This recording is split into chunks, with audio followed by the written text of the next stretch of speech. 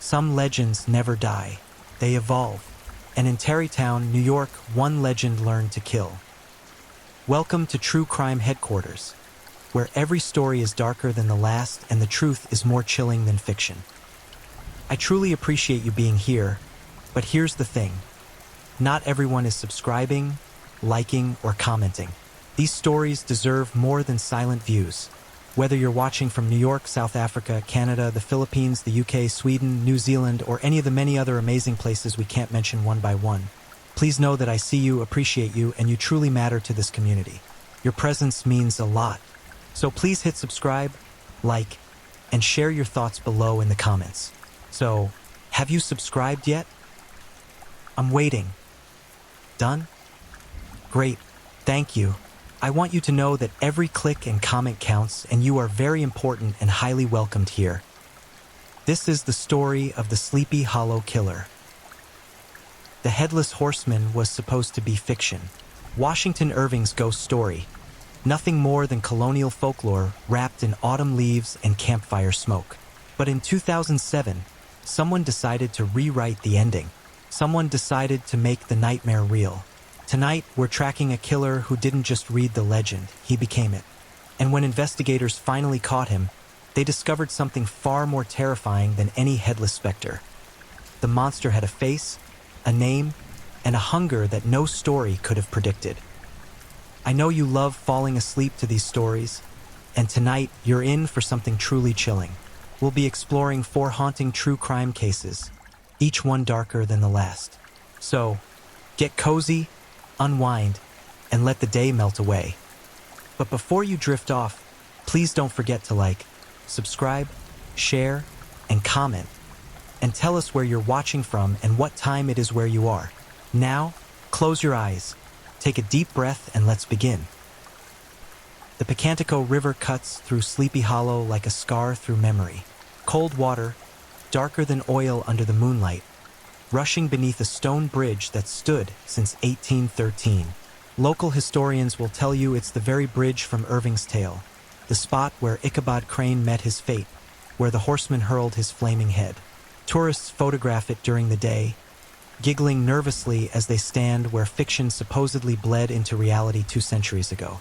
But October 31st, 2007 wasn't about fiction anymore. Cassandra Bryson, 23 years old, auburn hair catching the last threads of twilight, had decided to walk home from the Halloween festival alone. Her friends wanted to hit another party. She wanted her bed. Simple choice, fatal choice, the kind of decision that splinters a life into before and after, except Cassandra wouldn't get an after. She never made it across that bridge. A jogger found her the next morning, November 1st, as fog rolled off the river like breath from a buried mouth. The body lay crumpled against the stone foundation, positioned with deliberate care.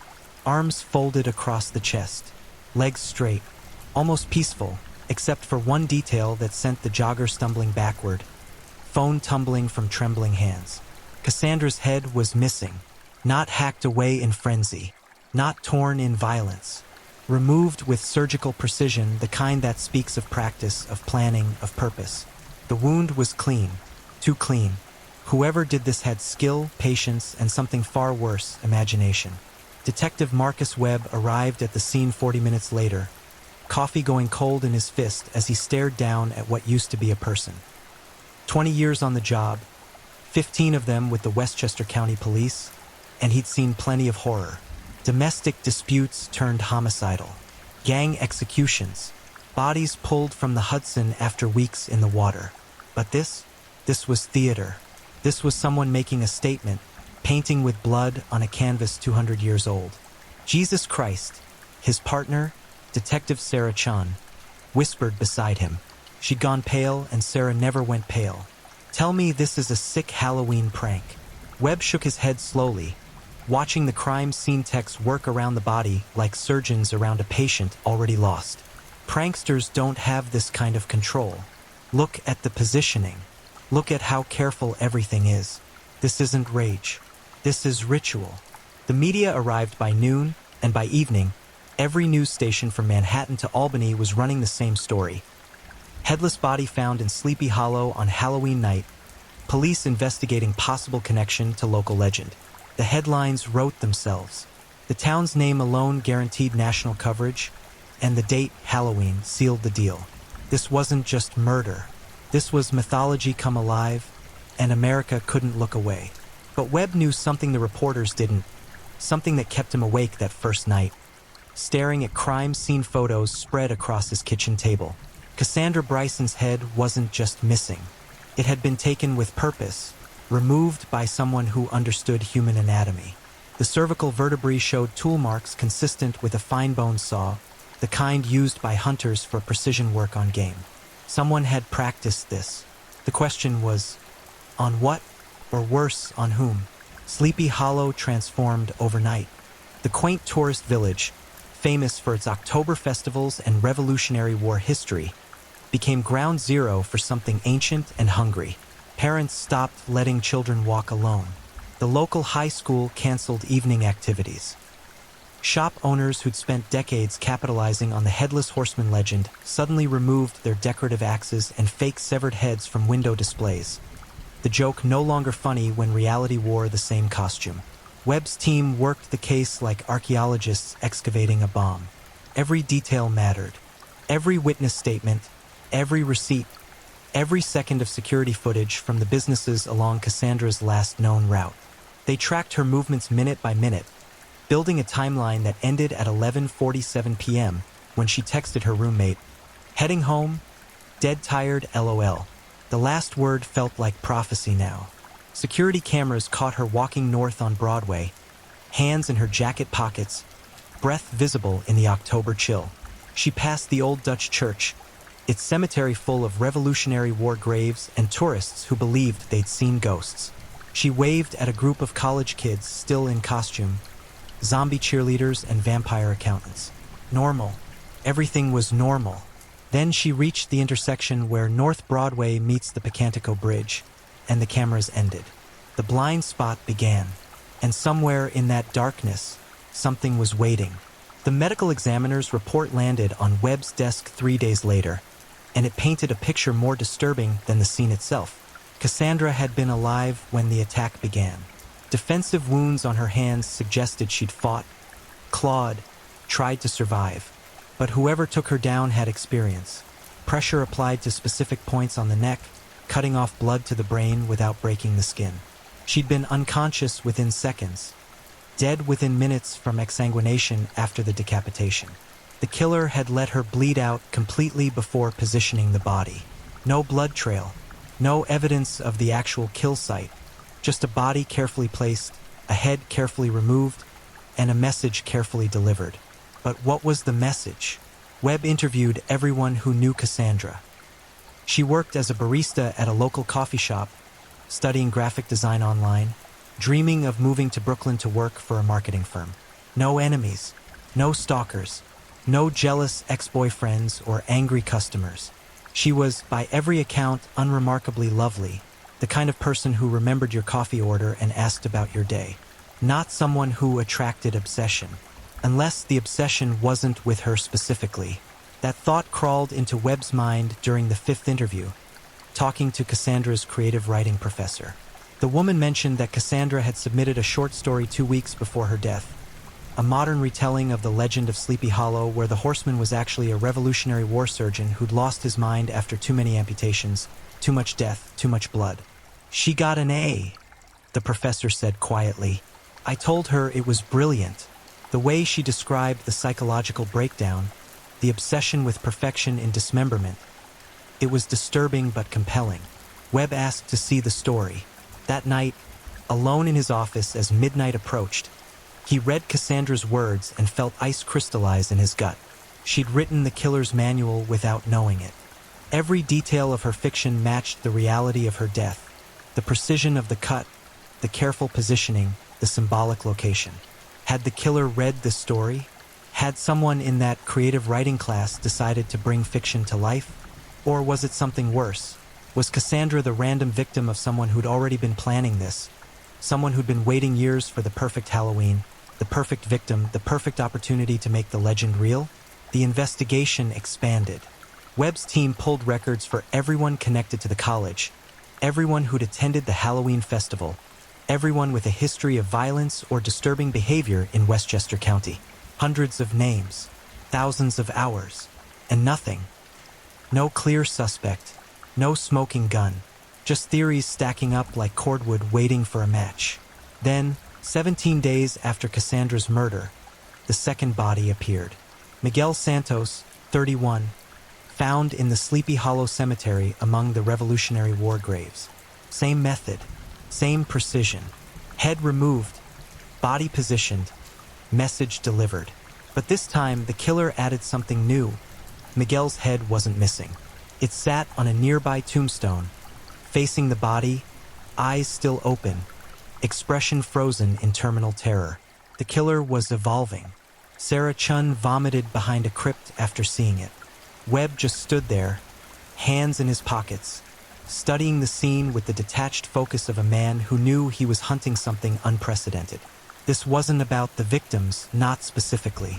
This was about the story. The killer was rewriting Irving's legend one body at a time, adding chapters, expanding the mythology.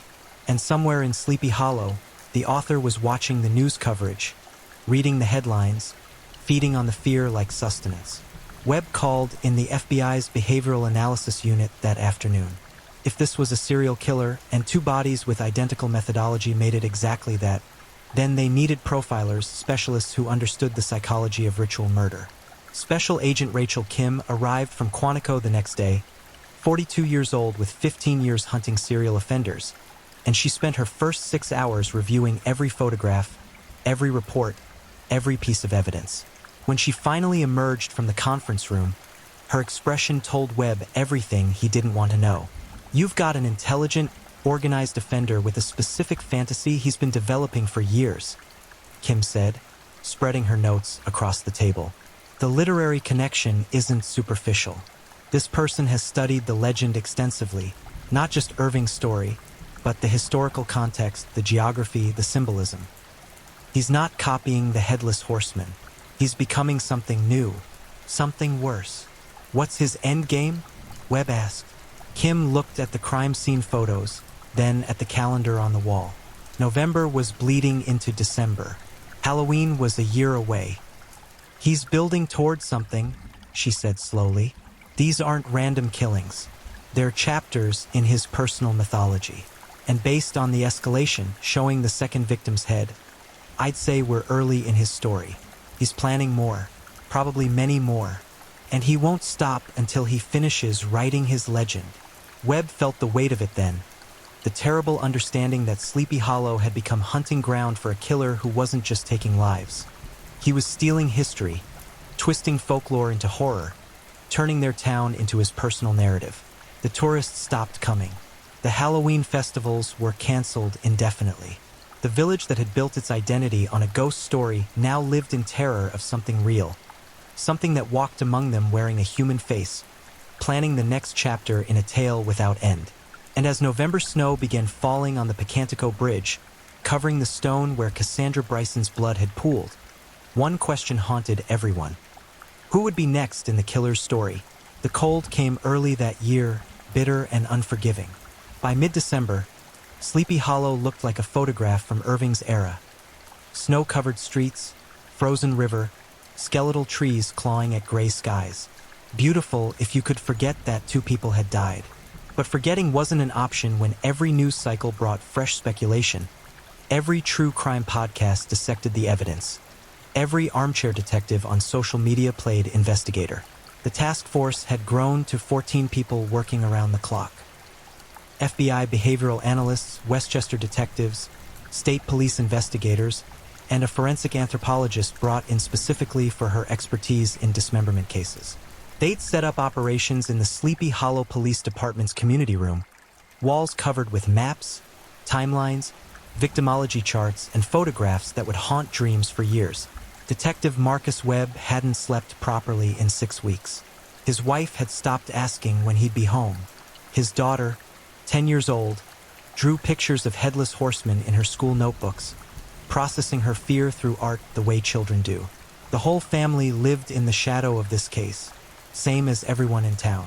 But Webb had something the civilians didn't, Information that kept him awake not from fear, but from the desperate need to connect dots that seemed deliberately scattered. The killer was communicating. After Miguel Santos's body was discovered, a letter arrived at the Sleepy Hollow Historical Society, hand-delivered to their mailbox sometime during the night, no postage, no return address. Inside was a single page written in elaborate calligraphy, the kind that required specialty pens and practiced hands. The letter read, "The horseman rides not from hell, but from history's forgotten corners." Irving understood only the surface, the fear, the chase, the violence. But what of the horseman's origin? What created such hunger? I am the answer to questions no one dared ask. Watch closely. The legend evolves. No signature, no demands. Just a manifesto from someone who saw himself as an artist, a mythmaker, a god of small-town nightmares. Rachel Kim, the FBI profiler, studied that letter for hours, analyzing word choice, sentence structure, psychological indicators. Her conclusions were troubling. "This is someone highly educated," she explained to the task force. The letter projected on the wall behind her. Notice the formal structure, the literary references, the philosophical framing. This isn't a disorganized mind acting on impulse. This is someone who's constructed an entire ideology around these killings. He sees himself as necessary, not a criminal but a creator. That makes him incredibly dangerous because he's not killing from rage or compulsion. He's killing from purpose. Can we trace the paper? The ink? Webb asked. Already tried. The paper's high-quality cotton stock available from dozens of retailers. The ink's from a calligraphy set you can order online. No DNA, no fingerprints. He wore gloves, obviously. But the handwriting itself is interesting. Kim pointed to specific words on the screen, zooming in on the elegant loops and precise strokes. This level of penmanship requires training. We're looking for someone with formal education in calligraphy, graphic design, or historical document restoration. Someone who appreciates old-world craftsmanship. That narrows our suspect pool considerably. The task force began combing through records of anyone in the region with calligraphy skills. They found 43 names, local artists, retired teachers, historical society volunteers, museum curators. Interviews began immediately, each one a delicate dance of questions that couldn't reveal too much about the investigation while trying to gauge psychological stability and potential motive. Meanwhile, the town continued its slow descent into paranoia. Gun sales tripled. Home security system installations quadrupled. A vigilante group formed, calling themselves the Sleepy Hollow Sentinels, patrolling the streets after dark with flashlights and baseball bats, convinced that community action could accomplish what police couldn't. Webb knew they were more likely to cause problems than solve them, but he couldn't blame the impulse. Fear makes people desperate for control, any control, even the illusion of it. On December 18th, the illusion shattered. Emma Kowalski, 47, middle school history teacher, found dead in her car parked outside the Phillipsburg Manor, a colonial-era estate that served as a living history museum. Her head rested in her lap, positioned as if she'd fallen asleep reading. But her eyes were open, sewn open with black thread, forced to stare at her own body's ruin. This time, the killer left a book on the passenger seat. A first edition of Washington Irving's collected works, open to the legend of Sleepy Hollow, with one passage highlighted in what forensics would later confirm was the victim's own blood. The dominant spirit, however, that haunts this enchanted region, and seems to be commander-in-chief of all the powers of the air, is the apparition of a figure on horseback without a head. Webb stood in the December cold, watching forensics process Emma's car, and felt something shift in his understanding. The killer wasn't just recreating the legend, he was annotating it, offering commentary, building a dialogue between Irving's fiction and his reality. "He's teaching us," Webb muttered, more to himself than anyone. Sarah Chun, his partner, turned from where she'd been photographing the scene. "What? Look at the victim." Emma Kowalski taught history. She literally educated kids about Sleepy Hollow's past, about the revolution, about the legend. Now he's using her death to educate us. The book, the highlighted passage, the eyes sewn open. She's being forced to witness his work even in death. It's symbolic. Chen's face hardened. So what, he's targeting people connected to the legend? To history? Maybe.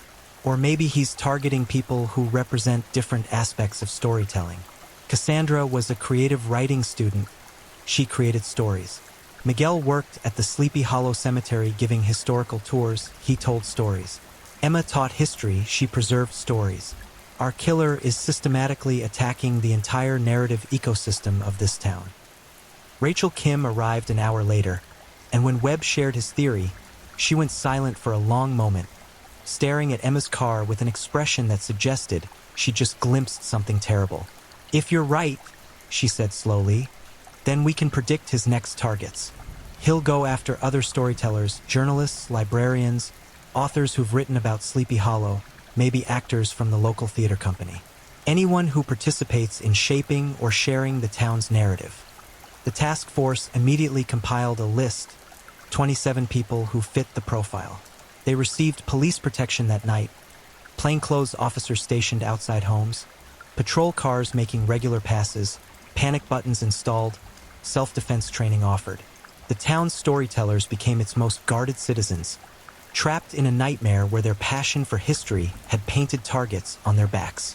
But protection only works if you know who needs protecting. On December 23rd, just before Christmas, the killer proved he was always 3 steps ahead. Daniel Park wasn't on the list. 36 years old, software engineer who'd moved to Sleepy Hollow only 6 months earlier. No connection to local history or storytelling. No apparent reason he'd be a target. But when police found him in the woods behind the old Dutch church, head missing, body arranged in a kneeling position as if in prayer, they discovered something that rewrote the entire investigation. Daniel's laptop sat beside the body, still on, screen illuminated in the winter darkness. Open on the screen was a blog he'd been writing, a true crime blog analyzing the Sleepy Hollow murders, theorizing about the killer's methodology, his psychology, his next moves. Daniel had been telling the story of the investigation itself, and the killer had silenced him for it. Webb read through the blog posts that night, watching Daniel's analysis evolve from curious to obsessed. The man had been good, really good. He'd identified patterns in the victimology that the task force was only beginning to understand. He'd theorized about the killer's background, education, possible profession. He'd even predicted that the killer would escalate during the holidays, needing the symbolic weight of Christmas to amplify his message. And in his final post, written just hours before his death, Daniel had included a line that made Webb's blood freeze. "Whoever you are, I know you're reading this. I know you're watching how we respond to your work. But here's what you don't know. We're watching back. We're learning your patterns just as you've learned ours. And eventually you'll make a mistake. All artists do." The killer had responded to being called an artist by making Daniel part of the exhibition. The task force meeting that night was tense, exhausted voices arguing over methodology, resources, next steps. For bodies in 2 months, for families shattered, and no clear suspect, no physical evidence that led anywhere concrete, just a growing sense that they were playing a game whose rules they didn't fully understand. "We need to draw him out," suggested Agent Kim, spreading photographs across the conference table. "We've been reactive, investigating each crime after it happens. We need to become proactive, force him to respond on our terms." "How?" Webb asked, though he already suspected he wouldn't like the answer. "We use the media. Every news outlet wants this story. We give them one, but we control the narrative. We make the killer feel disrespected, dismissed. We call his work sloppy, derivative, predictable. We say he's obviously an amateur trying to imitate better killers. We attack his ego." Sarah Chun leaned back in her chair, skeptical. "That's dangerous. If he's killing based on ego, insulting him publicly might just piss him off, make him accelerate." "Good," Kim said coldly. "If he accelerates, he makes mistakes. Right now, he's patient, careful, planning every detail. We need him angry, impulsive. Angry killers slip up." Webb understood the logic but hated the ethics. They'd essentially be weaponizing the media to provoke a murderer, knowing it might result in more deaths, but hoping those deaths would finally give them the break they needed. It was cold calculus, the kind that made him remember why he'd wanted to be a cop in the first place. To protect people, not use them as bait. But what choice did they have? For bodies and counting, a killer who showed no signs of stopping, and a community living in terror every time the sun went down. The press conference happened 2 days later, the day after Christmas. Webb stood at the podium, cameras rolling, reporters scribbling, and delivered the message Kim had crafted. We want to address the individual responsible for these tragic deaths. Your attempts to create some grand mythology are failing. These are not sophisticated crimes. They're crude, obvious imitations of fictional violence. Any competent investigator can see you're following a template, lacking original thought or true psychological complexity. You're not a legend.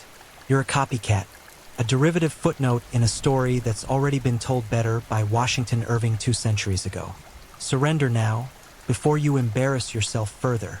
The words tasted like ash, but Webb delivered them with conviction, staring into the camera with the practiced contempt of someone trying to wound an ego they'd never seen but hoped was watching. The killer's response came 36 hours later. Not another body, something worse. A video appeared online, uploaded to multiple platforms simultaneously to avoid removal, spreading across social media before authorities even knew it existed. 5 minutes long, filmed in what appeared to be a basement or workshop, the camera focused on a figure in colonial dress. Black coat, tricorn hat, and where the head should be, nothing but darkness, achieved through some kind of hood or mask that rendered the effect disturbing even through a screen. The headless horseman wasn't fiction anymore. He had a YouTube channel. The figure didn't speak, couldn't, with no visible head. But text appeared on screen, the same calligraphic style as the letter, white words against black background. Detective Webb. How disappointing. You call my work derivative when you cannot even fathom its scope. Irving wrote one story. I am writing an epic. He created a monster. I am becoming something greater, the synthesis of legend and reality, fiction and flesh. You want me to make mistakes? I want you to understand that every death is intentional, every detail perfect, every victim chosen with purpose you lack the intelligence to perceive. Watch closely. The next chapter begins where all great stories do, with a sacrifice that makes the rest possible. The video ended with footage of the task force headquarters, filmed from across the street, showing Webb and his team through the windows, working late into the night.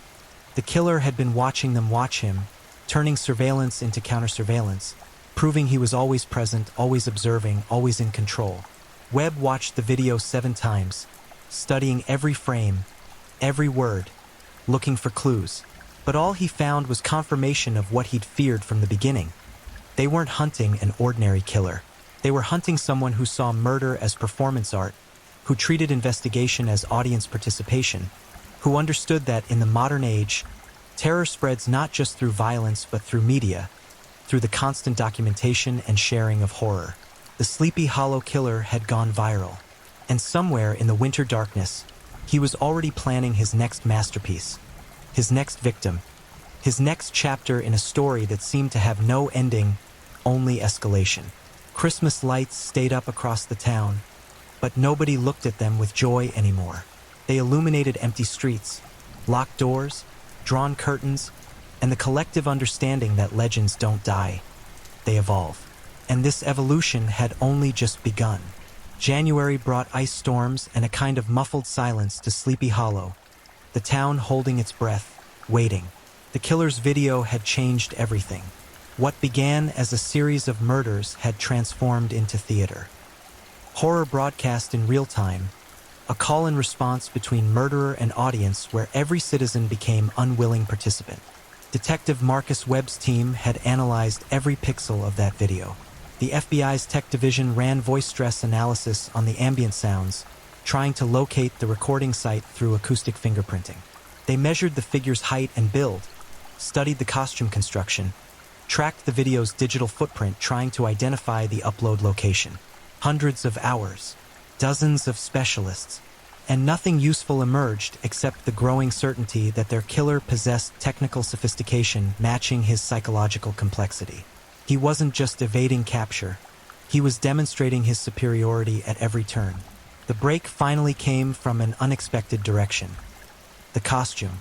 Dr. Patricia Hartwell, a textile historian from Columbia University, contacted the task force after seeing news footage of the killer's video.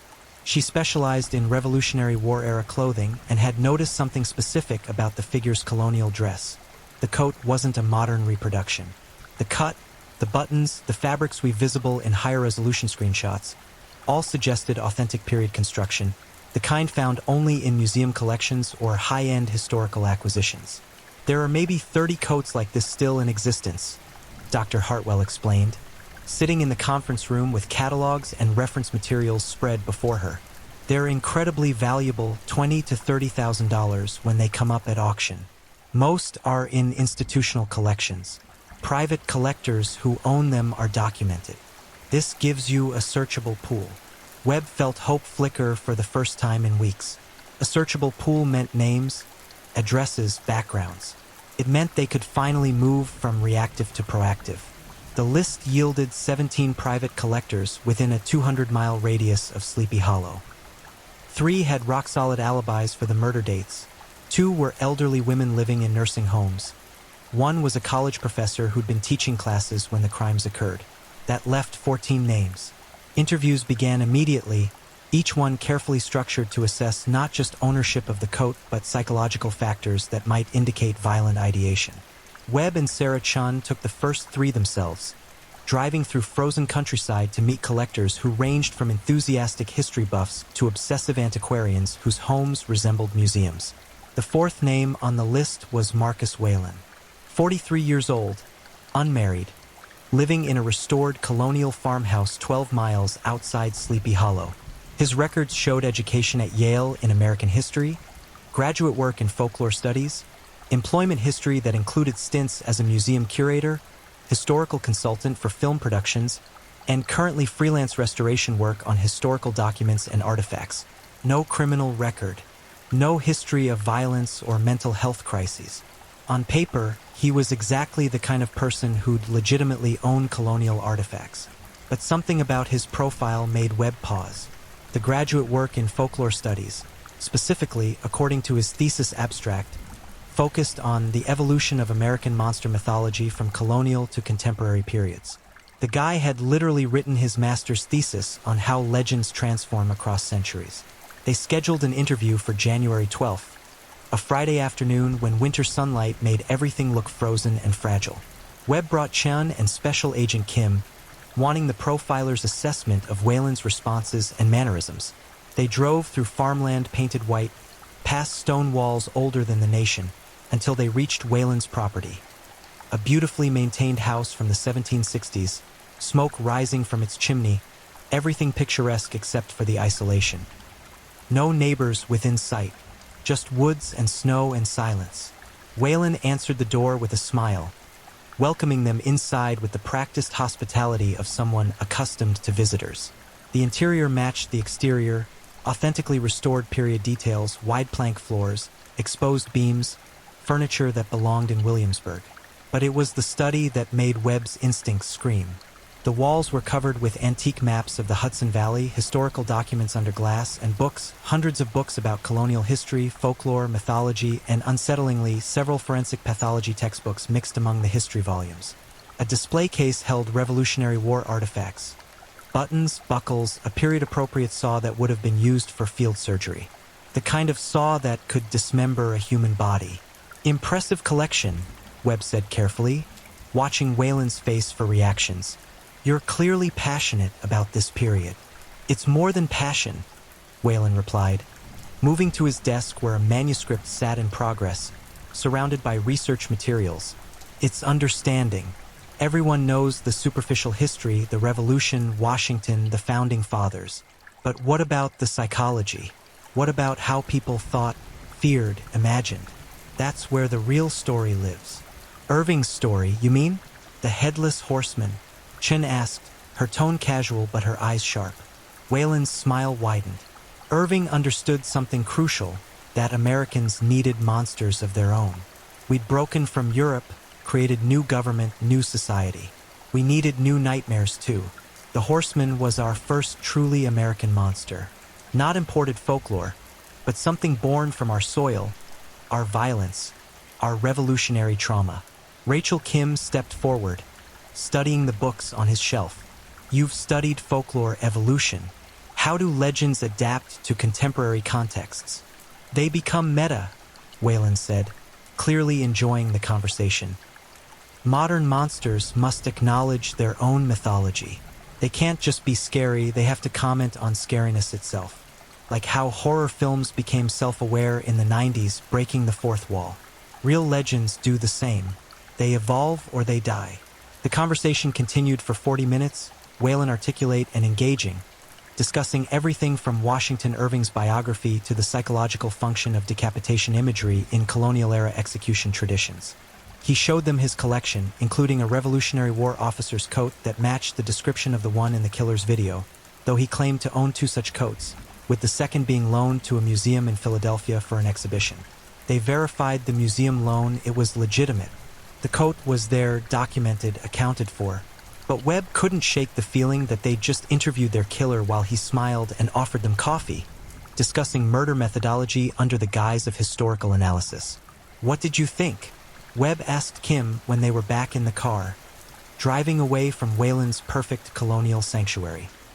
"He's extremely intelligent, clearly educated, and definitely narcissistic," Kim said slowly. "The way he talked about monsters commenting on themselves, that aligns with our killer's behavior. The video, the letters, the symbolic victim selection. It's all self-aware horror, metamythology. But being a narcissistic folklore expert doesn't make him a murderer." "The coat, though," Chun interjected. "He claims one is in Philadelphia, and it is. But what if there's a third? What if he bought more than he's documented?" "We'll pull his financial records," Webb said. "Credit cards, bank statements, auction house purchases. If he's bought additional artifacts, we'll find the trail." They also pulled his phone records, surveillance footage from areas near the crime scenes, and requested a warrant to search his property. Though they knew the latter would take time, needing probable cause that was stronger than, "He's knowledgeable about folklore and owns old coats." Meanwhile, the killer remained silent. No new bodies, no new videos, just absence that felt more threatening than presence. Webb knew this pattern, the escalation phase followed by cooling off period, the killer either planning his next move or enjoying the fear he'd already created. 2 weeks passed, then 3. January melted into February, and just as the task force began wondering if their press conference had somehow spooked the killer into stopping, the silence broke. February 4th, a Tuesday, brought the 5th victim, but this time, everything was different. Reverend Thomas Hayes, 71 years old, pastor of the Old Dutch Church, found dead inside his own church at dawn. His body knelt before the altar, head placed on the pulpit facing the empty pews, expression frozen in what witnesses described as recognition, like he'd known his killer, understood why he was dying. But the real message was carved into the wooden pulpit itself, words gouged deep into 300-year-old oak. "The body is myth. The myth is truth. The truth is waiting." Webb stood in the church, early morning light filtering through ancient stained glass, casting colored shadows across pews where countless worshippers had sought meaning, comfort, answers to questions about mortality and purpose. Now the space held different answers, the kind written in blood and blasphemy. "He's accelerating the symbolism," Kim observed, photographing the carved message. "This isn't just about storytelling anymore. It's philosophical. He's making claims about reality itself, about the relationship between narrative and truth. Or he's just insane," Chin muttered, though without conviction. They'd all stopped believing in simple insanity weeks ago. Whatever drove this killer was too organized, too purposeful to be dismissed as madness. The church's security system, old and barely functional, had captured footage from a single exterior camera. The video showed a figure approaching at 2:17 a.m., dressed in modern clothes, face obscured by a hood and mask. He moved with confidence, aware of the camera but unconcerned, even pausing to look directly at the lens before entering through a side door he'd somehow unlocked without force. Tech specialists enhanced the footage, measuring body dimensions, analyzing gait patterns, trying to identify any distinctive features. The build and height matched Marcus Whalen, but also matched approximately 30% of adult males in the region. Not conclusive, not enough for an arrest, but enough for Webb to request that surveillance team shadowing Whalen intensify their monitoring. 3 days later, the surveillance paid off. Whalen left his house at 11 p.m. on February 7th, driving not toward Sleepy Hollow but south, toward Manhattan. The tail team followed discreetly as he parked in Soho and entered a private art gallery hosting what appeared to be an invitation-only exhibition. The team called Webb, who immediately mobilized, arriving at the gallery 40 minutes later with Chan and Kim. The exhibition was titled American Grotesque, Contemporary Horror in Historical Context. 23 pieces by various artists exploring violence, death, and mythology through mixed media. And there, among photographs and sculptures and paintings, was a piece that made Webb's vision narrow to tunnel focus. A mannequin dressed in Revolutionary War attire, coat identical to the one worn in the killer's video, positioned headless with arms raised toward the ceiling in either supplication or triumph. The placard beside it read, "The Horseman Ascendant, Mixed Media, Artist, Anonymous, on loan from private collection." Webb approached the gallery owner, a thin woman in her 60s who regarded his badge with thinly veiled annoyance. "I need to know who loaned this piece," Webb said, gesturing toward the mannequin. The owner glanced at the sculpture, then back at Webb with the practiced disdain of someone who'd spent decades navigating wealthy collectors and their eccentricities. "That information is confidential. Our anonymous donors expect discretion." "This is a murder investigation," Chun interjected, producing her own credentials. "Multiple homicides. That discretion just became obstruction if you don't cooperate." The woman's expression shifted from annoyed to alarmed. She retrieved a tablet from behind the desk, scrolling through files with increasing nervousness. "The piece arrived 3 weeks ago. The submission was digital email correspondence with someone claiming to represent a private collector. Payment for the exhibition space was made via wire transfer from an offshore account. No physical meeting, no contract signing in person." "Do you still have the emails?" Kim asked. "Of course, but they won't help. The address was generic, probably untraceable. This happens sometimes with controversial pieces. Artists or collectors who want exposure but not identification." Webb studied the mannequin again, circling it slowly. The coat was authentic, no question, same period construction, same details visible in the video. But more disturbing was the mannequin's positioning, arms raised in that ambiguous gesture. He'd seen that pose before, in Renaissance paintings of martyrdom, saints accepting their fate with open arms. The killer was positioning himself as martyr now, victim of a society that couldn't understand his art. "When did Whalen arrive tonight?" Webb asked the surveillance team through his radio. 10:47. "He's been inside approximately 90 minutes, moving through the exhibition, spending significant time with various pieces but consistently returning to the horseman mannequin." Webb made a decision. Bring him in for questioning. Not arrest, just voluntary questioning. Let's see how he reacts.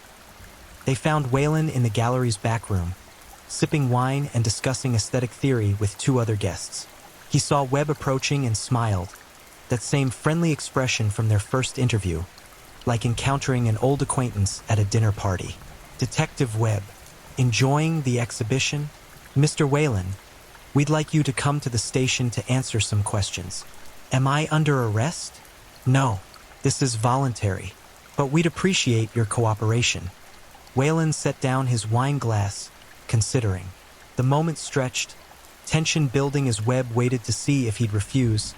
Lawyer up, make this difficult. Then Whalen smiled again. "Of course, I'm happy to help however I can." The interrogation room at the Westchester County Police Headquarters was deliberately uncomfortable. Harsh lighting, metal table bolted to the floor, chairs designed to prevent relaxation.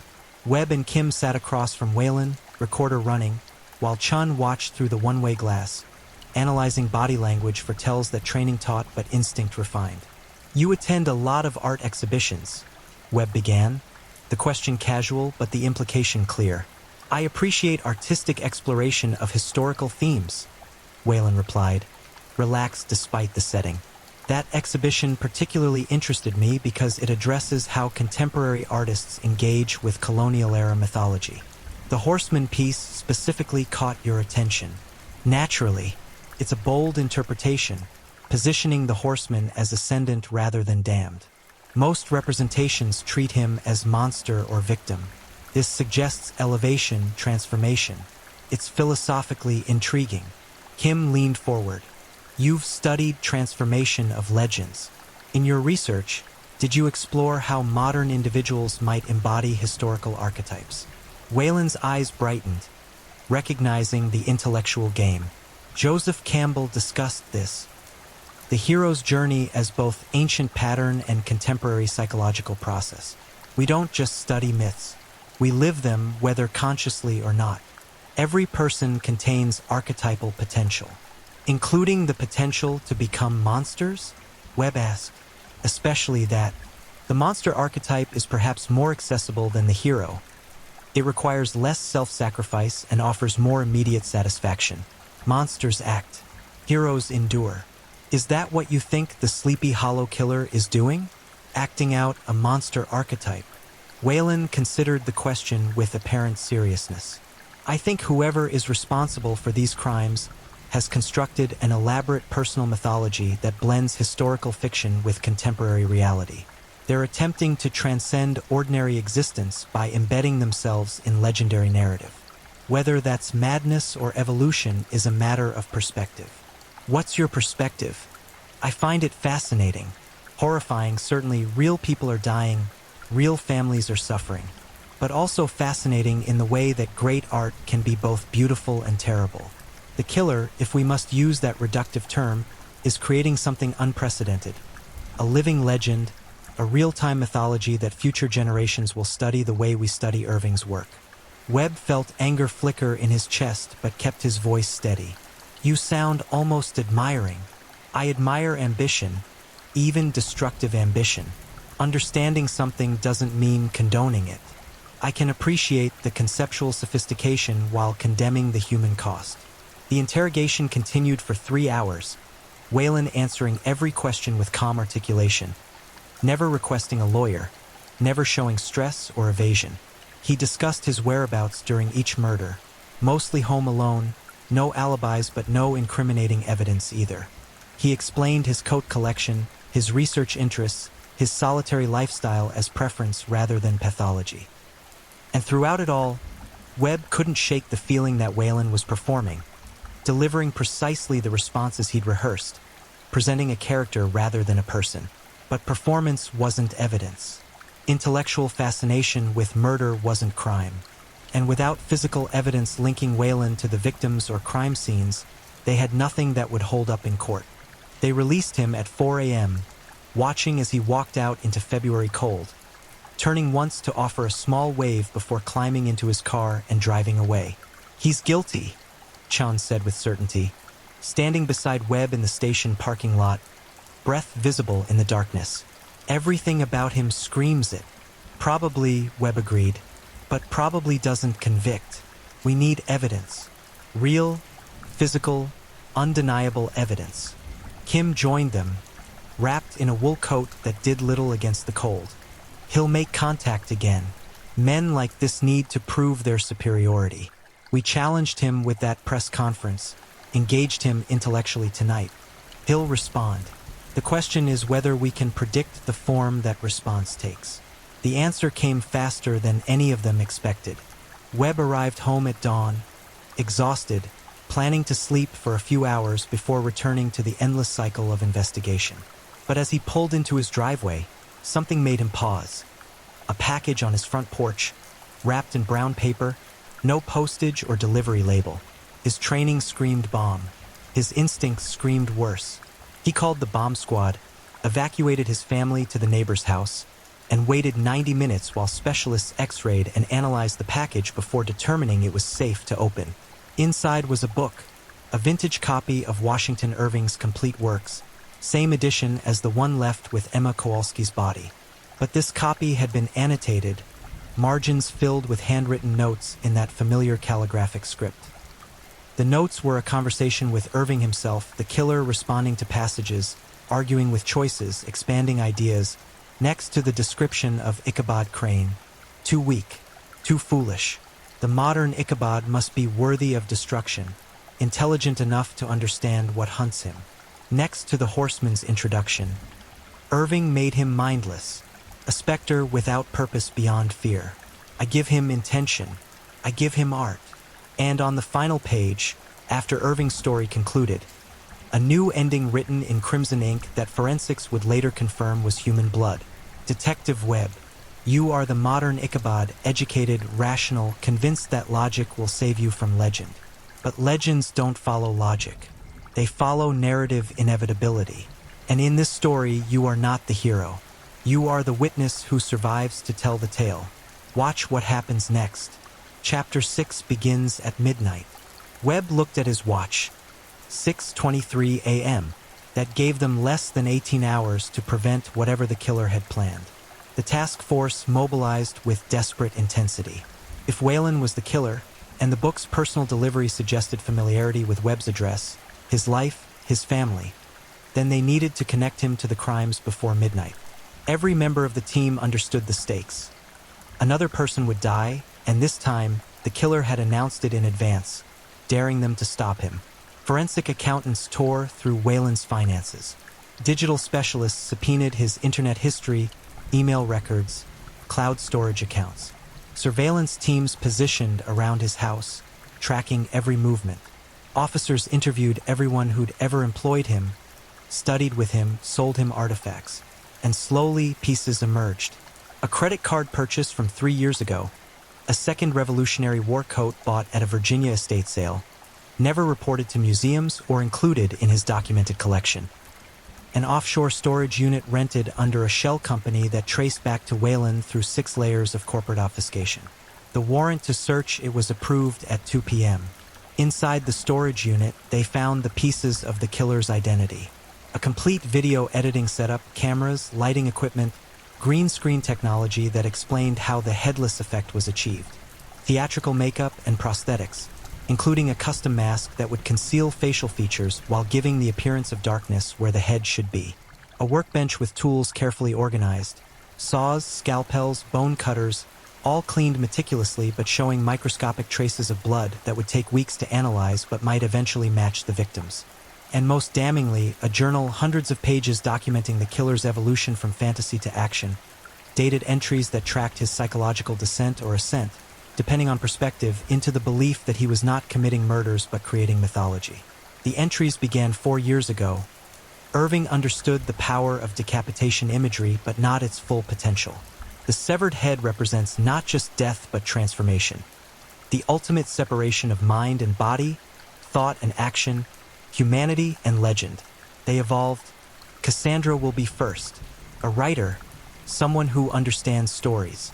She will become part of the greatest story ever told in this place. They revealed planning. The police will investigate linearly. They will look for motive, for connection between victims. They won't understand that the victims are the connection, each a narrator in different form, each necessary to complete the meta-narrative. And they culminated in that day's final entry, written just 12 hours ago. Webb has been chosen as the final witness. Not a victim, he must survive to tell the story. But someone close to him must become Chapter 6. Someone whose death will hurt him enough to carry that pain forward, to ensure the legend lives through his trauma. I am not cruel. I am thorough. Webb read that passage and felt the world narrow to a single, terrible understanding. Someone close to him, his wife, his daughter, his partner. Protective custody, he barked at Chun. My family, your family, everyone on this task force. Get them to safe locations now. Full security details. Nobody goes anywhere alone. They moved with coordinated precision. Officers dispatched to residences across the county, collecting family members and transporting them to secure facilities. Webb's wife and daughter were picked up from school and home, brought to the FBI's field office in White Plains where armed agents guarded every entrance. But Whalen had 18 hours head start. and he'd proven repeatedly that he planned for every contingency. At 8 p.m., Webb's phone rang, unknown number, but he answered immediately. "Detective," Wayland's voice, calm as always. "I assume you've found my storage unit. Clever work, truly. You're proving worthy of your role in this narrative. Where are you?" "Nearby. Watching. Always watching. Did you really think surveillance teams could track me? I've been aware of them for weeks. I've led them exactly where I wanted, shown them exactly what served my purposes." "Wayland, listen to me." "No, you listen. You've spent months trying to understand me through psychology, through criminal profiles and behavioral analysis. But you've been asking the wrong questions. You want to know why I kill. The better question is why anyone creates anything. Art requires sacrifice. Legends require blood. Washington Irving understood this. His horseman exists because someone died, someone was transformed into terror. I'm simply continuing that tradition. Where is Chapter 6 happening? Who's the victim? Someone whose death will hurt you appropriately, not destroy you. You need to function, to remember, to tell the story, but hurt you enough that you'll never forget. That's the marker of a good ending. Pain that persists. The call disconnected. Webb stared at his phone, mind racing through possibilities. His family was secure. Chen's family was secure. The task force members and their loved ones, all in protective custody. Who had he missed? Who did Wayland know about that Webb cared for but hadn't thought to protect? Then it hit him. Sarah Chen's informant, a teenager named Marcus who'd helped on previous cases, who'd formed a friendship with Webb over the past year, who lived alone with his grandmother in a small house just outside Sleepy Hollow. Webb called Chen. "Marcus, your CI. Where is he?" Chen's voice went tight with understanding and fear. "Oh God, I didn't think. He's not officially connected to the investigation. I didn't add him to the protection list." They were in the car before she finished speaking, sirens screaming, racing through February night toward an address Webb had visited a dozen times, always with coffee and conversation, treating the kid like a nephew, building exactly the kind of relationship that would constitute someone close to him. The house appeared peaceful when they arrived at 11:47 p.m. Lights on, smoke from the chimney, everything normal. But Webb had learned that normal was often a curtain-hiding horror. The front door was unlocked. They entered with weapons drawn, clearing rooms methodically, finding Marcus's grandmother asleep in her chair, television playing softly, unharmed, unaware. But Marcus's bedroom was empty, window open, cold air pouring in. And on his desk, another note in that familiar script. Chapter 6 awaits at the bridge where it all began. Midnight, come alone, or the boy becomes legend before you arrive. The Picantico Bridge looked the same as it had 4 months ago when Cassandra Bryson's body was discovered there. Frozen river beneath, skeletal trees surrounding, history pressed into every stone. But tonight felt different, heavier, like the air itself was holding its breath, waiting for conclusion or catastrophe or both.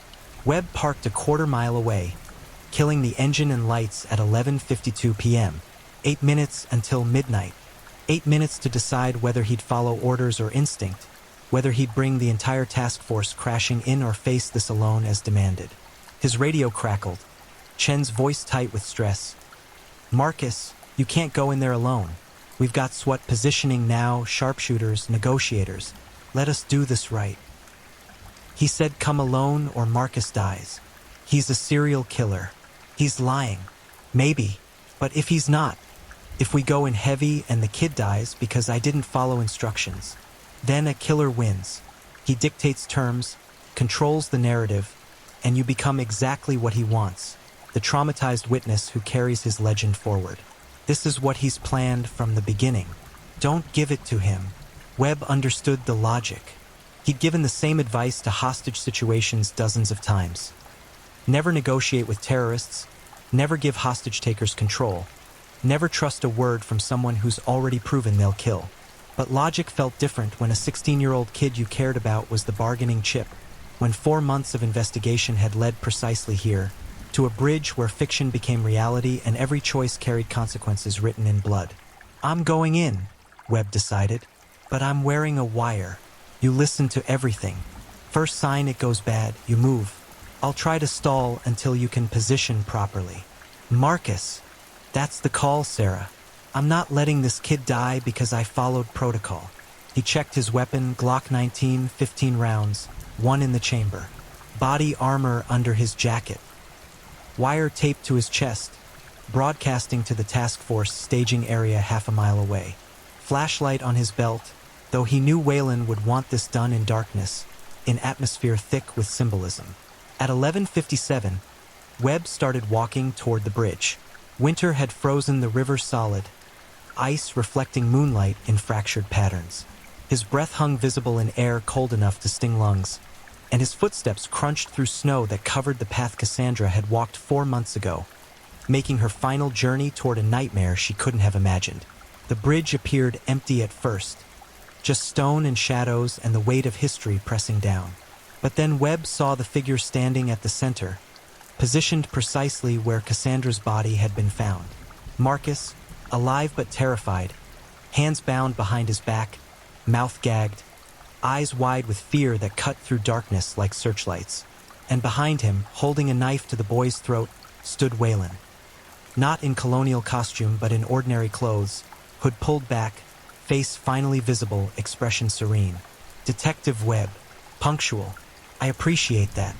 Waylon's voice carried across the bridge, conversational despite the knife, despite the terror, despite everything.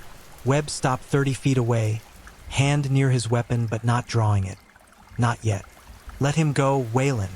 This is between us. Nothing is just between two people.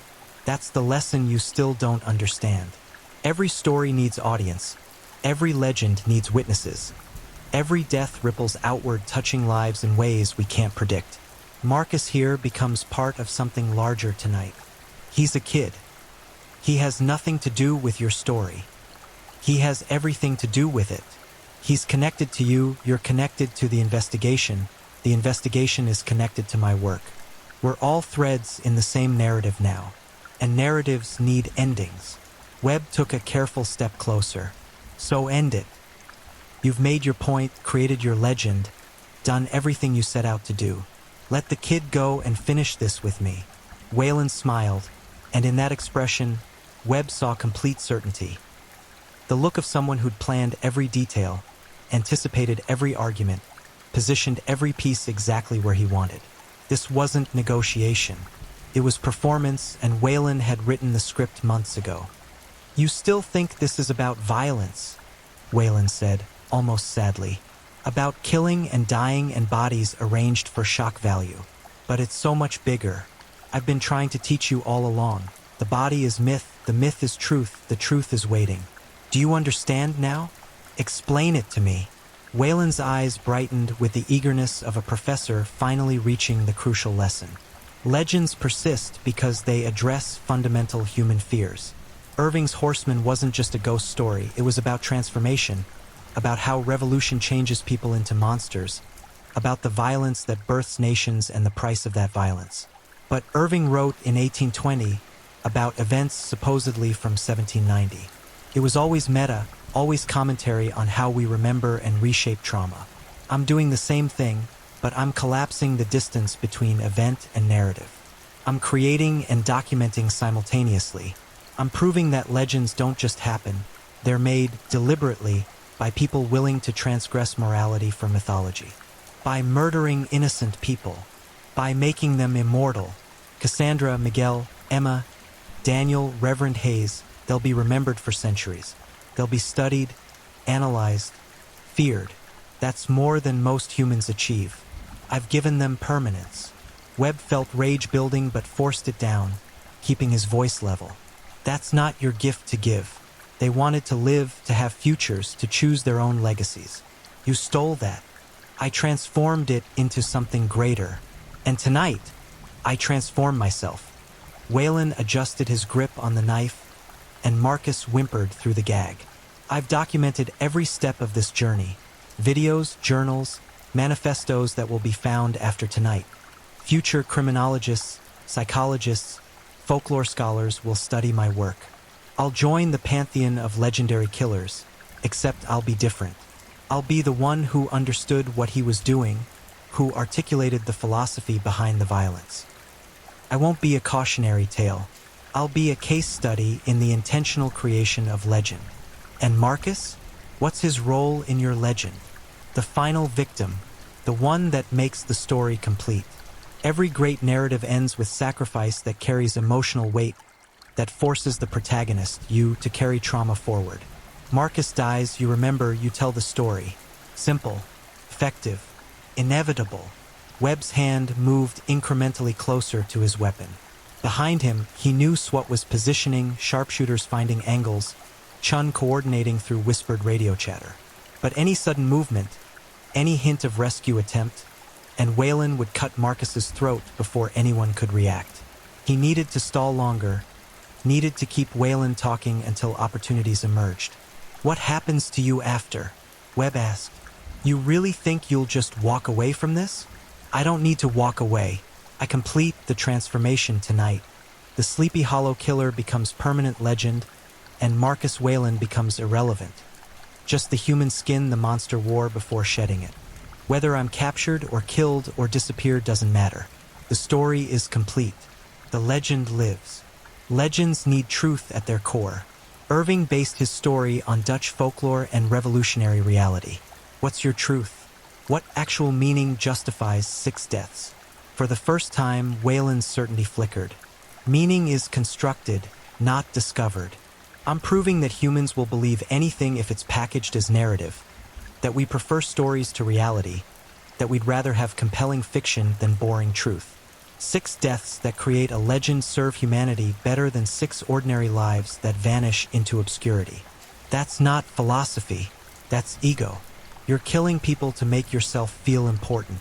I'm killing people to make them important. And myself, and you, and everyone touched by this. Importance is relative, detective. Before this, you were just another cop solving domestic disputes and petty crimes. Now you're the detective who hunted the Sleepy Hollow killer. I've elevated you. Webb saw the opening, the narcissism that Rachel Kim had identified, the ego that needed validation even as it claimed transcendence. He pressed harder. You haven't elevated anything. You've just proven you're a sociopath with pretensions. Every killer thinks they're special, that their crimes mean something profound. But you're exactly like all the others, Bundy, Dahmer, Kemper, just another broken person trying to make brokenness sound like philosophy. 20 years from now, nobody will remember your name. You'll be a footnote in Sleepy Hollow's tourist history, and Irving's story will still be the one people care about. Anger flashed across Waylon's face, the controlled mask slipping. I am nothing like those pathetic, compulsive murderers. They killed from damage, from dysfunction. I kill from vision. You kill because you're nobody without it. You're a failed academic living alone in a farmhouse, desperate for significance. This whole elaborate performance is just your way of screaming, "Look at me," because nobody ever did. It's pathetic. I am creating enduring mythology. You're creating a Wikipedia page. That's all. A list of victims and dates and forensics that true crime podcasters will summarize in 20 minutes before moving on to more interesting cases. You're not a legend. You're a cautionary tale about what happens when mediocrity meets madness and decides that's the same as genius. Waylon's hand trembled on the knife, rage and wounded pride warring with calculated control. Webb saw Marcus's eyes widen, saw the blade press harder against vulnerable throat, and knew he'd pushed exactly as far as he could without triggering the violence he was trying to prevent. But he'd accomplished the goal. Waylon was angry, distracted, focused on defending his narrative instead of executing it. And in that distraction, opportunities emerged.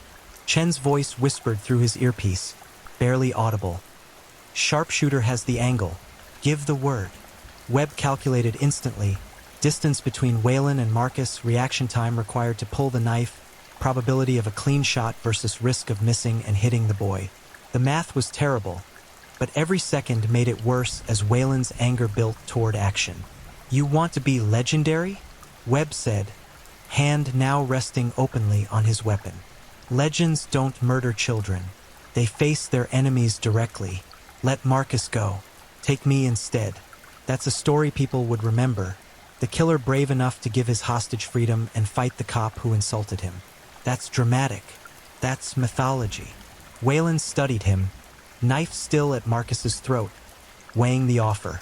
You think I'm stupid enough to trade a controlled victim for an armed detective? I think you're smart enough to recognize good theater when you hear it. What's more compelling? Killing a terrified kid, or taking down the cop who's been hunting you for 4 months? One's cruelty, the other's climax. The moment stretched, tension humming like wire about to snap. Webb watched calculations play across Wayland's face. Ego versus control, drama versus safety, the seduction of changing the ending versus the security of the plan already made. Then Wayland smiled, and Webb knew he'd won. You're right, Wayland said quietly. This is better. This is the ending the story deserves. He pulled the knife away from Marcus's throat, shoving the boy forward. Run! Marcus stumbled, hands still bound, gag still in place, but he ran. Awkward, terrified, but alive. Webb watched him reach the end of the bridge, watched Chen emerge from shadows to catch him, cut his bonds, pull him to safety. Then Webb turned back to Wayland, who stood alone now, knife in one hand, the other reaching into his jacket to pull out a revolver. Antique, probably colonial era, probably loaded with modern ammunition. Just us now, Wayland said, like you wanted, the detective and the monster. Which of us do you think survives? Webb drew his Glock, both men now armed, both positioned for the violence that felt inevitable from the beginning. But he made one more attempt at reason, at ending this without more death. You don't have to do this. You can surrender, tell your story in court, write your manifesto from prison. You'll still get your legacy. Prison isn't mythical. Prison is bureaucracy and procedure and medication and therapy. I don't want to be case studied. I want to be feared and remembered and discussed for generations. And that requires dying here, tonight, becoming permanent mystery instead of solved problem. Suicide by cop. That's your grand finale. Transformation. I told you, the human skin doesn't matter once the legend is complete. Kill me here, on this bridge, and I become the Sleepy Hollow killer forever. Let me live, and I'm just Marcus Wayland on trial. Which version has more power? Webb understood then. There was no negotiation possible because Wayland had already decided his ending. The choice wasn't whether violence happened, but only how Webb responded to it. I'm not going to make you a martyr, Webb said. Put down the gun. You want to tell your story? Tell it to a jury. Face what you've done in daylight instead of hiding behind costumes and mythology. Hiding? I've revealed more about American psychology, about our relationship with violence and legend, than 1,000 academic papers. I've conducted an experiment in real-time mythology, and the results are conclusive. Given the right narrative, people will transform even serial murder into compelling story. They'll watch, discuss, theorize, consume it like entertainment. I haven't hidden from that reality. I've embodied it. You've killed 6 people. That's the reality. The rest is just your ego finding excuses. Wayland raised the revolver, not aiming yet, just holding it between them like a prop in the performance they were both trapped in. Last chance, detective. You can be the hero who killed the monster, ensuring the legend ends in violence and dramatic confrontation. Or you can be the coward who let me surrender, neutering the story with anticlimactic arrest. Choose. Webb's training screamed to shoot. Armed suspect, clear threat, justification obvious.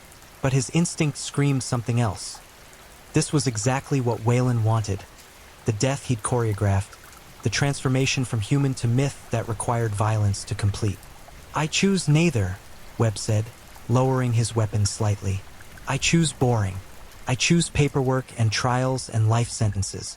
I choose you growing old in prison, forgotten, while Cassandra and Miguel and Emma and Daniel and Reverend Hayes and Marcus are remembered as victims who deserved better. Your name will be footnoted. Theirs will matter. That's the ending you get. Fury distorted Wayland's face. That's not how this ends. It is now. Wayland raised the revolver fully, aiming at Webb's chest, finger tightening on the trigger. And Webb saw in his eyes the terrible commitment, The absolute certainty that dying here, forcing Webb to shoot, was the only acceptable conclusion. Time compressed. Webb saw Chun screaming through the radio, saw the red dot of the sharpshooter's laser dancing on Wayland's chest, saw his own hand raising the Glock, muscle memory and training taking over even as his mind resisted.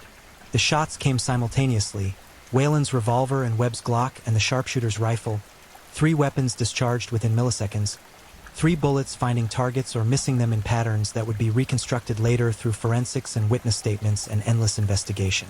Webb felt impact in his chest, body armor catching Wayland's bullet but force still driving him backward, stealing breath. Wayland jerked twice, once from Webb's shot catching his shoulder, once from the sharpshooter's round finding center mass. The revolver clattered on stone as Wayland stumbled, fell, collapsed on the bridge where it all began. Task force members swarmed forward, medics rushing toward both men, Chun shouting orders, controlled chaos of a crime scene becoming rescue operation. Webb struggled to his feet despite the bruised ribs, the exhaustion, the weight of 4 months culminating in this moment. He reached Wayland first, kneeling beside the dying man whose blood spread dark across ancient stone. Wayland's eyes found his, still conscious, still aware. Did I become legend? Webb looked at him, not with hatred or satisfaction, but with the tired sadness of someone who'd seen too much death accomplish too little. No, you became a statistic.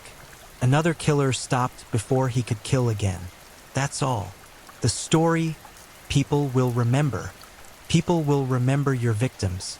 You'll be forgotten by next Halloween. Some new horror will replace you, and your grand mythology will be a paragraph in a true crime book nobody reads. Whether Wayland heard the final words, Webb never knew. The light left his eyes as medics arrived, attempting resuscitation despite the obvious futility, following protocol even when outcome was predetermined. Marcus Wayland died on the Picantico Bridge at 12:17 a.m., February 9th, his attempted legend ending not in mythic transformation but in mundane mortality, blood and bullets and police procedure. The aftermath took months. Investigations into every aspect of Wayland's life, recovering evidence from his home and storage unit, connecting him definitively to each murder through DNA, trace evidence, documented planning. The journal entries alone provided more than enough proof, but prosecutors built cases with redundant thoroughness, ensuring no legal technicality could undermine justice. The media coverage was intense but brief. 2 weeks of headlines, then gradual fade as new tragedies, new horrors, new compelling narratives emerged to feed the endless hunger for content. By March, the Sleepy Hollow killer was already old news, relegated to documentary proposals and true crime podcast episodes that would eventually be produced but never achieve the cultural impact Wayland had imagined. Webb returned to work after 2 weeks of mandatory leave, finding his desk buried under paperwork and his office filled with cards from grateful citizens, thank you notes from the victims' families, commendations from supervisors. He filed everything away and focused on the next case, the next investigation, the normal rhythm of police work that continued regardless of individual horrors. Sarah Chun got a promotion, taking over a regional task force position. Rachel Kim returned to Quantico to write a paper on literary serial offenders that would be read primarily by other FBI profilers. Marcus, the teenager who survived, went through months of therapy but eventually returned to school, carrying scars but refusing to let them define his future. And Sleepy Hollow itself slowly recovered, tourism returning as autumn approached, the Halloween festivals resuming with adjusted security but familiar enthusiasm. The town's identity remained tied to Irving's legend, but now with an addendum, a footnote about the killer who tried and failed to become myth. Webb visited the victims' families when he could, attending memorials, offering what comfort existed in knowing the killer was stopped. Cassandra's mother thanked him through tears, saying her daughter's story wouldn't end with violence, that she'd be remembered for her writing, her kindness, her potential. Miguel's brother started a foundation supporting immigrant families navigating the justice system. Emma's students created a scholarship in her name. Daniel's blog was archived and referenced in discussions about citizen journalism ethics. Reverend Hayes' congregation rebuilt around his memory, his final sermon about forgiveness taking on new weight. The victims became people again, not just names in a killer's narrative. Their lives mattered more than their deaths, and gradually, that truth eclipsed the horror. Webb stood on the Picantico Bridge one October evening, almost a year after Cassandra's murder, watching autumn leaves drift past on water no longer frozen. The stone bore no visible scars from the violence it had witnessed. Blood washed away, bullets recovered, only history remaining in layers deeper than sight. He thought about Wayland's question, "Did I become legend?" The answer was complicated. Technically, yes, the Sleepy Hollow killer existed now in cultural memory, discussed in true crime communities, referenced in Halloween tours, embedded in the town's modern mythology. But not in the way Wayland intended. He wasn't feared or admired or studied as visionary. He was context, background, the cautionary tale about narcissism and violence that every town eventually accumulates. The real legend was still Irving's, the headless horseman riding through centuries, changing with each generation's interpretation but remaining essentially himself. A story about transformation, fear, and the violence that births nations and nightmares alike. Wayland had been right about one thing. Americans needed their own monsters, but we didn't need new ones. The old ones evolved naturally, adapting to contemporary anxieties without requiring real blood to sustain them. Webb's phone buzzed. Chun texting about a new case, suspicious death in Yonkers, probably routine but requiring attention. Work continued. Life continued. The machinery of justice ground forward one investigation at a time, preventing what horrors it could and documenting those it couldn't. He took one last look at the bridge, then turned away, walking back toward his car and the endless catalog of human darkness that police work demanded he witness. Behind him, the Picantico River flowed on, indifferent to legend and reality alike, carrying autumn leaves toward the Hudson and eventually the sea. 3 years after Marcus Wayland's death, a journalist from The Atlantic contacted Detective Webb for an article about literary serial killers and the mythology of American violence. Webb declined the interview. So did Chin. So did every member of the original task force, following an unspoken agreement that giving Wayland more attention, even analytical attention, somehow fed the posthumous ego he'd cultivated.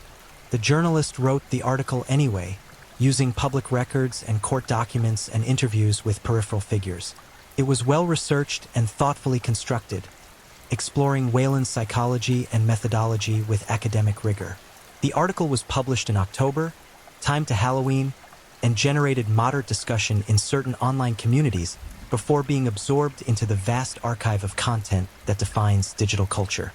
Exactly as Webb predicted, a paragraph in the endless story, noticed briefly then forgotten. But Sleepy Hollow itself continued its own evolution. The town leaned into its darker history now, acknowledging both Irving's fiction and Wayland's reality as part of the complex narrative that places accumulate across centuries.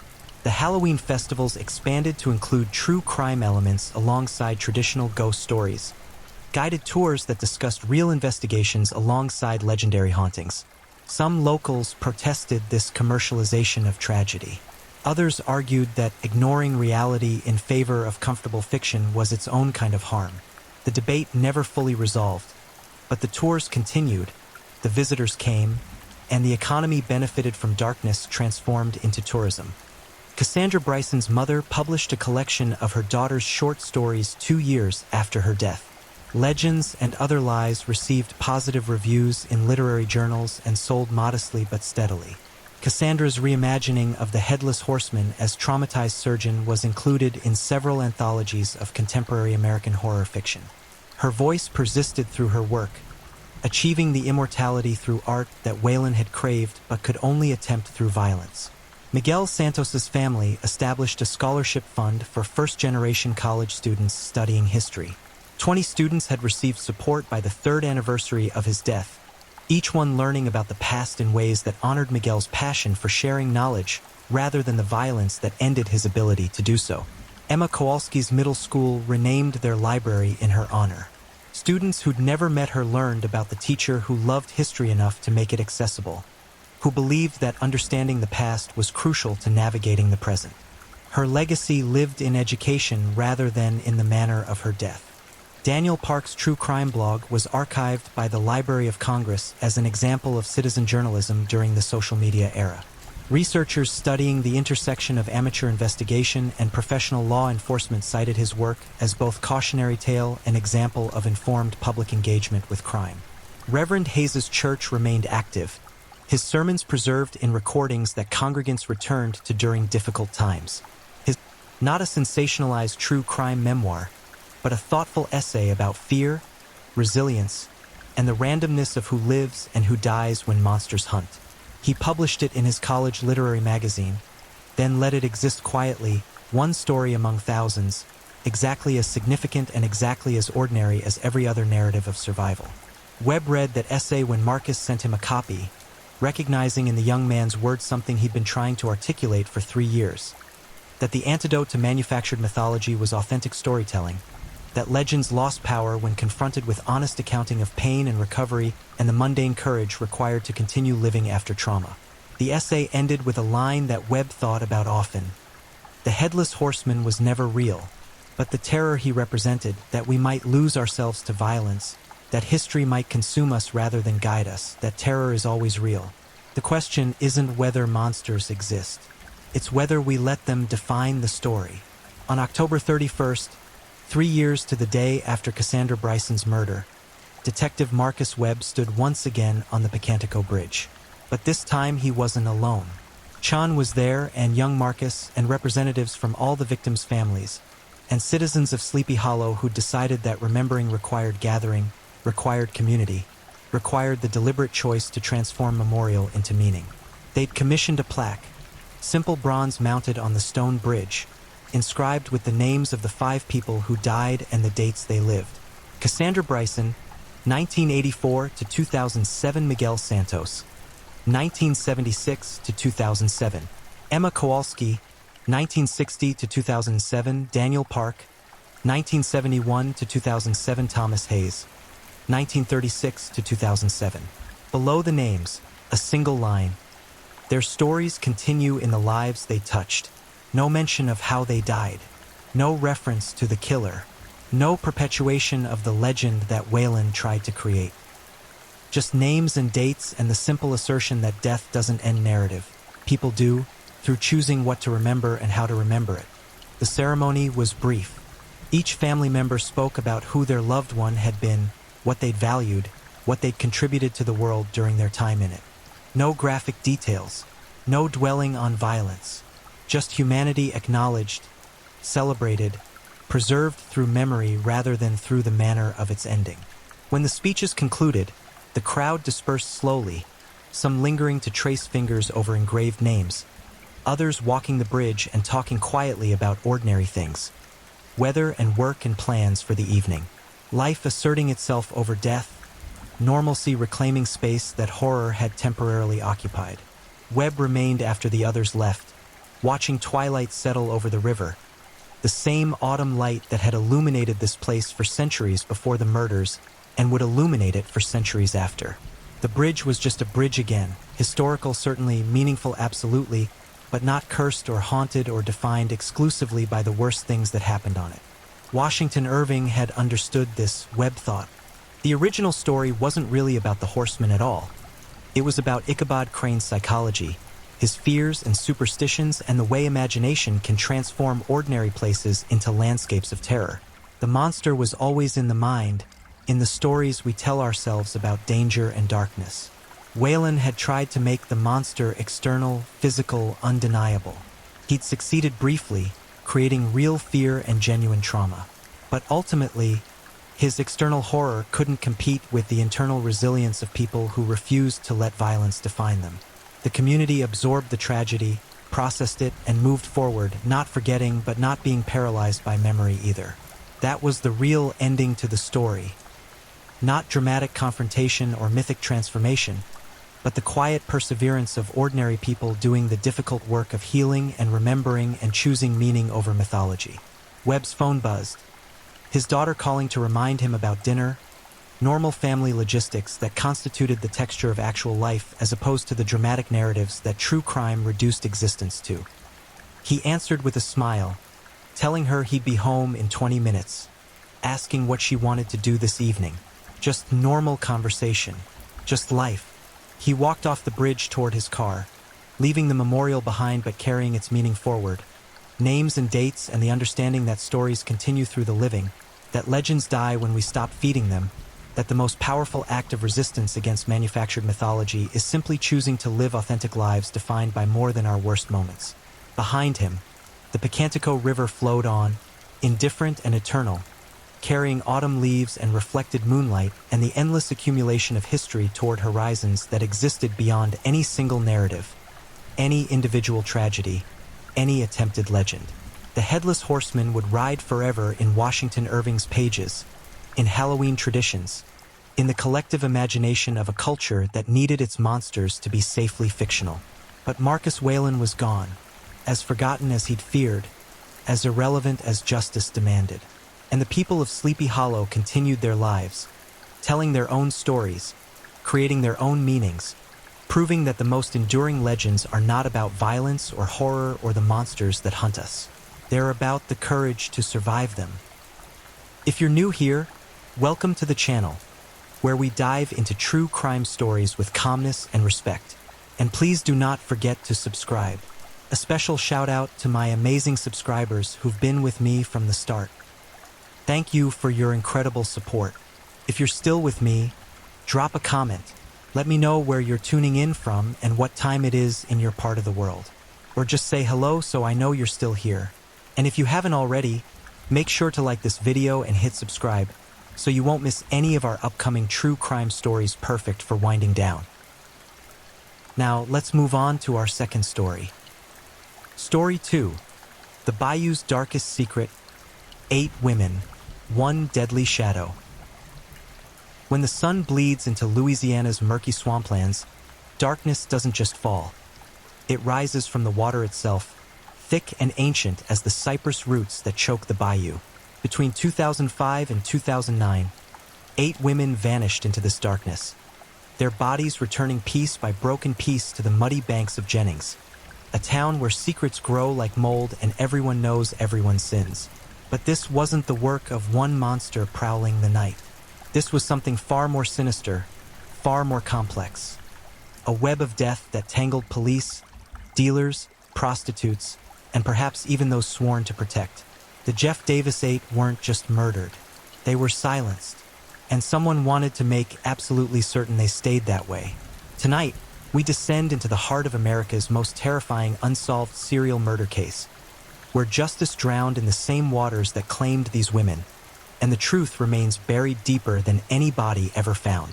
Loretta Lynn Chison Lewis knew the streets of Jennings better than most people knew their own homes. Every cracked sidewalk, every flickering streetlight, every corner where deals went down after midnight. This was her territory, her hunting ground, her prison. At 28 years old, Loretta had already lived 3 lifetimes worth of hard luck and harder choices. Her face bore the gaunt hallmarks of methamphetamine addiction, her smile showing gaps where teeth had rotted away, but her eyes still held something fierce, something that refused to surrender completely to the chaos consuming her life. The spring of 2005 brought suffocating humidity to Jefferson Davis Parish, the kind that made your clothes stick to your skin before you even stepped outside. Loretta had been working Andrew Street, the notorious corridor where Jennings' sex trade operated in plain sight, tolerated by locals who'd grown numb to the city's darkest commerce. She'd been arrested multiple times: prostitution, drug possession, the usual charges that marked the women who worked these streets. But Loretta was also someone's daughter, someone's friend, someone who laughed too loud and loved too hard despite everything trying to crush that spirit. On May 20th, 2005, Loretta disappeared. Not gradually, not with warning signs or goodbye notes. She simply ceased to exist in the world of the living, as if the earth had opened up and swallowed her whole. Her family reported her missing, but in Jennings, when women like Loretta vanished, the response was often a bureaucratic shrug. Addicts disappeared all the time, people reasoned. They went to other cities chasing better drugs, better Johns, better lives. They overdosed in abandoned houses and weren't found for weeks. They got into cars with the wrong men and learned too late that some doors only open one way. For 2 weeks, Loretta existed only as a name on a missing persons report, a photograph pinned to a bulletin board at the Jefferson Davis Parish Sheriff's Office, another face in a growing gallery of the lost. Then the bayou gave her back. A local fisherman found her on a humid morning when the fog still clung to the water like wet cotton. He'd been checking his crawfish traps along the Petit Jean Canal, a murky waterway that snaked through Jennings like a vein carrying poison through a body. At first, he thought it was debris. The bayou was always spitting up trash, old tires, rusted appliances. But as his boat drifted closer, the shape resolved into something that made his stomach lurch violently. Loretta's body had been ravaged by time and water. The elements had worked their cruel alchemy, transforming her into something barely recognizable as human. Her skin had taken on the waxy, mottled appearance that comes from days submerged, bloated and discolored. She was naked, discarded like refuse, thrown away as if her life had meant absolutely nothing. The cause of death would later be listed as undetermined. The decomposition had progressed too far for a definitive conclusion. But the manner of death was clear enough: homicide. Someone had killed Loretta Lynn Chison Lewis and dumped her body in the water, counting on the bayou to erase the evidence, to dissolve her into the mud and make her disappear forever. The investigation that followed was cursory at best. Loretta's lifestyle, investigators noted coldly in their reports, put her at high risk. She associated with dangerous people. She used drugs. She sold her body. The implication hung in the air like the bayou's perpetual humidity. This was almost inevitable. These things happened to women like her. It was tragic, certainly, but what could anyone really do? The case file grew thin with lack of leads, lack of witnesses, lack of anyone who cared enough to demand answers. But Loretta wasn't alone in the darkness. She was just the first. Ernestine Marie Daniels Patterson was 30 years old when she became the second victim. Like Loretta, Ernestine knew Andrew Street intimately. She'd grown up in Jennings, watched the town slowly decay around her like fruit rotting on the vine, and found herself caught in the same vicious cycle that trapped so many women here. Addiction, prostitution, arrest, repeat. She had children who loved her, a mother who prayed for her nightly, and a habit that consumed everything else. June 18, 2005. Less than a month after Loretta's body surfaced, Ernestine vanished. Her disappearance followed the same terrible pattern.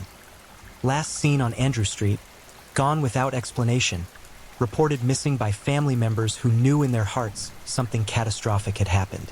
The summer heat pressed down on Jennings like a hand over a mouth, suffocating, relentless. Searches were conducted. But where do you search in a town surrounded by endless swampland, countless waterways, abandoned buildings crumbling under the weight of neglect? Ernestine's body was discovered on June 18, 2005, the very same day she was reported missing, floating in a canal near a truck stop on the outskirts of Jennings. The location was different from Loretta's dump site, but the method was horrifyingly similar.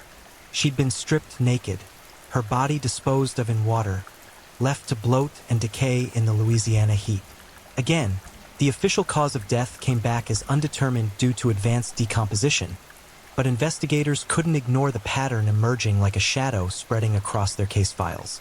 2 women, 2 murders, both addicts, both prostitutes, both from the same small section of Jennings, both found in water, both stripped bare and discarded. The mathematical probability of coincidence was shrinking rapidly, being replaced by something far more sinister: intentionality. Someone was hunting these women. Someone was killing them with impunity. And someone was very, very good at making them disappear. The community's response was muted, complicated by the victim's circumstances. There were no candlelight vigils, no massive volunteer search parties, no cable news trucks descending on Jennings demanding answers. These women existed on society's margins, and their deaths were treated as marginal too. Unfortunate but somehow expected, as if their lifestyles came with murder written into the fine print. The local newspaper ran small articles. The police issued statements about ongoing investigations. Life in Jennings continued its slow, humid crawl forward. But on Andrew Street, among the women who still walked those dangerous corners, terror was beginning to take root.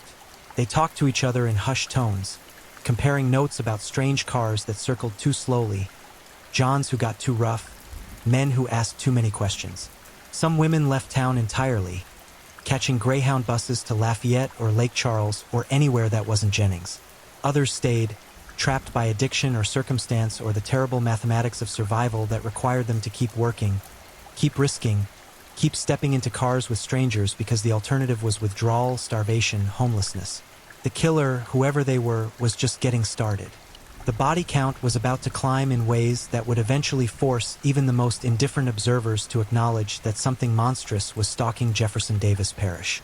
But for now, in the summer of 2005, Loretta and Ernestine were just two more casualties in America's ongoing war against its most vulnerable citizens.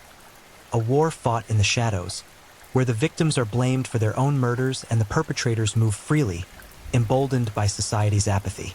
The bayou held its secrets close, the water dark and impenetrable as closed eyes. The bodies themselves, ravaged by water and time, told investigators almost nothing about their final moments. Had they been strangled, beaten, overdosed forcibly?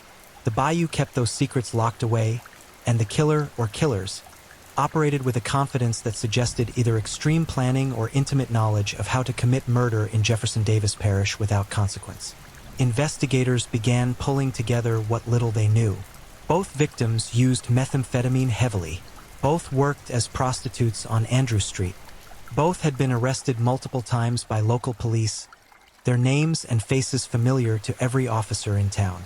Both moved in the same social circles, knew the same dealers, frequented the same trap houses where drugs and desperation mixed into volatile combinations. The overlap was impossible to ignore.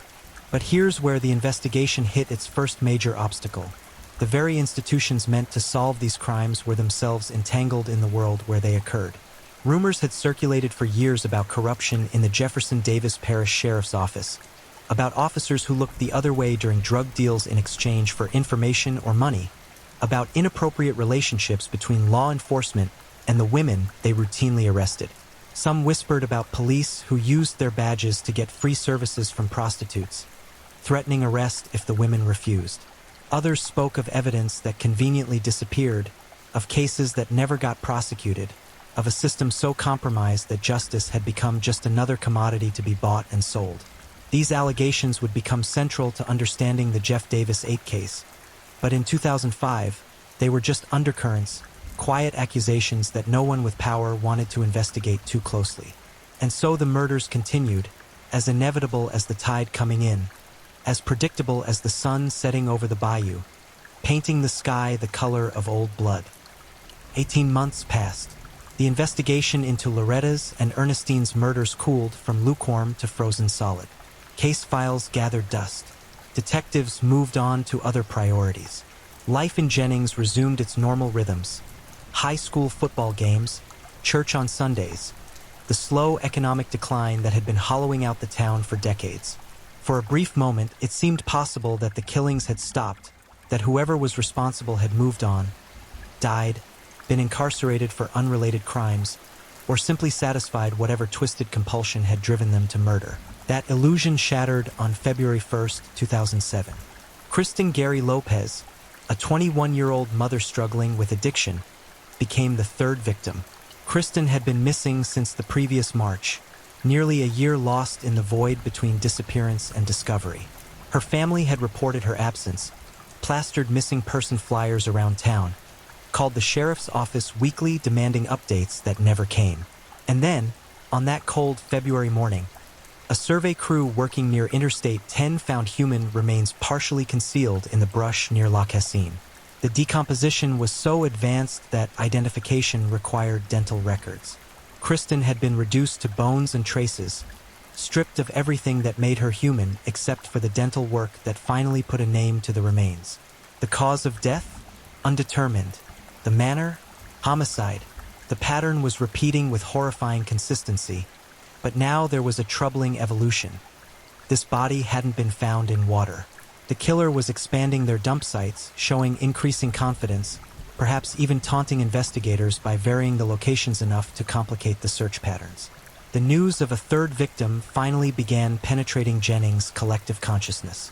3 women, all with similar backgrounds, all from the same small area, all murdered within the span of 2 years. Local advocacy groups began pushing for more resources, more attention, more action from law enforcement. Family members of the victims started coordinating, sharing information, supporting each other through the nightmare of loss compounded by institutional indifference. The media began paying attention, though coverage remained sporadic and often focused more on the victims' troubled lives than on the monster who'd ended them. But the killer wasn't finished. Not remotely. March 17, 2007, barely 6 weeks after Kristen's remains were identified, another body surfaced.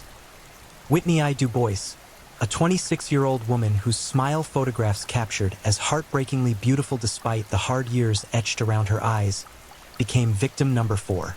Whitney I. had been reported missing on May 12, 2007, but her body was discovered months before that date was even recorded, creating a confusing timeline that suggested she'd been killed earlier than anyone realized. Her absence simply unnoticed in the chaotic world she'd inhabited. Her body was found in a rural area near La Cassine, not far from where Kristen's remains had been discovered. The parallel locations suggested the killer had found a comfortable hunting ground, a place remote enough to dispose of bodies without immediate discovery but accessible enough to reach without arousing suspicion. Whitney I.'s cause of death was also listed as undetermined due to decomposition, continuing the pattern that was becoming the killer's signature. Murder these women in ways that left minimal evidence, dispose of them in locations that accelerated decomposition, and count on time and elements to erase the forensic story of their deaths. The community was finally starting to panic. For women dead in 2 years, for unsolved murders, for families demanding answers that investigators seemed unable or unwilling to provide. Town hall meetings were held where residents demanded action, where mothers clutched photographs of their dead daughters and asked why no one seemed capable of stopping this killer. The Jefferson Davis Parish Sheriff's Office increased patrols on Andrew Street, but the women who worked there knew that increased police presence wasn't necessarily protection. Not when some of those same officers had their own complicated relationships with the street's commerce. Some women who worked Andrew Street began traveling in pairs, watching each other's backs, keeping lists of license plate numbers from Johns who seemed too interested in isolated locations or rough play. They created informal networks, calling each other after dates to confirm they'd made it out safely. But poverty and addiction made these precautions inconsistent. When you needed money desperately enough, when the sickness of withdrawal was clawing at your insides, you took risks you'd otherwise avoid. You got into cars with men you didn't fully trust. You went to locations that felt wrong. You gambled your life against your immediate needs and hoped the odds would favor you just one more time.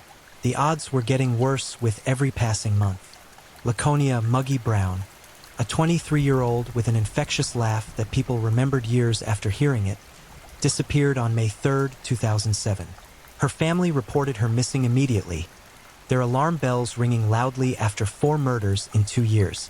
But Muggy remained missing for months, existing in that terrible limbo between hope and horror, where families convinced themselves their loved one might still be alive somewhere, might come walking through the door any day now with some wild explanation. On May 12, 2007, that hope was extinguished. Muggy's body was found in a canal near Jennings, returning the disposal pattern to water after the previous 2 land-based discoveries. She'd been in the water for days, bloated and discolored, naked and discarded like the women before her. Her cause of death was listed with grim predictability as undetermined due to decomposition. But there was no doubt about the manner: homicide. Someone had murdered Laconia Brown and thrown her away as if her life had the value of garbage. 5 women, 5 murders. The pattern was unmistakable now, impossible to deny or downplay. This was a serial killer operating with impunity in Jefferson Davis Parish, and the investigation was producing exactly 0 results. No suspects had been identified. No arrests had been made. The killer moved through Jennings like a ghost, leaving bodies but no evidence, taking lives but leaving no trace. The psychological impact on the community was devastating. Women with addiction issues were terrified to seek help, knowing that treatment facilities were scarce and often required leaving town. which many couldn't afford. Those who continued working Andrew Street did so with knots of fear in their stomachs, knowing they might be next, that any car they entered could be their last ride. Families of women who fit the victim profile lived in constant anxiety, calling obsessively to check in, panicking when calls went unreturned. And then Crystal Shea Benoit Zeno disappeared. Crystal was only 24 years old, a petite woman with dark hair and a history that mirrored the other victims. Addiction, prostitution, arrests, the whole tragic cycle. She was last seen on August 14, 2007, and her family reported her missing the next day. By now, the community knew what missing meant in Jennings. It meant another body would be found eventually. It meant another family would be shattered. It meant the killer was still hunting. Crystal's remains were discovered on September 14, 2007, in a wooded area near the edge of town. She'd been dead for weeks, her body in advanced decomposition. The coroner's report read like the previous 5. Cause of death undetermined, manner of death homicide. The details had become monotonously horrific, each murder following the same general pattern, while varying just enough to keep investigators unable to pinpoint exact methods or timelines. 6 women now, 6 lives stolen, 6 families destroyed, 6 unsolved murders in a parish with a population of only 32,000 people. The statistical probability of this being anything other than serial murder was mathematically 0. Someone was systematically killing vulnerable women in Jefferson Davis Parish, and that someone was either brilliantly careful or had help, or both. The investigation was expanding but yielding nothing concrete. The Louisiana State Police formed a task force. The FBI sent agents to consult. Private investigators hired by victims' families began conducting their own interviews. But every lead evaporated like morning fog over the bayou. Witnesses who might have seen something were either too frightened to talk or too involved in illegal activities themselves to risk police attention. The world these women inhabited was one of mutual distrust, where cooperation with law enforcement could get you killed as quickly as the wrong question asked to the wrong person. Rumors began circulating about what was really happening. Some believed it was a single serial killer, a man who targeted these specific women because of their vulnerability and his access to them. Others speculated about multiple killers working together, a group of men who murdered for pleasure or to silence women who knew too much about other crimes. The darkest rumors suggested police involvement, that officers or deputies were either committing the murders themselves or protecting whoever was responsible. These theories weren't baseless paranoia. Jefferson Davis Parish had a documented history of law enforcement corruption. In the years surrounding the murders, multiple officers were arrested or fired for various crimes: drug trafficking, theft, excessive force. The sheriff's office was described by insiders as a good old boy network where loyalty mattered more than competence, where evidence could disappear if the right person wanted it gone, where the badge was sometimes just a license to commit crimes with impunity. One name kept surfacing in whispered conversations: Frankie Richard. A local drug dealer with connections to multiple victims, Richard was known to police as a major methamphetamine distributor in Jennings. Witnesses placed him with several of the victims shortly before they disappeared. He owned properties where the women were known to use drugs. He allegedly had relationships, sexual and business, with many of the murdered women.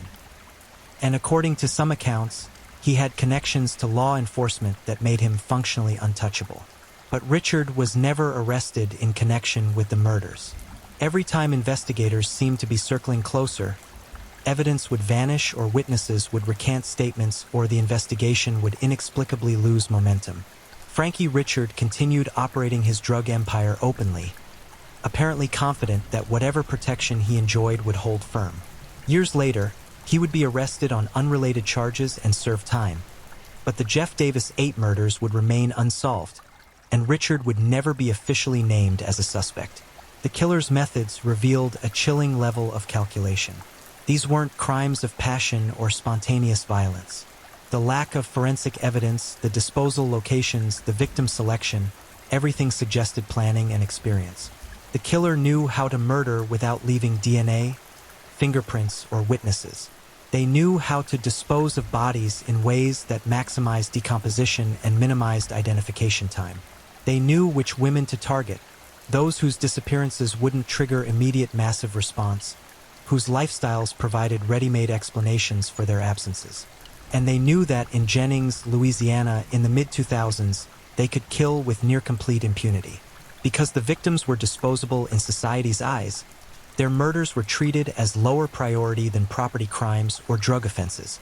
Because the investigation was hamstrung by possible corruption and definite incompetence. Because the people who might have information were too scared or too complicit to come forward. Because the system that was supposed to protect these women had failed them long before they were murdered. 6 bodies down, 2 more to go. The nightmare wasn't over yet. By late 2007, terror had become a permanent resident of Jennings, Louisiana. It walked the streets alongside the women who still had to work Andrew Street despite the mounting body count. It sat at kitchen tables where families gathered to discuss whether their daughter, sister, or mother might be next. It permeated every conversation at the Jefferson Davis Parish Sheriff's Office, where investigators worked a case that seemed deliberately designed to be unsolvable. 6 women murdered in 30 months. 6 families destroyed. 6 lives that had mattered reduced to crime scene photographs and evidence bags and closed case files. The task force dedicated to solving the murders consisted of local sheriff's deputies, Louisiana State Police investigators, and FBI agents operating in an advisory capacity. They'd interviewed hundreds of people, generated thousands of pages of reports, chased countless leads that went nowhere. The victims' phone records were analyzed. Their known associates were questioned repeatedly.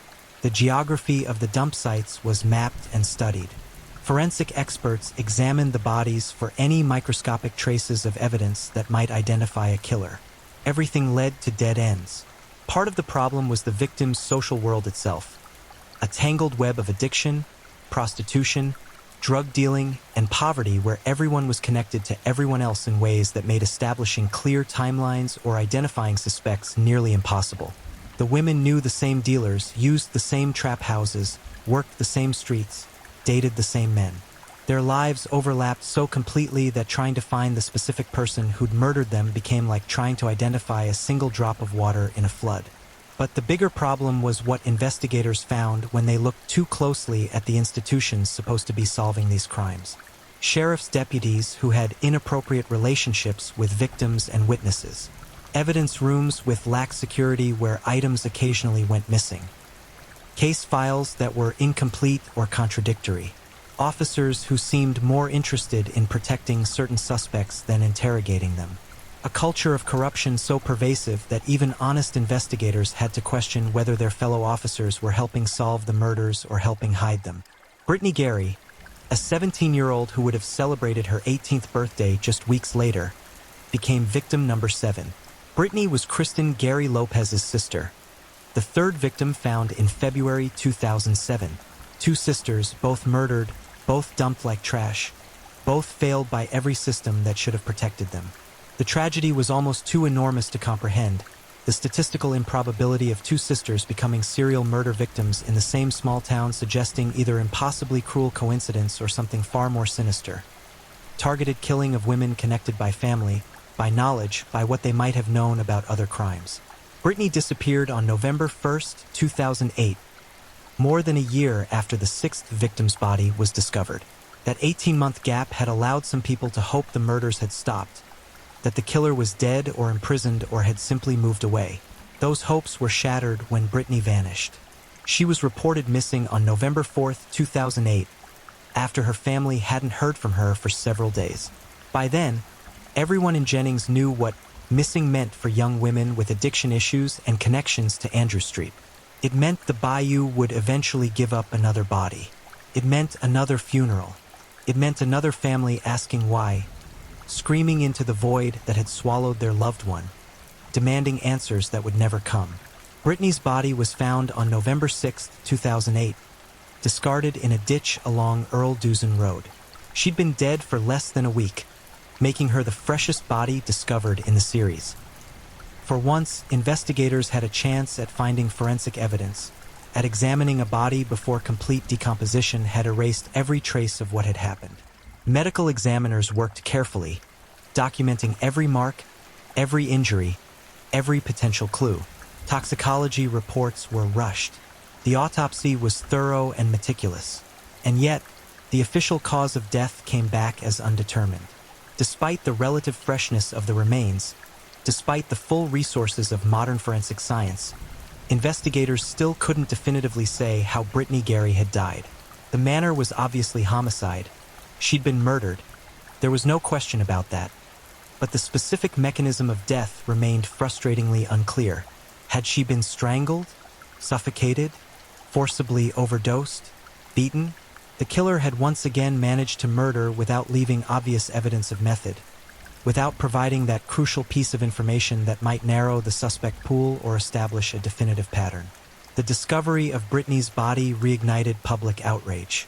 How could 7 women be murdered in the same small parish over 4 years with 0 arrests? How could a serial killer or killers operate with such complete impunity? Where was the massive multi-agency investigation that cases like this typically triggered? Why weren't there FBI profilers crawling all over Jennings? Why hadn't neighboring parishes been warned to watch for similar patterns? The answers to those questions were complicated and deeply troubling. The FBI was involved, but only in an advisory capacity, their role limited by jurisdictional issues and the local sheriff's reluctance to fully cede control of the investigation. State police were working the case, but were hamstrung by lack of cooperation from some local officers and the maze of contradictory information that characterized every aspect of these murders. And the media attention, while growing, remained focused primarily on regional outlets rather than generating national outrage that might have forced more aggressive action. Part of the problem was simple bias. These victims were poor, addicted, often involved in prostitution. They didn't generate the kind of sympathetic media coverage that missing college students or suburban mothers did. Their murders were treated as tragic but somehow inevitable consequences of their lifestyles rather than as horrific crimes deserving full investigative resources. The phrase high-risk lifestyle appeared in countless news articles, as if these women had somehow assumed the risk of being murdered when they became addicted to drugs or sold their bodies to survive. This narrative was both infuriating and revealing. Yes, the victims lived dangerous lives. Yes, their involvement in illegal activities and their connections to drug dealers and violent men increased their vulnerability. But they were still human beings who deserved protection, whose murders demanded justice, whose families deserved answers. The fact that society viewed them as disposable said more about society than it did about the victims. Nicole Jean Guillory became the 8th and final victim, though her death wasn't officially connected to the series until later. Nicole, a 26-year-old mother, went missing on May 2, 2009. She'd been struggling with addiction like the other victims, working Andrew Street to support her habit, cycling through arrests and short jail stays that did nothing to address the underlying issues driving her toward destruction. Her family reported her missing when she failed to return home, and the familiar dread settled over Jennings once again. Nicole's body was discovered on August 16, 2009, in a wooded area on Kaiser Island. The location was new, another variation in the killer's dump sites, but the pattern was horribly familiar. She'd been deceased for months, her body badly decomposed, her clothing removed or missing. The cause of death was undetermined due to the decomposition. The manner was homicide. She was the 8th victim in a series that had paralyzed Jefferson Davis Parish with fear for nearly 5 years. 8 women, 8 lives stolen between 2005 and 2009, 8 families destroyed, 8 unsolved murders that represented a complete and total failure of every institution that should have protected these victims and brought their killer to justice. The Jeff Davis 8, as they became known, were testament to how society treats its most vulnerable members, how easily people can be murdered when no one cares enough to stop it, how justice is often a luxury afforded only to those whose lives are deemed worthy of protecting. The investigation after the 8th murder intensified briefly, with renewed calls for federal intervention and accountability. A grand jury was convened to examine not just the murders but the possible corruption that might have impeded solving them. Witnesses testified about seeing victims with various men shortly before they disappeared, about police officers who frequented Andrew Street for reasons unrelated to law enforcement, about evidence that seemed to vanish from the sheriff's office, about a culture of protection surrounding certain suspects that made prosecution impossible. But the grand jury ultimately produced no indictments for the murders. Some witnesses recanted their testimony, claiming they'd been pressured by investigators or had misremembered events. Others disappeared before they could testify, leaving the parish entirely or simply refusing to cooperate further. The conspiracy of silence that had protected the killer for 5 years held firm, and the grand jury dissolved without bringing charges against anyone for the murders of the Jeff Davis 8. The brutality of these killings wasn't just in how the women died, though that remained unknown in most cases, but in how they were treated afterward. Stripped naked and discarded like garbage, thrown into water or dumped in ditches or hidden in woods, left to decompose until they were barely recognizable as human. The killer hadn't just murdered these women. They'd worked to erase them completely, to reduce them from living, breathing people with families and histories and dreams to anonymous corpses that dissolved into the landscape. This dehumanization continued even after death. Media coverage often emphasized the victims' criminal records more than their humanity. Articles mentioned drug arrests and prostitution charges before noting that these were daughters, mothers, sisters, friends. The implicit message was clear. These women's lives had less value because of how they'd lived them, and therefore their deaths deserved less outrage, less investigation, less justice. The families of the Jeff Davis 8 fought against this narrative with everything they had. They held memorial services. They created victim advocacy groups. They gave interviews to any media outlet that would listen, speaking about who their loved ones had been before addiction and poverty had consumed them. They shared photographs of birthdays and holidays, moments when the women were smiling and healthy and whole, before the darkness swallowed them completely. These families also pushed for continued investigation long after official interest had waned. They hired private investigators. They conducted their own interviews with people who might have information. They created websites and social media groups dedicated to keeping the case alive in public consciousness. They refused to let their loved ones be forgotten, to let the killer believe they'd gotten away with murder simply because the initial investigation had failed. And they asked the questions that haunted everyone connected to this case. Why were these specific women targeted? What did they know that got them killed? Who had the means, motive, and opportunity to murder 8 women over 5 years without leaving forensic evidence? And perhaps most disturbingly, who had the power to ensure the murders would never be solved? The answers to those questions remain elusive even today. But the pattern of victimology suggests a possibility that's both chilling and supported by circumstantial evidence. These women weren't just random victims of a serial killer.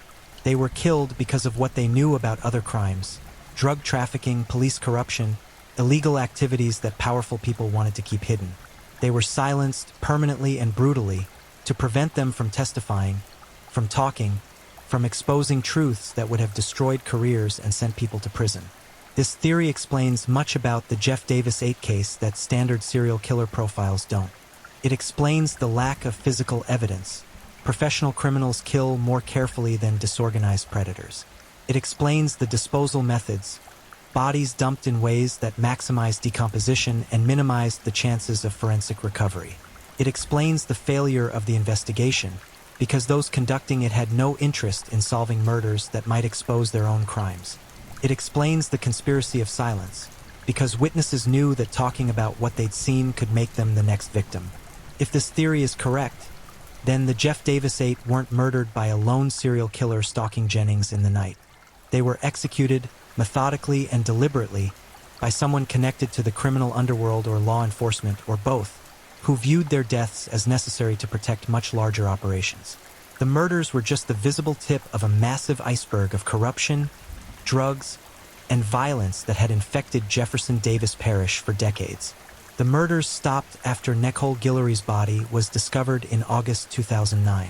No 9th victim was found. No 10th body surfaced from the bayou.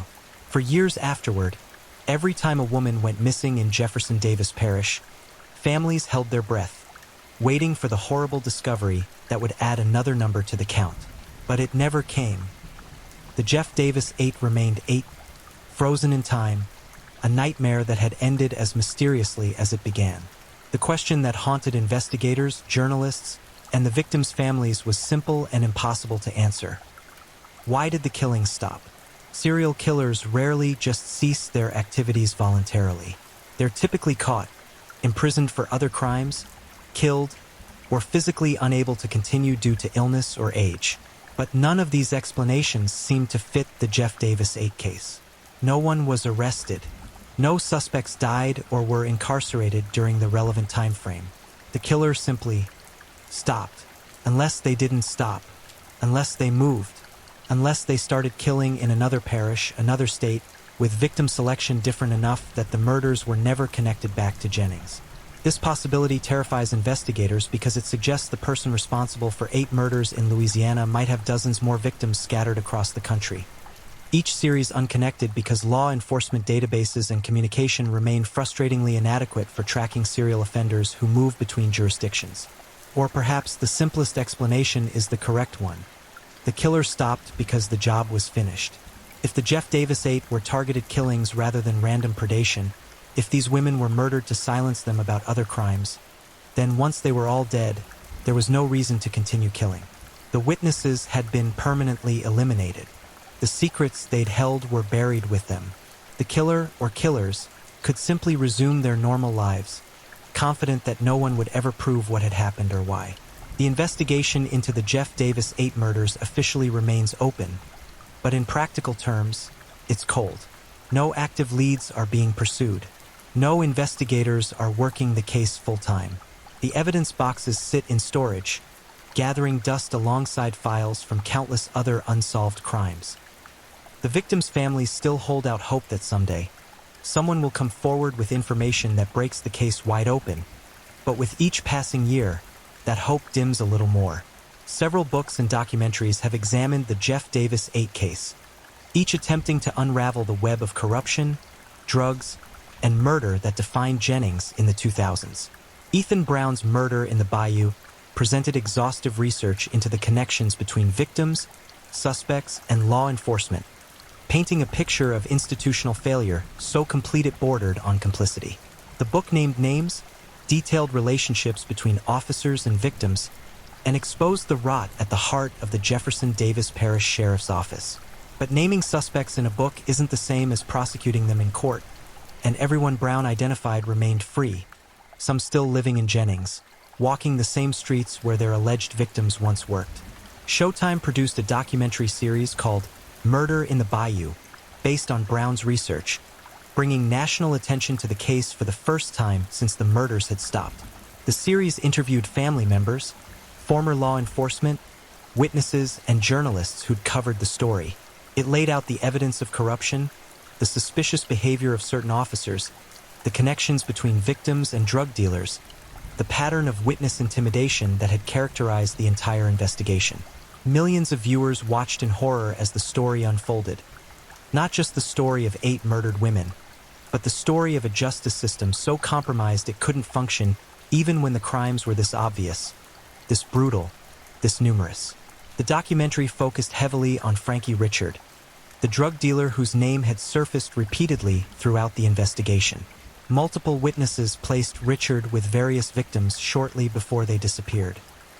He owned properties where the women used drugs and sometimes lived temporarily. He had sexual relationships with several of them.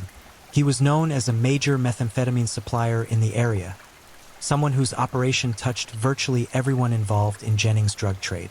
And according to some sources, he had relationships with law enforcement officers that gave him protection, allowing him to operate his drug empire with minimal interference. Richard was interviewed for the documentary, denying any involvement in the murders. He acknowledged knowing the victims. Impossible to deny in a town as small as Jennings where everyone in the drug world knew everyone else, but insisted he had nothing to do with their deaths. He portrayed himself as another victim of the investigation, someone unfairly targeted because of his criminal background and connections to the women. His denials were smooth, practiced, the words of someone who'd been questioned many times before and knew exactly how to deflect suspicion without providing any useful information. But Richard wasn't the only name that came up repeatedly. Byron Chad Jones, another local man with connections to several victims, was also investigated extensively.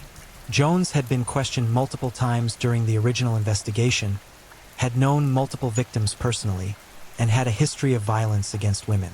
Some witnesses claimed to have seen him with victims shortly before they disappeared. But like Richard, Jones was never charged. The evidence connecting him to the murders was entirely circumstantial. He knew the women, he was in the area, he had the means and possibly the motive. But knowing someone who was murdered isn't itself a crime, and circumstantial evidence alone won't secure a conviction when the bodies are too decomposed to provide definitive cause of death or forensic evidence linking a suspect to the crime. Then there were the law enforcement officers whose names circulated in whispers and anonymous tips. Officers who'd been fired or forced to resign for various infractions during the years surrounding the murders. Deputies who'd had inappropriate relationships with women who worked Andrew Street.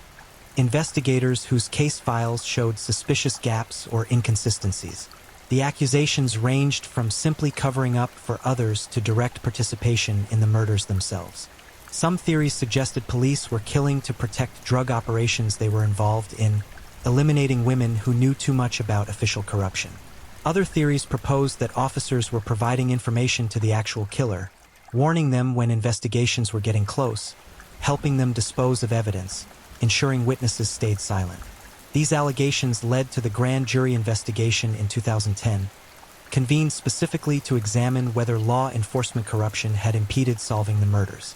Witnesses testified behind closed doors about what they'd seen, what they knew, what they'd been told by others. Some claimed they'd seen officers with victims shortly before disappearances. Others testified about evidence that had mysteriously vanished from the sheriff's office. Several witnesses described a culture where certain people were untouchable, where investigations into specific suspects would be quietly shut down, where asking too many questions about the wrong people could get you fired or worse. The grand jury ultimately declined to indict anyone, but not because they found no evidence of wrongdoing. Instead, the investigation revealed just how thoroughly the corruption had infected the system. So many people were potentially involved, so many witnesses had recanted or disappeared, so much evidence had been compromised or lost that building prosecutable cases became impossible. It was like trying to reconstruct a building from ashes. The original structure was simply too damaged to restore. Several sheriff's deputies did face consequences for various crimes during this period, though none were charged in connection with the murders. Chief Deputy Theron Ginn was convicted of tax evasion. Deputy Frankie Richard, a relative of the suspect by the same name, was arrested on drug charges. Other officers were fired for misconduct, though the specific details were often kept confidential. The Jefferson Davis Parish Sheriff's Office underwent significant restructuring, with new leadership promising reform and transparency. But by then, the damage was done. The murders remained unsolved, and the families of the Jeff Davis 8 had no more answers than they'd had when the bodies were first discovered. The psychological toll on Jennings was immeasurable. The community fractured along lines of suspicion and fear. People eyed neighbors differently, wondering if the person they'd known for years might be a monster. Women who worked Andrew Street lived in constant terror, knowing that someone had murdered 8 of their friends, their acquaintances, their sisters in survival, and was still free. Families of the victims struggled with grief compounded by injustice, the horrible knowledge that their loved ones' killers would probably never face accountability. Some victims' family members became advocates, turning their pain into action. They worked to establish drug treatment programs, to create safe houses for women trying to escape prostitution, to reform laws that criminalized addiction rather than treating it as a public health crisis. They lobbied for better police training, for independent oversight of law enforcement, for systems that would protect vulnerable women instead of treating them as disposable. Their advocacy came too late for the Jeff Davis 8, but it might save future victims if society ever decides that poor addicted women's lives matter as much as anyone else's. The case also sparked broader conversations about how serial murder investigations are conducted when victims are marginalized. Law enforcement agencies developed new protocols for identifying patterns of violence against sex workers, drug users, and homeless populations, groups whose members often go missing without triggering immediate response. The FBI established better databases for tracking unsolved murders that might be connected across jurisdictions. Some police departments created specialized units focused on crimes against vulnerable populations, staffed by investigators trained to work with witnesses who have legitimate reasons to distrust law enforcement. But these changes came years after the Jeff Davis 8 were murdered, and they did nothing to solve the case that had inspired them. The killer remained free, whoever they were, wherever they were, and the questions that had haunted the investigation from the beginning remained unanswered. What was the motive? If these were targeted killings, what did these women know that got them murdered? Several theories emerged, each supported by fragments of evidence but none conclusive. Some believed the women had witnessed murders or other violent crimes committed by drug dealers or corrupt police, making them dangerous witnesses who needed to be eliminated. Others thought they might have been involved in drug deals that went wrong, killed by people who feared they'd become informants. Still others proposed that they'd simply been in the wrong place at the wrong time, seeing or hearing things that powerful people wanted kept secret. The drug trade in Jefferson Davis Parish during the 2000s was dominated by methamphetamine, a drug that creates paranoia, aggression, and irrational behavior in heavy users. The local market was controlled by a handful of dealers who competed violently for territory and customers. Police estimated that millions of dollars in drugs moved through Jennings annually, creating enormous profits for those at the top of the distribution chain. With that much money at stake, murder becomes just another business expense, a way to protect investments and eliminate problems. Several victims had been arrested on drug charges and might have been considering cooperation with prosecutors in exchange for reduced sentences. In the criminal world, snitches are dealt with harshly, made examples of to discourage others from talking. But typical drug murders are usually quick. A bullet to the head, a body dumped on a rival's territory as a message. The Jeff Davis 8 murders were different. The disposal methods suggested someone trying to hide crimes, not advertise them. The lack of obvious cause of death implied careful execution rather than impulsive violence. The pattern was more consistent with serial murder or professional killing than gang violence. This distinction is crucial because it narrows the suspect pool dramatically. Not many people have the skill, resources, and opportunity to commit 8 murders over 5 years without leaving usable evidence. It requires planning, knowledge of forensic science, access to disposal locations, and most critically, freedom from suspicion that allows continued operation. The most likely suspects are either experienced criminals with sophisticated operations or people with law enforcement training who understand how investigations work and how to avoid detection. The geographical pattern of dump sites also reveals something about the killer. The locations were spread across Jefferson Davis Parish but weren't random. They were places the killer could access without attracting attention. Canals, ditches, woods, areas that might go days or weeks without human traffic. Someone local would know these spots. Someone who'd lived in the area for years would understand which locations provided the best combination of accessibility and isolation. This wasn't an outsider passing through. This was someone who knew Jennings intimately. The timing between murders was inconsistent, sometimes weeks apart, sometimes months, suggesting either multiple killers working independently or a single killer whose opportunity to murder depended on external factors. If the women were killed to silence them about other crimes, the timing might have been dictated by when they became threatening, when they talked too much or indicated they might cooperate with authorities. If the killings were predatory rather than targeted, the inconsistency might reflect the killer's own life circumstances. Periods when they had opportunity versus periods when risk was too high. One of the most chilling aspects of the case is how many people in Jennings claim to know who the killer is but can't or won't provide evidence that would lead to prosecution. It's common in small towns for everyone to know who committed unsolved crimes. Knowledge based on reputation, rumor, and circumstantial observation rather than proof. But in the Jeff Davis 8 case, the consistency of these accusations is striking. Multiple independent sources point to the same handful of suspects, describe similar patterns of behavior, recount comparable stories about suspicious activities. The problem isn't lack of theories about who might be responsible. It's the complete absence of evidence that would hold up in court. This evidential void was partly created by the killer's methods, choosing victims whose lives were chaotic and poorly documented, murdering in ways that left minimal forensic traces, disposing of bodies in environments that accelerated decomposition. but it was also created by systemic failures in the investigation. Evidence that wasn't collected properly, witnesses who weren't interviewed promptly, crime scenes that were contaminated or inadequately processed, follow-up investigations that weren't conducted because the victims were deemed low priority. Each small failure compounded until the entire case became unprosecutable. The families of the Jeff Davis 8 have had to live with this reality for over 15 years now. Their loved ones were murdered, and no one has been held accountable. They've watched suspects walk free, seen law enforcement officers implicated in corruption retire with pensions, witnessed the case fade from public consciousness as newer tragedies captured attention. They've endured the quiet judgment of people who believed the victims deserved what happened to them. The whispered comments that these were high-risk women who should have known better, as if choosing to use drugs or sell sex is choosing to be murdered. But these families refuse to let their loved ones be forgotten.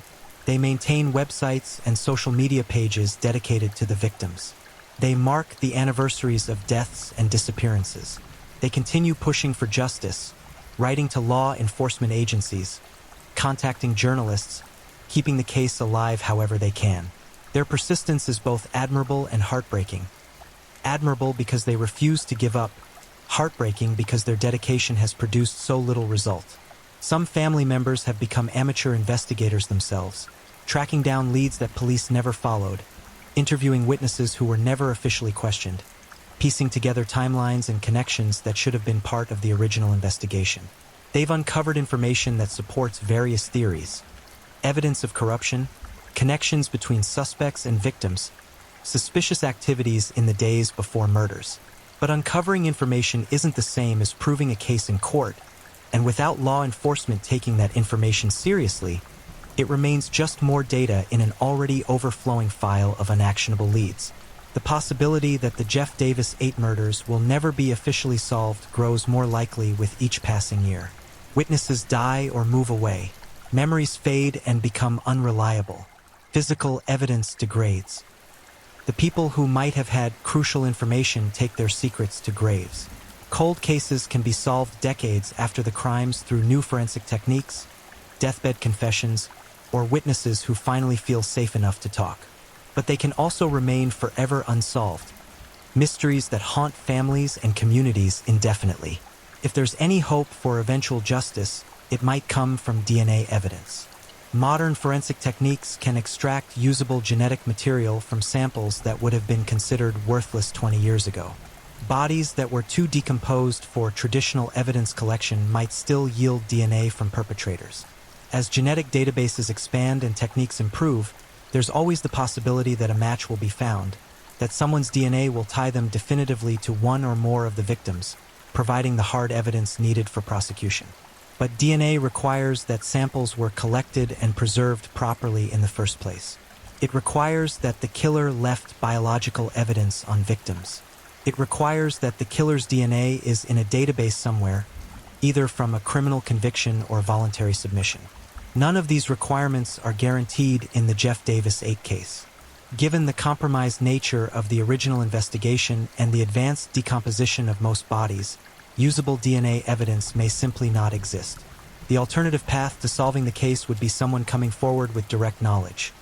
An accomplice who decides to cooperate, a witness who finally feels safe enough to talk, a family member of the killer who can't live with the secret anymore. These kinds of breakthroughs do happen. People's loyalties shift. Fear fades as time passes.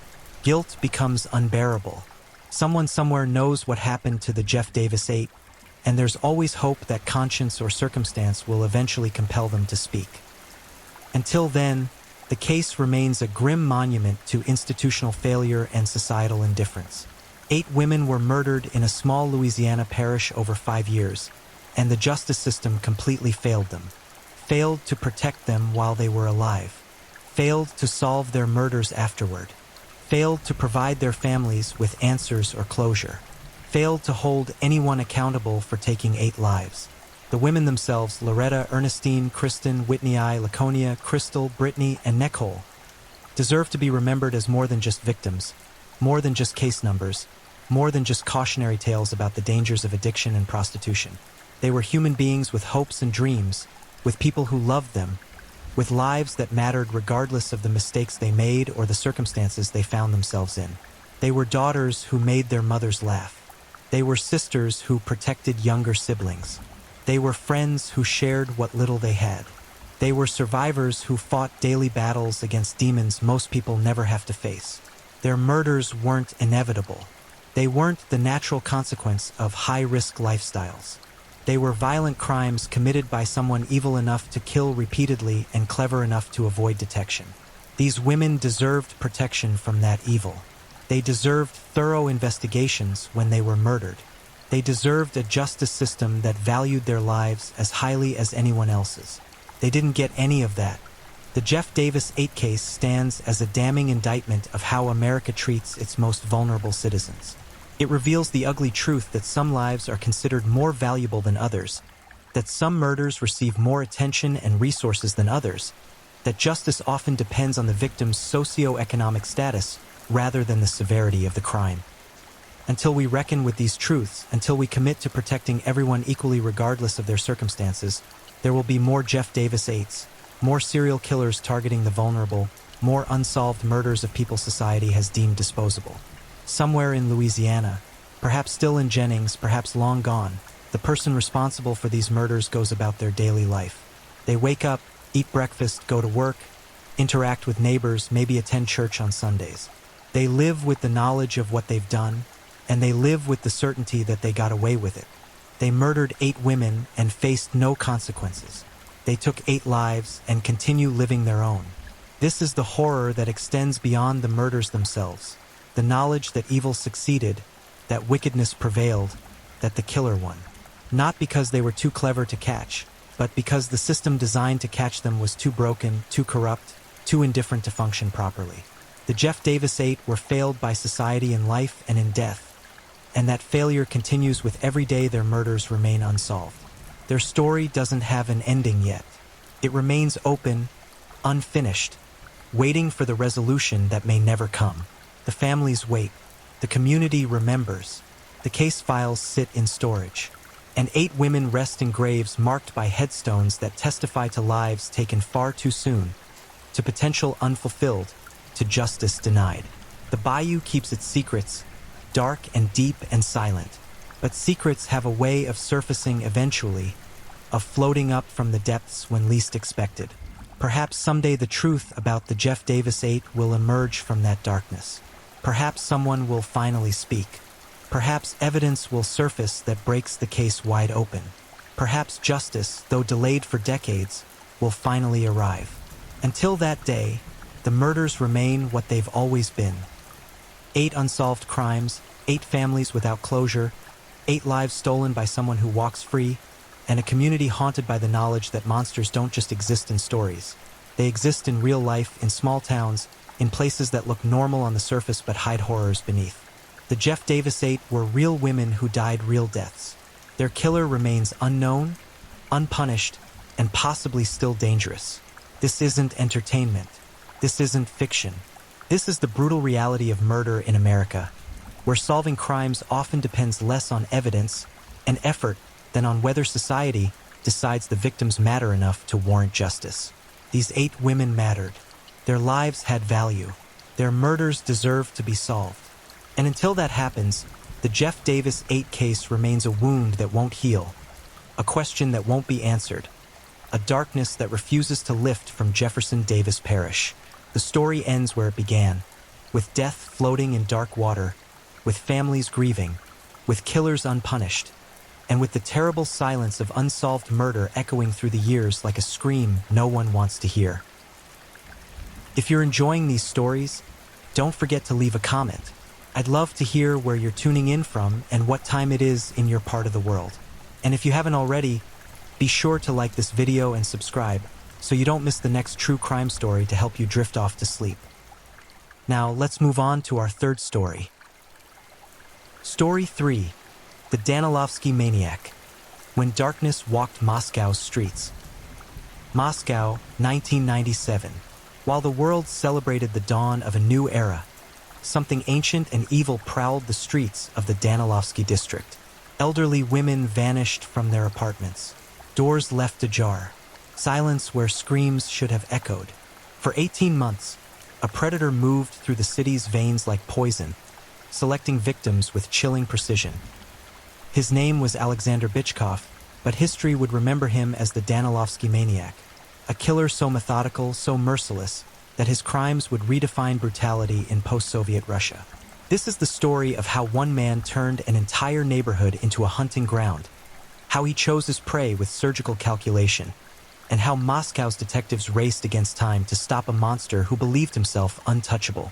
What you're about to hear will disturb you. It will haunt you, but these stories must be told, because forgetting the victims means the darkness wins. This is the Danilovsky maniac. Moscow's Danilovsky district sprawled across the southeastern sector of the city like a concrete maze, its Soviet-era apartment blocks rising into gray skies like tombstones honoring forgotten dreams. This was a neighborhood where babushkas knew every neighbor's business, where children played in courtyards surrounded by watchful eyes, where community meant survival. But in early 1997, something shifted. The air grew heavier. Doors that once stood open now locked tight. Women began walking in pairs, glancing over their shoulders at shadows that seemed to move with purpose. The district had always carried its share of hardship. Built during the Khrushchev era, these apartment complexes housed generations of families who'd weathered every storm the 20th century could conjure. They'd survived Stalin's purges, Hitler's invasion, and the Soviet Union's collapse. They were survivors, hardened by history, suspicious of strangers but loyal to their own. The elderly women who lived here had raised children through food shortages and political upheaval. They were tough, resilient, impossible to intimidate, or so everyone believed. January 1997 brought brutal cold to Moscow.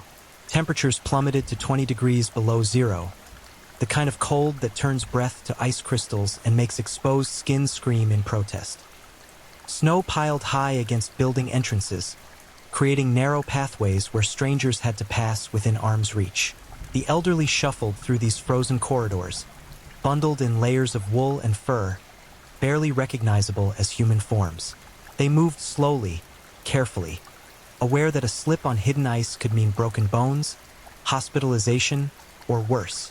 67-year-old Klavdia Vasilyevna Voronina lived on the fourth floor of a building on Avtozavodskaya Street. She was a widow, her husband having died 5 years earlier from heart disease. Her children had moved to other districts, busy with their own families, visiting when they could but never as often as she wished. Klavdia filled her days with routine, morning tea, telephone calls with friends, afternoons watching television, evenings preparing simple meals. She was neat, organized, proud of her small apartment with its lace curtains and well-maintained furniture. On January 14, 1997, Klavdia's daughter Elena arrived for a scheduled visit. She climbed the stairs to her mother's apartment, carrying groceries and a small cake for their afternoon tea. When she reached the door, she noticed it was slightly open, not wide, just a crack, enough to let cold air seep into the hallway. Elena's heart began hammering.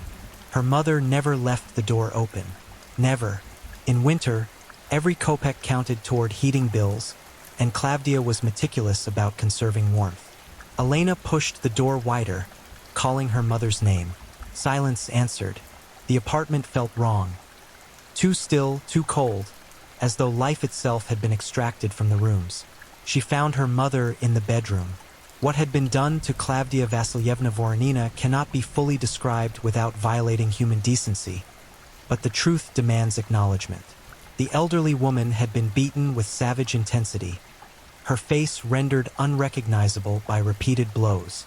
Strangulation marks circled her throat like dark jewelry. But the violence extended beyond murder. The killer had violated her body even as she died, acting out depravities that suggested something far beyond simple robbery or rage. This was calculated desecration, the work of someone who derived pleasure from absolute power over the helpless. Elena's screams brought neighbors running.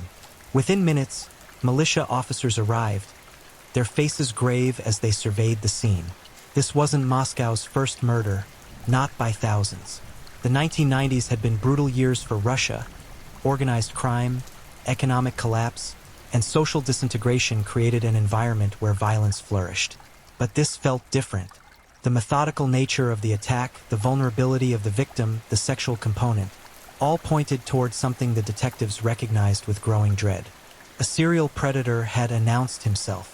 The investigation began immediately. Detectives from Moscow's Criminal Investigation Department processed the scene with painstaking care. They photographed every surface, collected fibers and hair samples, documented the positioning of furniture and the victim's body. They interviewed neighbors, asking about suspicious individuals, unusual sounds, anything out of the ordinary. Nobody had heard screams. Nobody had seen strangers in the hallway. The building had swallowed this horror in silence. Lead investigator Captain Dmitry Sokolov examined the entry point. The door showed no signs of forced entry, suggesting Klavdia had opened it willingly. This detail proved crucial. She was cautious, her daughter insisted. She used the peephole, always asked who was knocking before opening the chain lock. Whoever gained entry had either known her or presented himself as someone trustworthy. Perhaps a utility worker, a delivery person, or someone claiming to be from building management. The killer had also been meticulous about evidence. He'd worn gloves, leaving no fingerprints. He'd been careful not to leave behind obvious trace evidence. The sexual assault suggested DNA might be recoverable, but in 1997, Russian forensic capabilities lagged behind Western standards. DNA analysis was expensive, time-consuming, and not yet standard practice in every investigation. The samples were collected and sent for processing, but results could take months. Captain Sokolov felt the familiar weight of dread settling onto his shoulders. In his 15 years of investigative work, he'd learned to recognize patterns. Single victims might indicate crimes of passion, personal vendettas, or robbery gone wrong. But the excessive violence, the sexual component, the vulnerable victim profile, and the careful planning all suggested something far more dangerous. Serial killers were rare but not unknown in Russian criminal history. The Soviet Union had produced its share of monsters, Chikatilo, Kuznetsov, others whose names became synonymous with depravity. Sokolov prayed this wouldn't become another such case. His prayers went unanswered. 3 weeks later, on February 5, 1997, 71-year-old Antonina Petrovna Smirnova was found dead in her apartment on Dubrovsky Street, barely a kilometer from Klavdia's building. The similarities were impossible to ignore. Elderly woman living alone, door open to her killer, brutal beating, strangulation, sexual assault. Minimal disturbance to the apartment beyond the murder scene itself. Small amounts of money and jewelry taken, but not in a pattern suggesting robbery as the primary motive. The theft felt like an afterthought, a bit of misdirection to confuse investigators. Antonina had been a retired seamstress, beloved by neighbors for her kindness and her habit of mending clothes for local children. She lived simply, her pension barely covering basic needs, but she never complained. Friends described her as trusting, perhaps too trusting, always willing to help anyone who asked. That generosity had cost her everything. The investigative team expanded. More detectives were assigned to what was now officially designated a serial murder investigation. They created victim profiles, searching for connections between Klavdia and Antonina. Had they known each other? Shopped at the same stores? Visited the same clinics? The answer was no. The women lived similar lives but had never crossed paths. Their only connection was their vulnerability. Elderly, alone, physically weak and trusting. Captain Sokolov organized community meetings in the Danilovsky district, warning residents about the danger. He urged elderly women not to open doors to strangers, to verify the identity of anyone claiming to be from official services, to keep relatives informed of their schedules. The message spread through the neighborhood like wildfire. Daughters moved in with mothers. Neighbors organized check-in systems. Hardware stores sold out-of-door chains and additional locks. But terror has a way of making people feel helpless even when they take precautions. The killer had demonstrated extraordinary patience and cunning. He could talk his way inside locked apartments. He could disappear without leaving witnesses. He could strike anywhere in the district, at any time, and vanish like smoke. The The Danilovsky district transformed from a close-knit community into a collection of isolated, frightened individuals hiding behind locked doors. March brought no relief. On the 17th, 64-year-old Raisa Mikhailovna Kozlova died in her apartment on Danilovskaya Naberezhnaya. Same pattern, same horror, same meticulous cleanup. Raisa had been a librarian, her apartment filled with books she'd collected over decades. The killer had walked through her life's work, past shelves of carefully organized volumes, to destroy the woman who'd loved them. Nothing was taken except money from her purse, approximately 300 rubles, less than $10 even by 1997 exchange rates. The psychological profile began taking shape. Investigators consulted with forensic psychiatrists at the Serbsky Center, Moscow's premier institution for criminal psychology. The experts painted a disturbing portrait. The killer was likely male, aged 25 to 45, physically strong but not remarkably large. He possessed excellent social skills, able to present himself as trustworthy and non-threatening. He targeted elderly women specifically because they represented easy victims who could be overpowered, but also because something in his psychology drove him toward this particular demographic. Perhaps he had unresolved rage toward an elderly female relative. Perhaps he associated this age group with vulnerability he could exploit for sexual gratification. Perhaps he simply enjoyed the absolute power differential. The profile continued. He lived or worked in the Danilovsky district, knowing the layout of buildings, the rhythms of daily life, the times when neighbors were least likely to be home. He might work in a profession giving him legitimate access to apartments, maintenance, utilities, postal delivery, or building services. He was organized, methodical, capable of controlling his impulses long enough to plan attacks carefully. He felt no remorse. The escalating frequency of murders suggested he was gaining confidence, perhaps even beginning to feel invincible. Sokolov distributed the profile to every militia station in Moscow, asking officers to identify potential suspects matching the description. Hundreds of names came back. The investigators began the tedious process of elimination, checking alibis, interviewing suspects, searching for any detail that might narrow the field. It was exhausting, frustrating work. For every lead that seemed promising, 10 more led nowhere. Meanwhile, the body count climbed. April delivered 2 more victims. May added another 3. By June 1997, 9 elderly women had been murdered in the Danilovsky district, each death a carbon copy of the previous ones. The media had discovered the story, and newspapers screamed headlines about the Danilovsky maniac terrorizing Moscow. Television crews descended on the neighborhood, interviewing terrified residents and demanding answers from increasingly desperate police officials. Political pressure mounted. The mayor's office demanded results. The Interior Ministry assigned additional resources. None of it seemed to matter. The killer continued his work with mechanical precision. He was patient, careful, and utterly ruthless. He studied his victims before striking, learning their routines, identifying the perfect moments to approach. He varied his schedule just enough to avoid establishing a predictable pattern. Sometimes weeks passed between murders, sometimes only days. The unpredictability added another layer of terror to an already traumatized community. Detectives interviewed hundreds of witnesses, chased thousands of leads, and eliminated hundreds of suspects. They examined every utility worker, delivery driver, and building maintenance employee in the district. They investigated recently released sex offenders, men with histories of violence against women, individuals with previous burglary convictions. They found nothing. The Danilovsky maniac remained a ghost, appearing only to kill before dissolving back into the city's anonymity. Captain Sokolov barely slept. The case consumed him, filling his waking hours and haunting his dreams.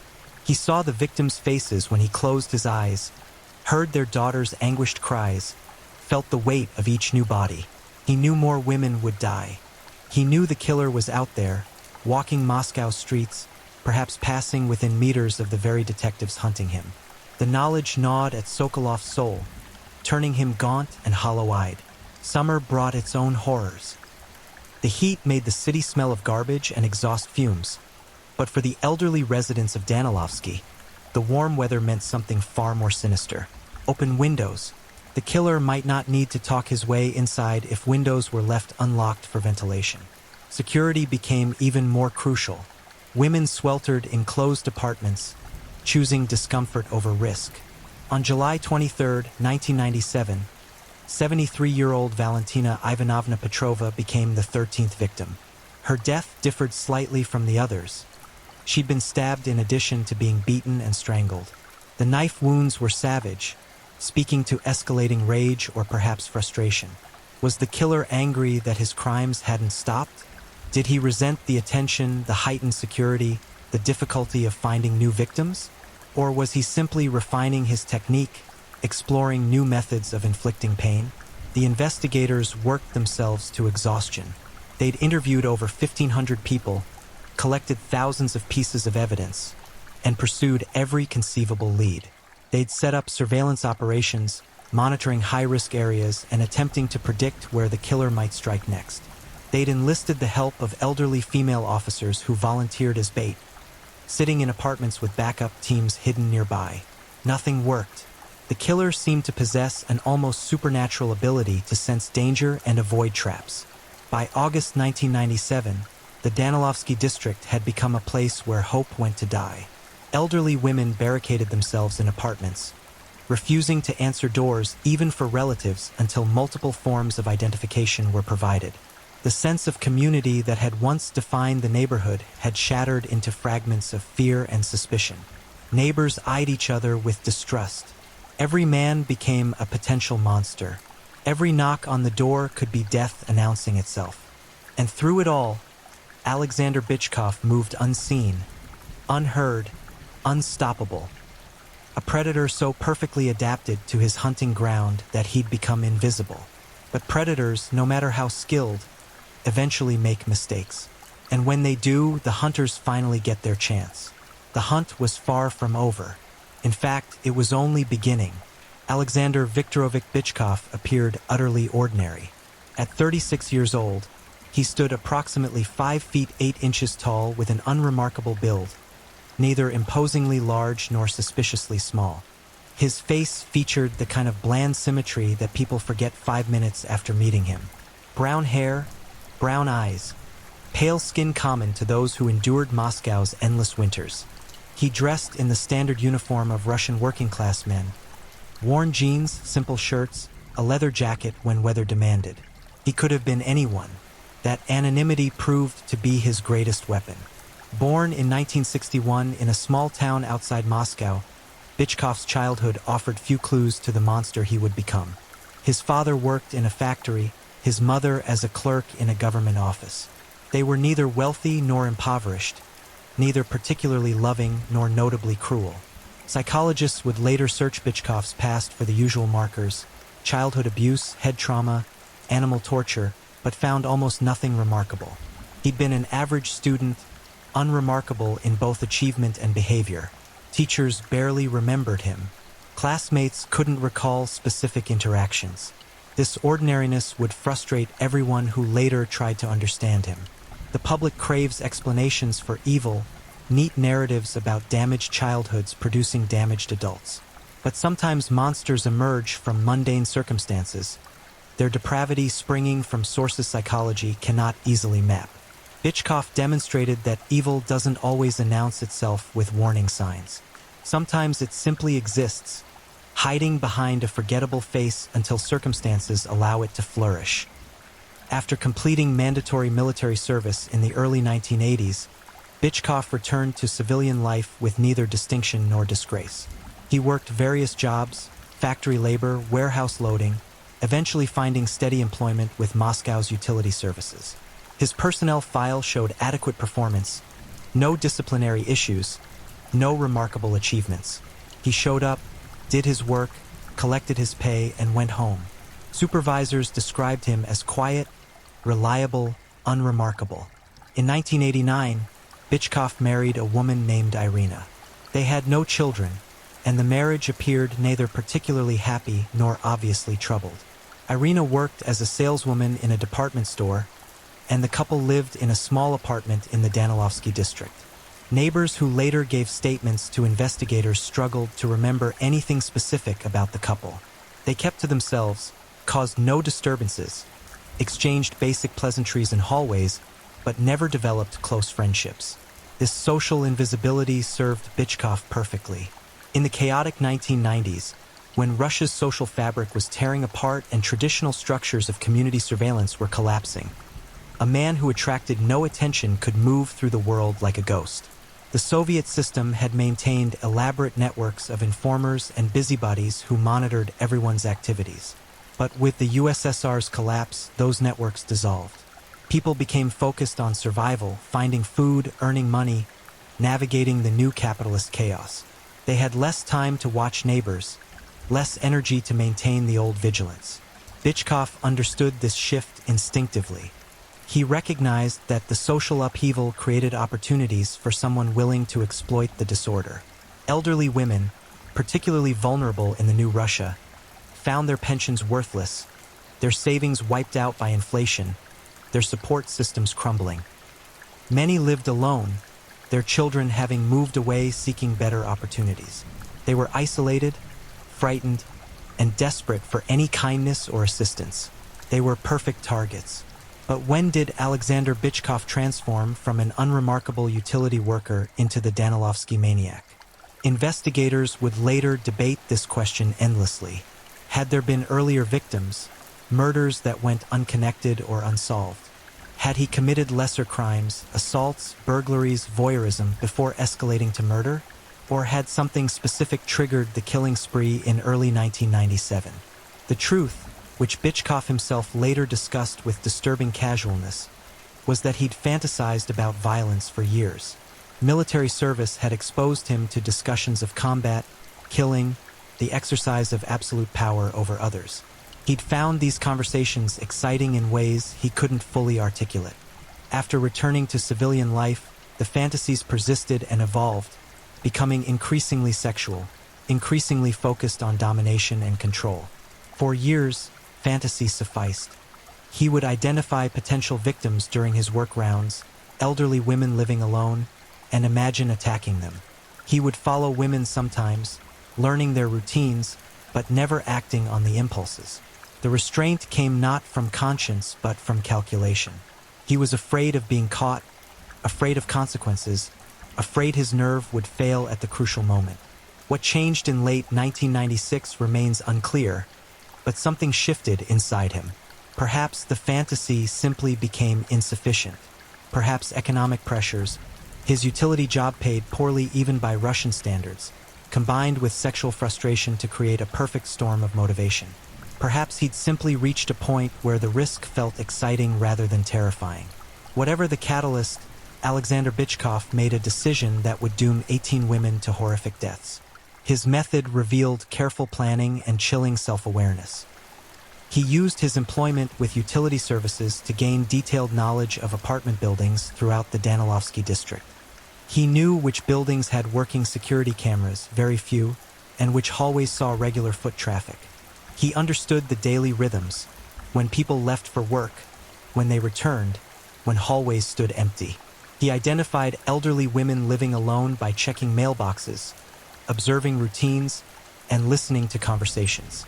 Once he selected a target, Bychkov would conduct surveillance. He'd note her schedule, determine when she was most likely to be alone, identify the safest approach time. He dressed in work clothes that made him appear to be a legitimate maintenance worker or building employee. He carried a toolbox or official-looking clipboard. When he knocked on doors, he presented himself as someone conducting inspections or repairs, checking gas lines, testing water pressure, examining heating systems. The genius of this approach was its exploitation of Soviet-era conditioning. Older Russians had spent decades in a system where refusing government officials or building authorities could bring serious consequences. They'd been trained to comply with official requests, to open doors when someone with apparent authority demanded entry. Even after the Soviet Union's collapse, these ingrained responses persisted. When a man in work clothes carrying tools knocked and claimed to be checking heating systems, elderly women opened their doors despite growing fear in the community. Once inside, Bychkov transformed. The polite utility worker vanished, replaced by something monstrous. He would attack immediately, using sudden, overwhelming violence to prevent any effective resistance or opportunity to scream. His physical strength, honed by years of manual labor, made him far more powerful than his elderly victims. Within seconds, they would be incapacitated, bleeding, terrified beyond the capacity for rational thought. What followed was methodical torture disguised as murder. Bitchkov didn't simply kill these women. He took his time, inflicting maximum suffering while maintaining enough control to avoid leaving excessive evidence. He beat them with his fists and whatever objects were available: furniture legs, kitchen implements, heavy books. He strangled them slowly, releasing pressure when they lost consciousness, allowing them to revive, then strangling again. He sexually assaulted them, violating their bodies in ways that combined rage, contempt, and pathological need for domination. The psychological torture matched the physical brutality. These women had lived through some of history's darkest chapters: World War II, Stalin's terror, the Cold War's privations. They'd survived by being tough, resilient, and hopeful. Bitchkov destroyed that hope. He made their last moments on Earth excruciating nightmares, ensuring they died knowing absolute helplessness, absolute abandonment, absolute despair. This was intentional.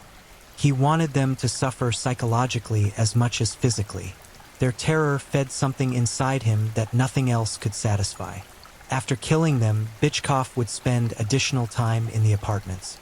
He'd search for money and small valuables, taking enough to make robbery seem plausible but never stripping the places bare. He'd wash himself, using victims' bathrooms to clean blood and other evidence from his hands and body. He'd check his clothing for obvious stains, sometimes changing into items from the victim's deceased husband's closet if necessary.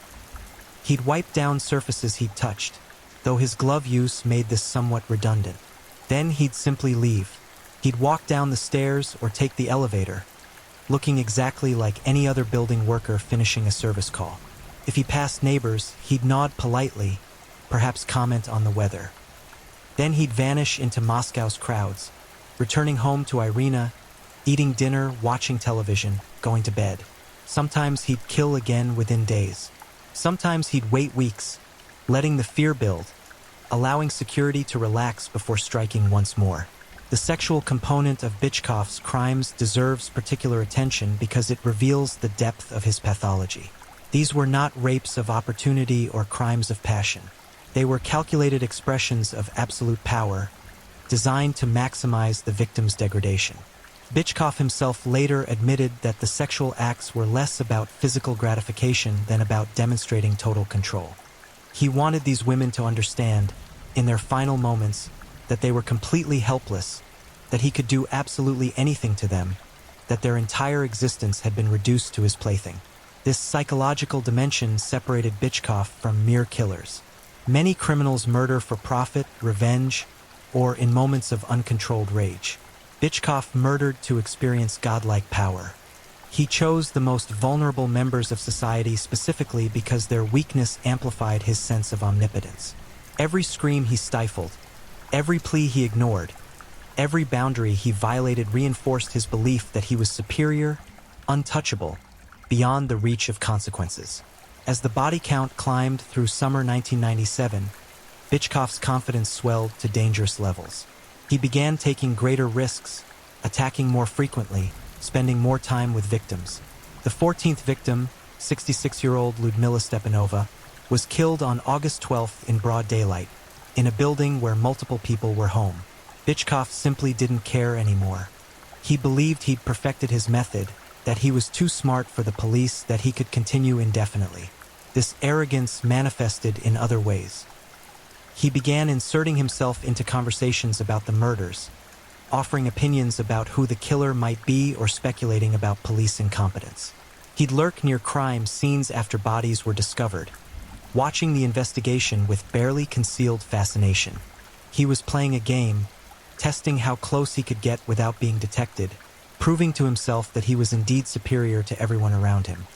But this arrogance, this need to engage with his crimes publicly, would prove to be his downfall. Predators who cannot resist revisiting their hunting grounds, who must witness the aftermath of their violence, who crave recognition even if anonymous. These predators eventually make mistakes. They stand out in patterns that careful investigators notice. They linger too long, ask too many questions, display knowledge they shouldn't possess. Captain Sokolov and his team were those careful investigators. Despite their exhaustion, despite the mounting pressure, despite the seeming futility of their efforts, they continued working methodically. They reviewed every piece of evidence, re-interviewed witnesses, analyzed patterns with obsessive attention to detail. They were building a profile not just of the killer's psychology, but of his movements through the district. They tracked timelines, mapped locations, identified potential surveillance gaps. On August 28, 1997, 70-year-old Galina Andreevna Ivanova was found murdered in her apartment on Tulskaya Street, the 16th victim. But this crime scene yielded something previous ones hadn't: a partial footprint in blood that the killer had failed to notice, preserved when a curtain fell across it and protected it from his cleanup efforts. The print was small, incomplete, but it was something. Analysis suggested a common work boot, size 42 European, probably manufactured in the mid-1990s. More importantly, a neighbor in Galina's building remembered seeing a utility worker leaving the building around the estimated time of death.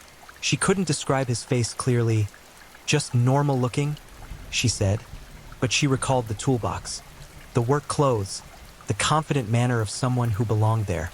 When investigators pressed for more details, she mentioned something specific. The man had stopped at the building's entrance to light a cigarette before walking away. She'd noticed because smoking wasn't allowed in building entrances, and she considered saying something but decided it wasn't worth the confrontation. This small detail proved crucial. It suggested the killer felt comfortable enough after murdering someone to pause for a cigarette, confident and relaxed. It reinforced the profile of someone local, someone familiar with the buildings, someone whose presence wouldn't raise suspicions. The investigators added this to their growing database of observations, another piece in a puzzle containing thousands of pieces. 3 weeks later, on September 19, 1997, Elena Georgievna Sokolova became the 17th victim. The brutality had escalated again. This woman had been tortured for an extended period before death, her injuries suggesting the killer had spent hours in the apartment. Neighbors had heard nothing. The walls were thick, the building old, sounds easily absorbed by concrete and years of accumulated silence. But this crime scene yielded another clue: a single hair fiber that didn't match the victim or any known associate. It was brown, short, consistent with male hair, and it contained a root, meaning DNA could potentially be extracted. The sample went to the laboratory with urgent priority markings. Results would take weeks, possibly months, but it represented hope. Physical evidence that might definitively identify the killer. Captain Sokolov knew they were close. He could feel it, that instinct investigators develop after years of hunting predators. The killer's pattern had small variations, tiny inconsistencies that suggested he was human after all, capable of mistakes, vulnerable to detection. The footprint, the hair, the cigarette break, these were cracks in the facade. The question was whether they could exploit these cracks before more women died. The 18th victim answered that question. Her name was Vera Nikolaevna Kuznetsova, age 68, and her death on October 8, 1997, would be the Danilovsky maniac's last. Because the monster was about to meet his match in the most unexpected way. A system that had seemed incompetent and overwhelmed was actually tightening a noose around his neck, one careful observation at a time. The endgame was beginning, though Alexander Bichkov didn't know it yet. He thought he was invincible. He was about to discover just how wrong that belief was. October 1997 brought the first serious cold of autumn to Moscow. Leaves fell from trees in rust-colored sheets, carpeting sidewalks with slippery decay. The sky hung low and gray, pressing down on the city like a concrete ceiling.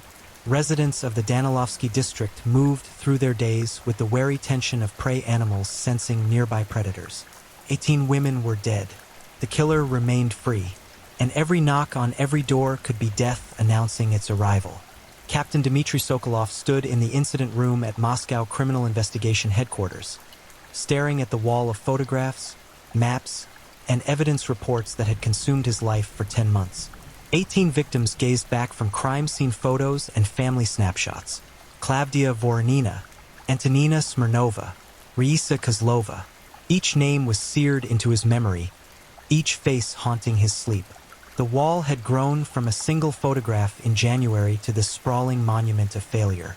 18 women dead, and the killer still walked free, still hunted, still felt invincible.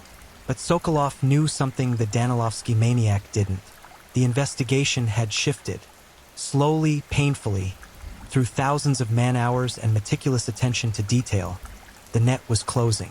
The killer had left traces microscopic, easily overlooked, but there, the footprint, the hair, the cigarette break, dozens of witness statements about utility workers, maintenance men, building employees, and now something new. The forensic laboratory had finished processing the hair sample from Elena Sokolova's apartment. They'd successfully extracted DNA and created a profile. It didn't match anyone in Russia's limited criminal database. The country was still developing modern forensic infrastructure, but it existed. If they found the killer, they could prove it scientifically. No more relying solely on confessions or circumstantial evidence. They had his biological signature. More importantly, the investigative team had begun analyzing patterns with new sophistication. They'd brought in additional consultants, including a criminologist from the Ministry of Internal Affairs who'd studied serial crimes. Together, they mapped not just the murder locations but the timelines, weather conditions, day of the week, and phase of the investigation at each point. They were searching for patterns within patterns, trying to identify when the killer felt safe enough to strike. Picture emerged. The murders clustered around specific days, weekday afternoons, typically between 1 p.m. and 4 p.m. This suggested someone whose work schedule allowed flexibility during these hours. Utility workers, delivery drivers, and certain building maintenance employees fit this profile. The team compiled a list of every person working such jobs in the Danilovsky district, cross-referencing against previous background checks. The list contained over 300 names. They began systematic eliminations. Men too old or too young to match the physical profile. Those with ironclad alibis for multiple murders. Men who didn't match the footprint size or general appearance witnesses had described. Women, though they considered the possibility of a female killer before determining the strength required for the violence made it astronomically unlikely. The list shrank to 150 names, then 100, then 75. Alexander Bychkov was on that list. He'd been interviewed once before in March as part of the broad sweep of utility workers. The interview had been routine. Where were you on these dates? Do you remember anything unusual? Have you noticed suspicious individuals? Bychkov had been cooperative, forgettable, unremarkable. He'd provided basic information about his routes through the district, expressed sympathy for the victims, and offered no red flags. The interviewing officer had moved on to the next name without a second thought. But now, reviewing the interview notes with fresh eyes and new information, small details began standing out. Bychkov's shoe size, mentioned in passing, was 42. He worked routes that covered areas where multiple murders had occurred. His schedule allowed for afternoon flexibility. He lived in the Danilovsky district, knew the buildings intimately, had legitimate reasons to be in any of them. These details alone meant nothing. Dozens of other men on the list matched similar criteria. But Sokolov marked Bychkov's name with a red star, designating him for additional investigation. The team implemented a new strategy. Rather than conducting obvious interviews that might alert suspects, they began covert surveillance operations. Officers in unmarked cars watched homes and workplaces of the 75 remaining names. They tracked movements, photographed associates, documented routines. It was tedious, expensive work that consumed enormous resources. But after 18 murders, Moscow's police command was willing to allocate whatever necessary to end the nightmare. Alexander Bychkov noticed nothing. Why would he? He was invisible, unremarkable, perfectly camouflaged by his ordinariness. He went to work each day, completing service calls throughout the district. He came home to Irina, who suspected nothing and asked no questions about his days. He watched television, drank vodka in moderation, and maintained the facade of normalcy with effortless ease. But inside, the hunger was growing again. 6 weeks had passed since Vera Kuznetsova's murder on October 8th. He'd been restraining himself, sensing that perhaps the heat was too intense, that maybe he should wait for the investigation to cool. But the urge was becoming unbearable. He'd begun conducting reconnaissance again, identifying potential victims, studying their routines. The fantasy was no longer satisfying. He needed the reality, the power, the control, the exquisite moment when life drained from eyes that understood too late what was happening. On November 17, 1997, Bychkov decided to take another victim. He'd selected a woman on Dubrovskia Street, 72-year-old Olga Pavlovna Romanova. He'd seen her several times during service calls, noted her frailty, her isolation, her trusting nature. She lived on the 3rd floor in a building he knew well. The approach would be simple. Knock on her door claiming to check radiators before winter's deep freeze, gain entry, and do what he'd done 18 times before. Bychkov dressed in his work clothes, collected his toolbox, and left his apartment just after 1 p.m. He walked through the district's familiar streets with the confidence of a man who belonged, who had every right to be exactly where he was. The November cold bit at his face, but he barely noticed. His mind was already in Olga Romanova's apartment, already planning the sequence of violence, already anticipating that rush of power that made everything else in his colorless life fade away. What Alexander Bychkov didn't know was that he was being followed. 2 unmarked cars maintained loose surveillance, one ahead, one behind, switching positions periodically to avoid detection. In one vehicle sat Detective Sergeant Viktor Petrov, a 15-year veteran with a gift for surveillance work. He'd been watching Bychkov for 3 days now, documenting his movements, noting his routes, building a behavioral profile. So far, nothing definitively suspicious had emerged.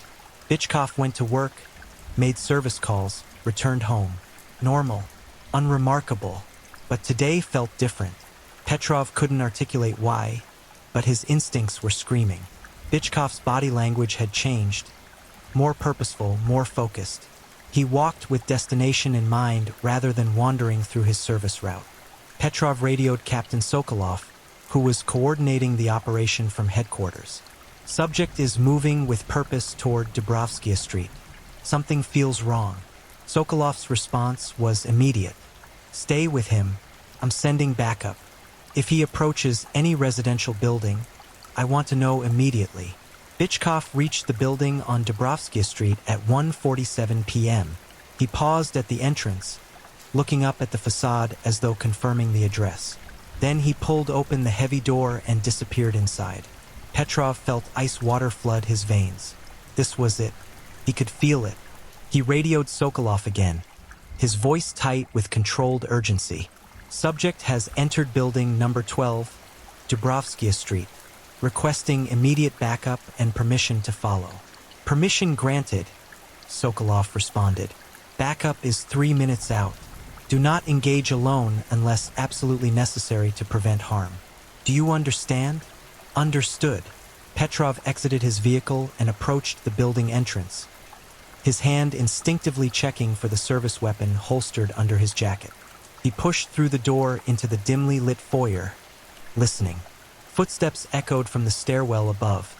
Someone climbing stairs, not descending, moving upward with steady purpose. Inside the building, Alexander Bychkov climbed toward the 3rd floor, his heart rate elevated with anticipation. He could already see how it would unfold. Knock on the door. Smile. Explain about the radiator checks.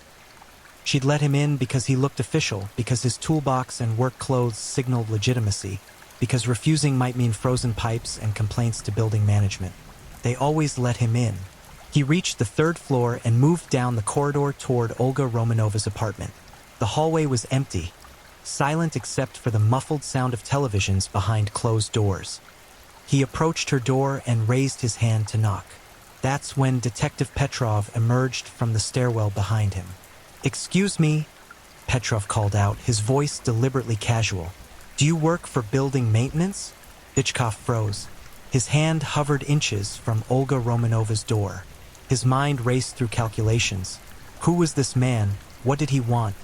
Was this coincidence or something worse? He turned slowly, his expression settling into bland friendliness. Yes, checking radiators before the cold weather gets serious. Are you a resident? Petrov moved closer, maintaining careful distance, his body angled to protect his weapon side. Which company are you with? My mother lives in this building. I want to make sure she knows legitimate workers are coming through. The question was designed to probe. Bitchkov named his actual employer. Lying would be foolish if this really was just a concerned son. But something in the man's eyes made Bitchkov's instincts scream warnings. This wasn't casual conversation. This was interrogation disguised as pleasantries. Do you have identification?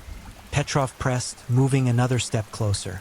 Bitchkov's hand moved toward his pocket, ostensibly to retrieve credentials. But Petrov saw the shift in his eyes, that microsecond of calculation before violence erupts. The detective's hand flashed to his weapon as Bitchkov lunged. What happened next occurred in seconds, but would be analyzed frame by frame in subsequent investigations. Bitchkov swung his heavy metal toolbox in a vicious arc toward Petrov's head. The detective dodged, the box missing by centimeters and crashing into the wall with explosive force. Plaster cracked. The toolbox fell open, spilling wrenches and screwdrivers across the floor. Petrov drew his weapon, shouting, "Police! Get on the ground!" Bitchkov didn't comply.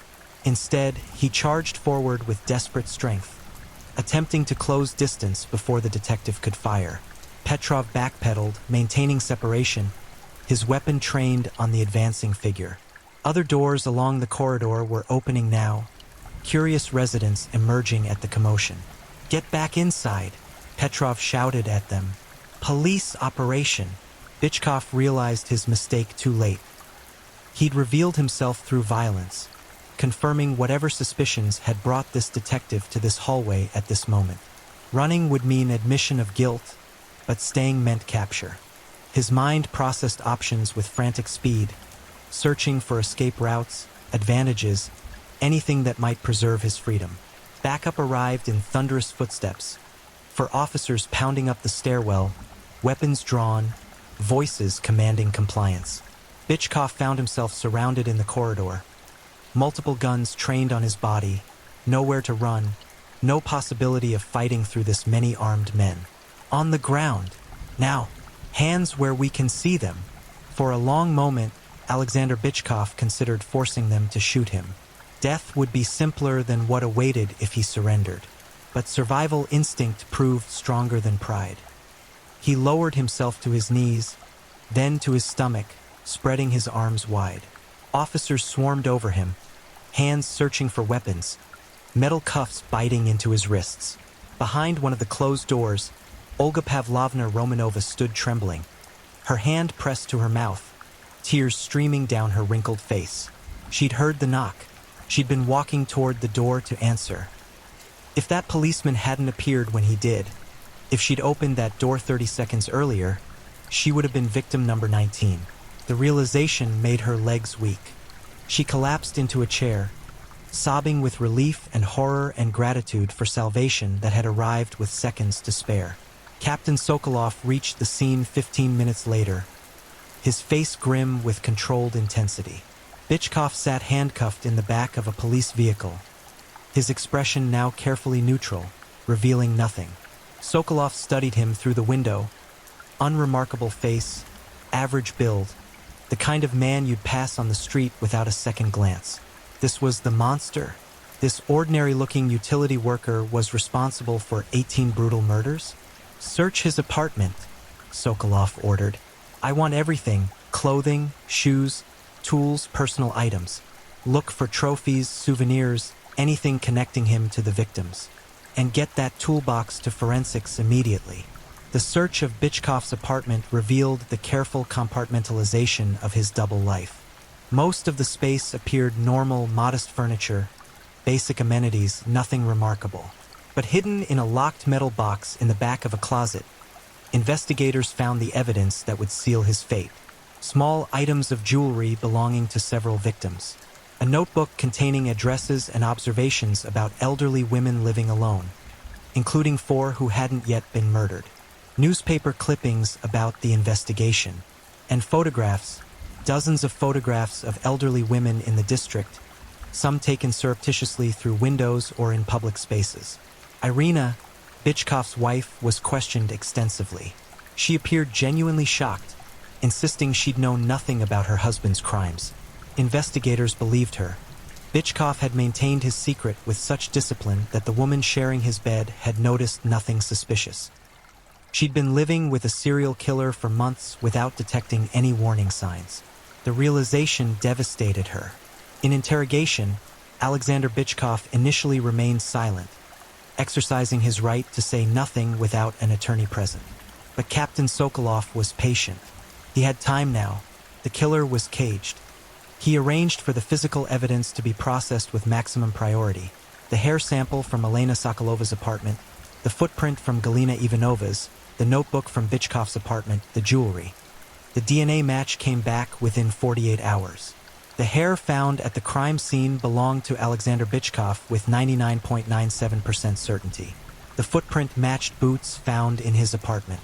The jewelry was identified by family members as belonging to 3 different victims. The notebook contained details about victims' routines that only the killer could have known. Confronted with this evidence, Bitchkov's resistance crumbled. Perhaps he realized the futility of denial. Perhaps some part of him wanted to confess, to claim credit for his crimes, to ensure history remembered him. Whatever the motivation, he began talking. What emerged over hours of confession was a portrait of calculated evil that exceeded even the investigators' darkest assumptions. Bitchkov described the murders with disturbing detachment, discussing techniques and victim selection as though describing a hobby rather than atrocities. He showed no remorse, no recognition that his victims had been human beings with lives, families, hopes, and fears. To him, they'd been objects to be used and discarded, nothing more. He confessed to all 18 murders, providing details only the killer could know. He explained his method for gaining entry, his selection criteria, his approach to minimizing evidence. He described the pleasure he'd derived from their suffering, the sense of power that had made him feel transcendent. He discussed the murders the way a craftsman might discuss perfecting a technique, clinical, analytical, devoid of human emotion. The confession made hardened detectives physically ill.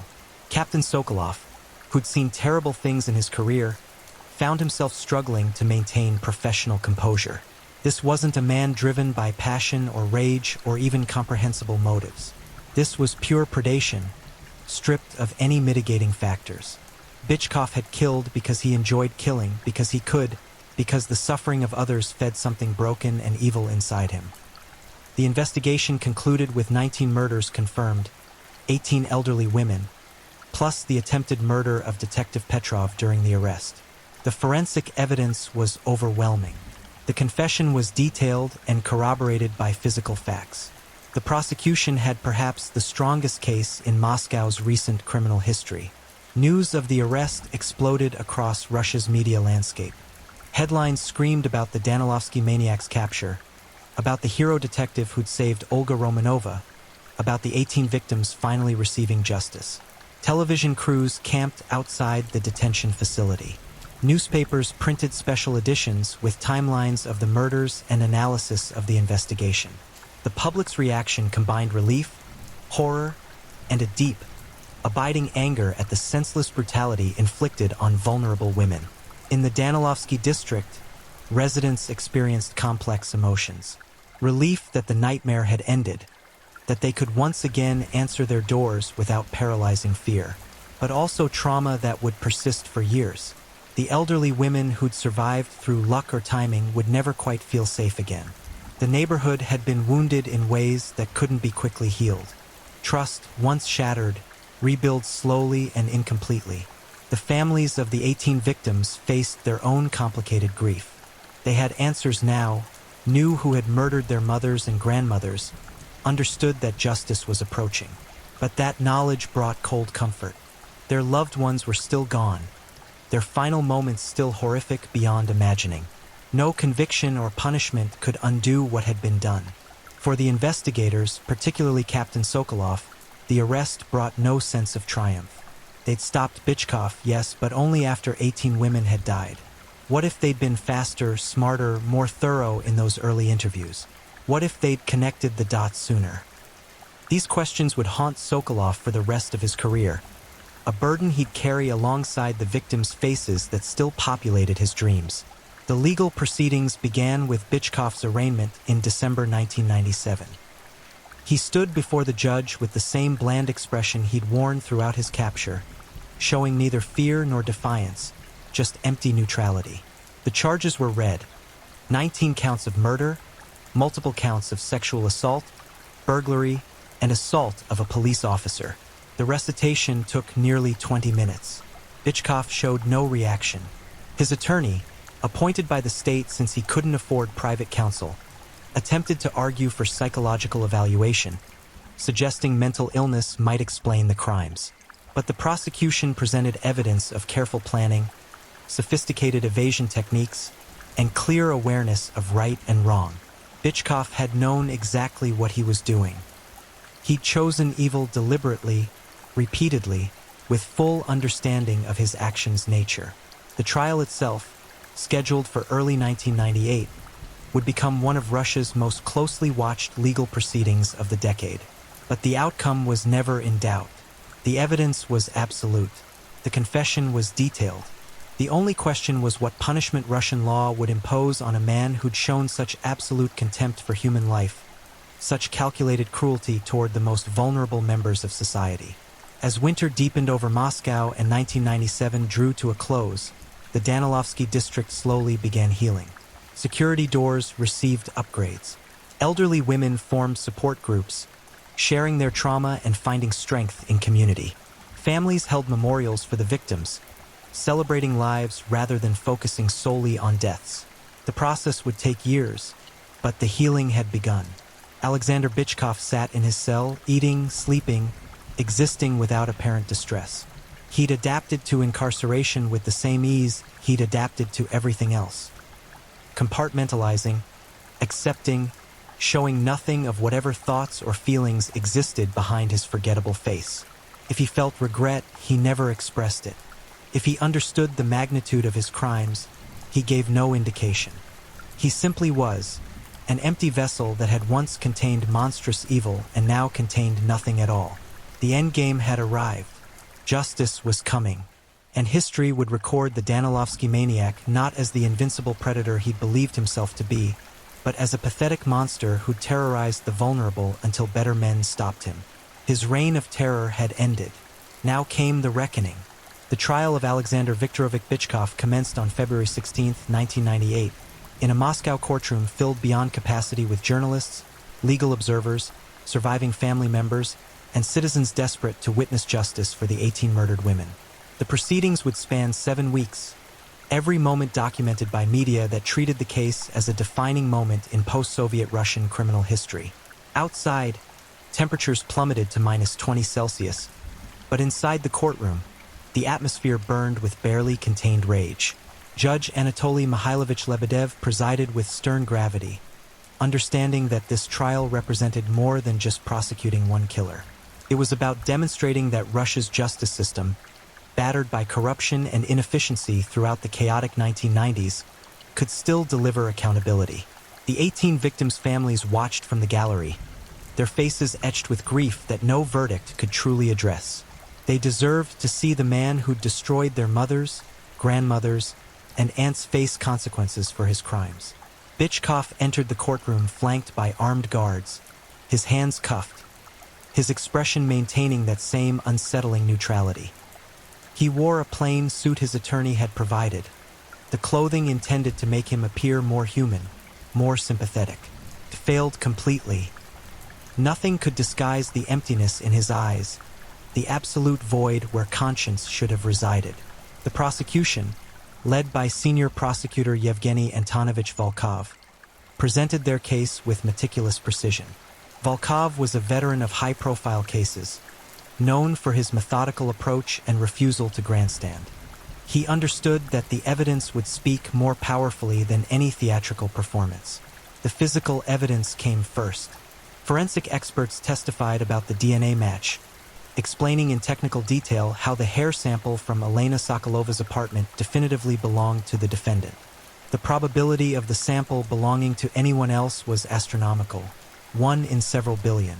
Defense attorneys attempted to question the reliability of DNA analysis, suggesting contamination or processing errors, but the forensic team's documentation proved impeccable. Every chain of custody protocol had been followed. The evidence was unassailable. Next came the footprint evidence. A forensic podiatrist testified about the partial print found at Galina Ivanova's crime scene, matching it to boots seized from Bychkov's apartment. The match wasn't as definitive as DNA. Thousands of men in Moscow own similar boots, but combined with other evidence, it formed another link in an unbreakable chain. The jewelry recovered from Bychkov's apartment proved particularly damning. Family members took the stand, identifying through tears the small items their loved ones had worn daily. A gold wedding ring that Antonina Smirnova had never removed in 50 years of widowhood. A simple pendant that Raisa Kozlova's son had given her for her 60th birthday. A brooch that Klavdia Voronina had inherited from her mother. Each item represented not just evidence but a tangible connection to lives destroyed. The notebook found hidden in Bychkov's apartment was perhaps the most chilling piece of physical evidence. Prosecutor Volkov read excerpts aloud, his voice tight with controlled fury. Bychkov had written detailed observations about his victims, their schedules, their physical conditions, their vulnerability levels. Some entries were clinical, noting what times women left their apartments or when mail was delivered. Others revealed disturbing psychological analysis. This one trusts easily or weak locks, no security chain. Most horrifying were the entries about women who hadn't been murdered, for names corresponding to elderly women in the Danilovsky district who'd been under Bychkov's surveillance. One of those women, 71-year-old Maria Volkova, testified about her shock upon learning she'd been targeted. She'd seen Bychkov in her building several times, she recalled. He'd even spoken to her once, asking about a supposed gas leak on her floor. She'd thought nothing of it. Now she understood she'd been seconds away from becoming victim 19 or 20, saved only by Bychkov's arrest. The testimony of survivors, not of Bychkov's attacks, but of his approach, painted a picture of his method. Multiple elderly women from the district testified about encounters with a utility worker matching Bychkov's description who'd knocked on their doors claiming to need access for repairs or inspections. Some had let him in, finding him polite and professional as he checked radiators or examined pipes before leaving without incident. Others had refused entry due to growing fear in the community. Those who'd let him in now realized they'd been evaluated and, for whatever reason, deemed unsuitable targets. Perhaps someone else had been home. Perhaps they'd appeared too healthy, too capable of resistance. Perhaps Bychkov had simply decided to wait for a better opportunity. Detective Sergeant Viktor Petrov testified about the arrest, describing Bychkov's behavior in the hallway outside Olga Romanova's apartment. He recounted the violence of Bychkov's response when questioned, the desperate swing of the toolbox, the wild calculation in his eyes. Petrov's testimony was delivered with professional detachment, but everyone in the courtroom understood how close the encounter had come to tragedy. If Bychkov had succeeded in killing or disabling the detective, he likely would have continued into Olga Romanova's apartment, adding another victim to his tally. Captain Dmitry Sokolov testified about the investigation's scope, the thousands of hours devoted to identifying the killer, the careful analysis that had eventually led to Bychkov's surveillance. He discussed the pattern recognition, the forensic evidence, the systematic elimination of suspects. His testimony lasted 2 full days, walking the court through every step of the investigation. Defense attorneys attempted to suggest investigative shortcuts or constitutional violations, but Sokolov's meticulous documentation defeated every challenge. Then came the confession. The courtroom fell into absolute silence as prosecutors played audio recordings of Bychkov's interrogation. His voice emerged from the speakers with disturbing flatness, describing murders in the same tone someone might use to discuss grocery shopping. He detailed how he'd selected victims, gained entry, committed his atrocities. He explained his careful cleanup procedures, his methods for avoiding detection, his confidence that he'd never be caught. Several family members fled the courtroom during the confession playback, unable to endure hearing their loved ones' final moments described so callously. Those who remained sat rigid with shock and grief, tears streaming down faces that had forgotten how to express the magnitude of their pain. Defense attorneys attempted to argue that the confession had been coerced, that Bitchkoff had been intimidated or promised leniency in exchange for admission. But video recordings of the interrogation showed no such thing. Bitchkoff had been read his rights, provided an attorney, given food and water. He'd chosen to confess, seemingly eager to claim credit for his crimes. The defense's arguments collapsed under the weight of documentation. The psychological evaluation became the defense's last hope. A court-appointed psychiatrist testified that while Bitchkoff demonstrated antisocial personality disorder and sexual sadism, he showed no signs of psychosis or inability to understand his actions' nature. He knew right from wrong. He understood that murder was illegal and immoral. He simply didn't care. The diagnosis effectively destroyed any insanity defense. The prosecution rested their case after 5 weeks of testimony and evidence presentation. They built a case so comprehensive, so thoroughly documented, that doubt seemed impossible. Defense attorneys had attempted to poke holes, to suggest alternative explanations, to humanize their client. But how do you humanize someone who'd tortured 18 elderly women to death for sexual gratification? The defense's case lasted barely 3 days. Character witnesses testified that Bitchkoff had been a reliable employee, a quiet neighbor, someone who'd never displayed obvious warning signs. His wife Irina took the stand, her face haggard with trauma, testifying that she'd known nothing about her husband's crimes. She'd filed for divorce immediately after his arrest. She explained, unable to reconcile the man she'd married with the monster the evidence revealed. Bitchkoff himself declined to testify. His attorney advised silence, recognizing that nothing the defendant said would help his case. How could he explain away DNA evidence, recovered trophies, a detailed confession, and the notebook documenting his hunting? Silence was the only strategy left. Closing arguments began on April 3, 1998. Prosecutor Volkov delivered a powerful summation, reviewing the evidence methodically before addressing the human cost. He spoke about each victim individually, not as statistics or case numbers, but as women who'd lived full lives, survived immense hardships, deserved to spend their final years in peace and dignity. He spoke about their family's grief, the community's trauma, the evil of targeting society's most vulnerable members. Alexander Bitchkoff didn't just murder 18 women, Volkov concluded, his voice resonating through the silent courtroom. He murdered mothers, grandmothers, widows who'd survived wars and revolutions and unimaginable hardship. He chose them precisely because of their vulnerability, because of their trust, because of their weakness. He exploited everything decent in them, their willingness to help, their respect for authority, their basic human kindness. And he used those qualities to gain access so he could torture and kill them. There is no punishment adequate to this crime, but justice demands we impose the maximum consequences our law allows. The defense's closing argument attempted to highlight procedural concerns and argue for mercy, but even Bitchkoff's attorney seemed to recognize the futility. He requested life imprisonment rather than death, arguing that execution would be excessive. His heart clearly wasn't in it. Judge Lebedev announced a 3-day recess while he considered the verdict. By Russian law at the time, serious criminal cases could be decided by a judge alone or with a jury. This case had proceeded without a jury, the judge determining guilt and sentencing. The courtroom reconvened on April 7, 1998. Every seat was filled, with additional crowds gathering outside despite the cold. Television cameras captured family members entering the building, their faces showing exhaustion and a desperate hope for closure. Bitchkoff was led in, his expression unchanging, as though the verdict held no meaning for him. Judge Lebedev read the verdict without preamble. Guilty on all counts: 19 murders, multiple sexual assaults, burglary, assault of a police officer. The recitation took 10 minutes, each guilty verdict landing like a hammer blow. Bitchkoff showed no reaction, standing motionless as his life was systematically dismantled by legal judgment. Then came sentencing. Alexander Viktorovich Bychkov, Judge Lebedev intoned, his voice carrying the weight of ultimate judgment.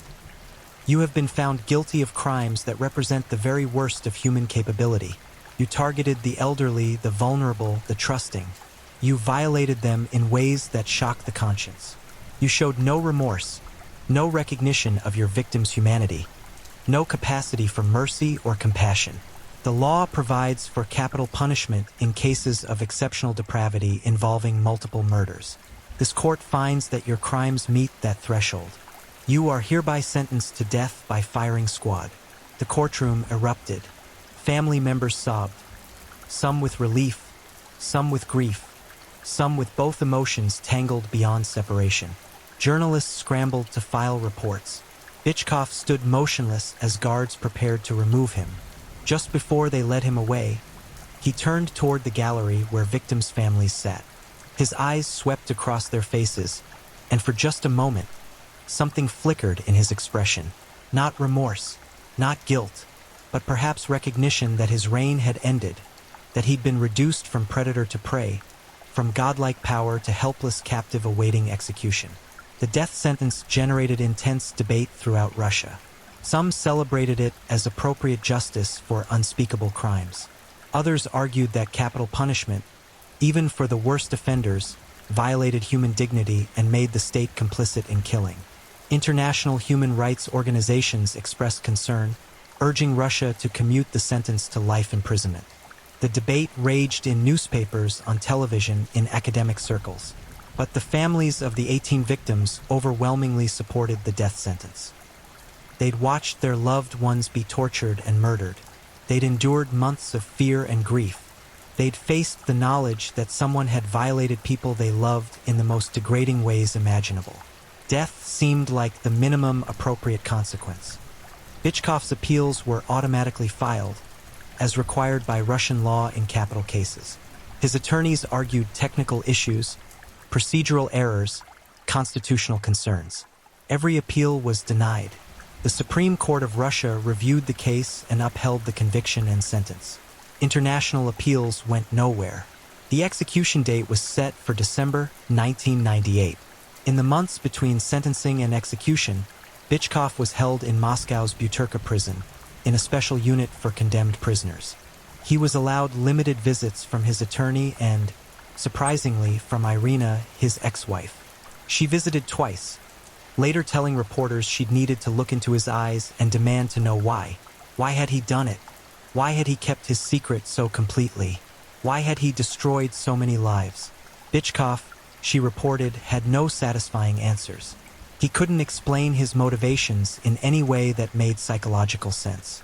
He spoke about the murders as though discussing something he'd observed rather than perpetrated, maintaining emotional distance even from his own actions. Irina left the second visit convinced she'd never really known the man she'd married, that the person she'd shared her life with had been a carefully constructed facade masking emptiness and evil. Psychologists who studied Bychkov during this period found him fascinating and frustrating in equal measure. He demonstrated classic markers of antisocial personality disorder: lack of empathy, absence of remorse, manipulation of others, narcissism. But he lacked the grandiosity or self-aggrandizement common in many serial killers. He wasn't trying to achieve fame or notoriety. He didn't fancy himself a genius outwitting investigators. He'd simply found something he enjoyed, inflicting suffering on the helpless, and pursued it with methodical efficiency until circumstances stopped him. One psychiatrist described Bychkov as a black hole in human form, someone who consumed others' humanity without producing anything himself, who existed as pure predation without any redeeming qualities or internal life worth analyzing. It was a chilling assessment that resonated with everyone who'd studied the case. December 15, 1998, arrived with brutal cold. Bychkov was transported from Butyrka prison to the execution facility in the pre-dawn darkness. He was given a final meal, which he ate without comment. He was offered the opportunity to make a final statement. He declined. He was asked if he wanted religious counsel. He refused. At 6 a.m., Alexander Viktorovich Bychkov was led into the execution chamber. 3 marksmen waited, their weapons trained on a designated point. Russian law required that one weapon be loaded with a blank, ensuring no single shooter could know with certainty whether they'd fired the fatal shot. Bychkov was positioned, his hands cuffed, a black hood placed over his head. He spoke no final words, offered no apology, showed no fear. The order was given. 3 shots rang out simultaneously. Alexander Bychkov dropped, dead before his body hit the floor. The Danilovsky maniac's reign had ended permanently. News of the execution spread rapidly through Moscow. For the families of the 18 victims, it brought complex emotions.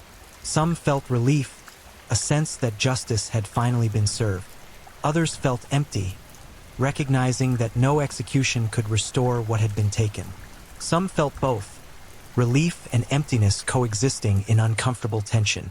The Danilovsky district observed a day of remembrance on the 1-year anniversary of the first murder. A monument was erected in a small park, bearing the names of the 18 victims. Families gathered, along with neighbors, investigators, and others whose lives had been touched by the tragedy. They shared memories of the women who died, not focusing on their deaths but celebrating their lives. Klavdia Voronina, who'd loved gardening. Antonina Smirnova, whose skilled hands had mended countless garments. Raisa Kozlova, who'd been passionate about literature. Each woman was honored as an individual, not merely as a victim. Captain Dmitry Sokolov attended the memorial, standing quietly at the edge of the gathering. He'd solved the case, stopped the killer, seen justice served. But he carried guilt that 18 women had died before they'd identified Bychkov. Intellectually, he knew the investigation had been competent, that serial killers are extraordinarily difficult to catch, that his team had performed well under impossible circumstances. Emotionally, he wondered if he could have been faster, smarter, more thorough. He would carry that weight for the rest of his life, as would many others who'd been touched by the case. The families would carry their grief. The community would carry its trauma. The investigators would carry their complicated feelings about having stopped a monster, but only after terrible cost. The Danilovsky maniac case became a subject of intense study in Russian criminal justice circles. It exposed weaknesses in forensic capabilities, gaps in communication between jurisdictions, and the vulnerability of elderly citizens in post-Soviet social collapse. Reforms were implemented, improved forensic laboratories, better training for investigators, enhanced social services for isolated elderly populations. The 18 victims' deaths contributed to systemic improvements that would help protect others. But such improvements offered cold comfort to those who'd lost mothers, grandmothers, and friends. No systemic reform could resurrect the dead or erase the knowledge of how they'd suffered in their final moments. Years passed. The Danilovsky district continued its life, new residents moving in, children growing up with no memory of the terror that had once gripped their community. The monument to the 18 victims remained, flowers regularly placed at its base by those who remembered. The neighborhood had been wounded, but it had also demonstrated resilience, community solidarity, and the human capacity to heal even from terrible trauma. Alexander Bychkov became a footnote in Russian criminal history, a monster whose name was remembered primarily by specialists and those directly affected by his crimes. He wasn't celebrated or romanticized. No books glorifying his crimes appeared. No fan clubs emerged. He'd wanted to feel powerful, untouchable, godlike. Instead, he'd been caught, convicted, and executed, then largely forgotten except as a cautionary tale about evil hiding in plain sight.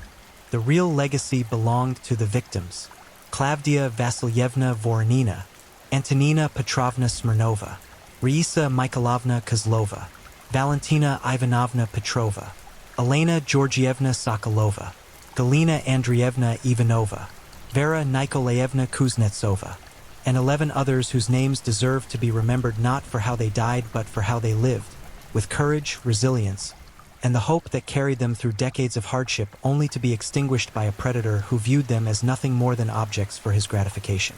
Their stories ended in horror, yes, but they'd also contained love, strength, survival, and dignity.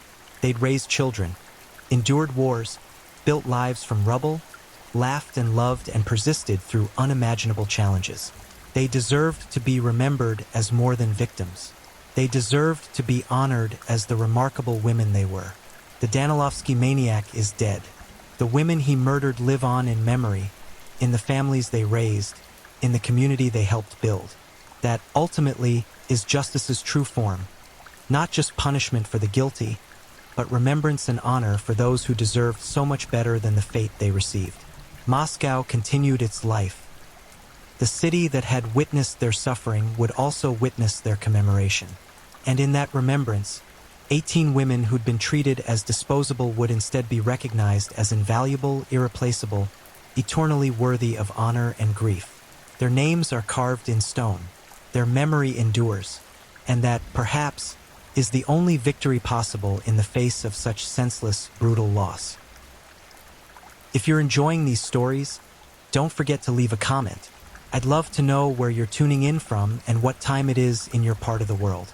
And if you haven't already, make sure to like this video and subscribe so you never miss the next true crime story to help you unwind.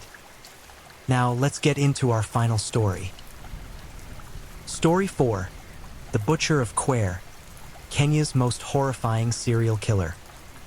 Darkness had fallen over Nairobi's Mukuru kwa Njenga slums when the first scream pierced the night. A woman's voice, desperate and raw, cutting through the humid July air of 2024. But no one came running. In these forgotten streets where poverty crushes hope and violence wears a familiar face, screams are just another soundtrack to survival. What neighbors didn't know, couldn't possibly fathom, was that behind the rusted iron sheets and crumbling walls of a modest dwelling, a predator was perfecting his craft.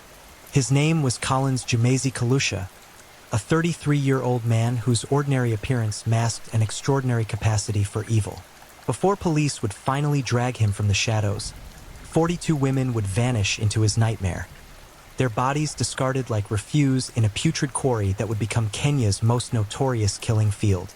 This is the story of how a nation's worst serial killer hunted in plain sight, how he transformed murder into a methodical art, and how the discovery of his crimes would shake East Africa to its very core. What you're about to hear will disturb you. It should. Because some monsters don't lurk in distant horror stories. They live among us, smile at us, and wait for the perfect moment to strike. The stench hit first. Not the typical odor of decomposition that homicide detectives had grown accustomed to throughout their careers, but something far more sinister. A thick, cloying reek that seemed to physically coat the inside of your throat, making breathing an act of sheer willpower. It was July 12, 2024, when officers from the Directorate of Criminal Investigations descended upon the Kware dump site in Mukuru kwa Njenga, one of Nairobi's most impoverished informal settlements. The morning sun was already climbing toward its merciless zenith, and flies, thousands upon thousands of them, formed dark, writhing clouds above the abandoned quarry. What police discovered that day would fundamentally alter Kenya's understanding of evil. The quarry, a 20-foot-deep scar in the earth that had long served as the neighborhood's unofficial dumping ground, held secrets that defied comprehension. Floating among the plastic bags, rotting refuse, and toxic sludge were shapes that the human mind initially refused to recognize. Bodies, dozens of them, wrapped in cheap polythene sacks, some bound with the same nylon rope, bobbing obscenely in the filthy water like grotesque buoys marking the boundary between civilization and savagery. Detective Chief Inspector Joseph Mugwe, a 20-year veteran who had witnessed gang executions, tribal violence, and domestic murders beyond counting, found himself physically ill for the first time in his career. The recovery operation would take days. Each body had to be carefully extracted from the contaminated water, photographed, cataloged, and transported to the city mortuary. But even as the first victims were pulled from their watery grave, investigators knew they were confronting something unprecedented in Kenya's criminal history. The bodies told a horrifying story of systematic brutality. Every single victim was female. Every single victim had been killed in a similar fashion, strangled with methodical precision, then mutilated in ways that suggested the killer possessed not just homicidal intent but a deeply ingrained hatred of women. The forensic pathologists working the case discovered patterns in the violence that made even these hardened professionals pause. These weren't crimes of passion or spontaneous rage. The injuries, the binding marks, the cause of death, everything pointed to a killer who had refined his technique through repetition. Dr. Florence Wamboe, the lead pathologist assigned to the case, would later testify that she had never encountered such consistency in method across multiple victims. The strangulation marks were identical, she explained during subsequent court proceedings, her voice carefully controlled despite the tremor in her hands. Same pressure points, same angle of force, same progression from initial compression to terminal asphyxiation. This person had done this before, many times before, but the true horror lay in what came after death. The killer hadn't simply murdered these women, he had desecrated them. Post-mortem mutilation suggested a rage that extended beyond the moment of killing. He was making statements with their bodies, sending messages written in flesh and trauma. Some victims showed signs of having been kept alive for hours, perhaps days, before finally being granted the mercy of death. Ligature marks on wrists and ankles indicated prolonged restraint. The forensic evidence painted a picture of extended torture sessions where the killer could indulge his darkest impulses without interruption. As news of the discovery spread through Mukuru Kwanjenga, a terrible realization rippled through the community. Women had been disappearing. For months, perhaps years, young women had been vanishing from these streets with disturbing regularity. But in a place where people disappeared for countless reasons. Human trafficking, economic migration, abusive relationships, no one had connected the dots. No one had recognized the pattern. The slums population, largely composed of rural migrants seeking opportunity in the capital, lived transient lives. People came and went, faces changed, and in the daily struggle for survival, the absence of a neighbor, a cousin, a friend, could easily be attributed to them moving on, seeking better prospects elsewhere. Now, standing at the edge of the quarry watching body after body emerge from the contaminated water, residents understood that something monstrous had been operating in their midst. The killer hadn't been hiding in some distant location, stalking victims from afar. He had been here, among them, selecting his targets with the casual confidence of a predator who knew he was invisible. The investigation that followed was unprecedented in scale and urgency. The Director of Criminal Investigations, Mohammed Amin, personally took charge of the case, assembling a specialized task force that included Kenya's most experienced homicide detectives, forensic experts, and criminal profilers. The pressure from both the public and political leadership was immense. Kenya's President William Ruto addressed the nation, his words carrying the weight of collective outrage. We cannot and will not allow such heinous acts to go unpunished. Every resource of this government will be deployed to bring this monster to justice. But catching a killer who had operated with such success for so long would prove extraordinarily challenging. The crime scene itself was a contamination nightmare. Years of dumping had created layers upon layers of refuse, making evidence collection difficult. The quarry water had degraded biological evidence. DNA samples were compromised, and perhaps most frustratingly, the victims themselves were difficult to identify. Many bore no identification. Their bodies, decomposed and damaged, yielded few immediate clues to their identities. Detective Mugwi and his team began the painstaking process of working backwards from the bodies. Dental records where available, distinctive scars or tattoos, clothing items that might trigger recognition. Missing persons reports filed with various police stations across Nairobi. The team created a database cross-referencing every piece of information, searching for connections that might lead them to the killer. The breakthrough came from an unexpected source. Among the recovered bodies was one fresher than the others, a victim who had been killed recently, perhaps within the last week. The level of decomposition suggested she had been disposed of just days before the discovery. This victim still had identifiable features, and her description was circulated through local media. Within hours, a frantic family came forward. Their daughter, 22-year-old Susan Wanjiru, had disappeared 6 days earlier after leaving their home in the neighboring Soweto area to visit a friend. Susan's phone records became the key that would unlock the entire investigation. Call logs showed her last communications had been with a number registered to a man named Collins Jemazy Kalusha. Text messages recovered from her phone revealed she had been meeting someone for what she believed was a casual encounter. Perhaps a date, perhaps something transactional. The messages were cordial, almost friendly. The killer had presented himself as non-threatening, someone she felt comfortable enough to meet alone. Detectives traced Kalusha's phone to a location less than a kilometer from the Quare dump site. A simple dwelling in the heart of Mukuru Kwanjenga, indistinguishable from hundreds of others cramped together in the sprawling slum. On July 15, 2024, just 3 days after the bodies were first discovered, a tactical team surrounded the residence in the pre-dawn darkness. Collins Jemazy Kalusha was arrested without resistance. The man who emerged from the dwelling in handcuffs looked utterly ordinary, medium height, slight build, unremarkable features. He could have been anyone, a shopkeeper, a mechanic, a day laborer. There was nothing in his appearance that suggested the capacity for monstrous evil. No wild eyes or threatening demeanor. He was clean, well-groomed, soft-spoken. As officers led him to the waiting vehicle, neighbors gathered, confused and curious. Several would later admit they knew him as a quiet man who kept to himself but was always polite when encountered. What investigators found inside his dwelling, however, told a completely different story. The single-room residence had been transformed into a carefully organized killing space. Rolls of the same nylon rope used to bind the victims in the quarry. Stacks of identical polythene bags. Cleaning supplies arranged with obsessive precision. And most chilling of all, a handwritten ledger, a meticulous record-keeping system where Kalusha had documented his crimes with the detached efficiency of an accountant balancing books.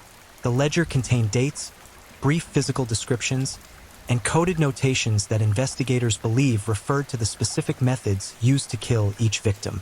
Some entries had small check marks beside them. Others had cryptic symbols whose meaning remains unclear even now.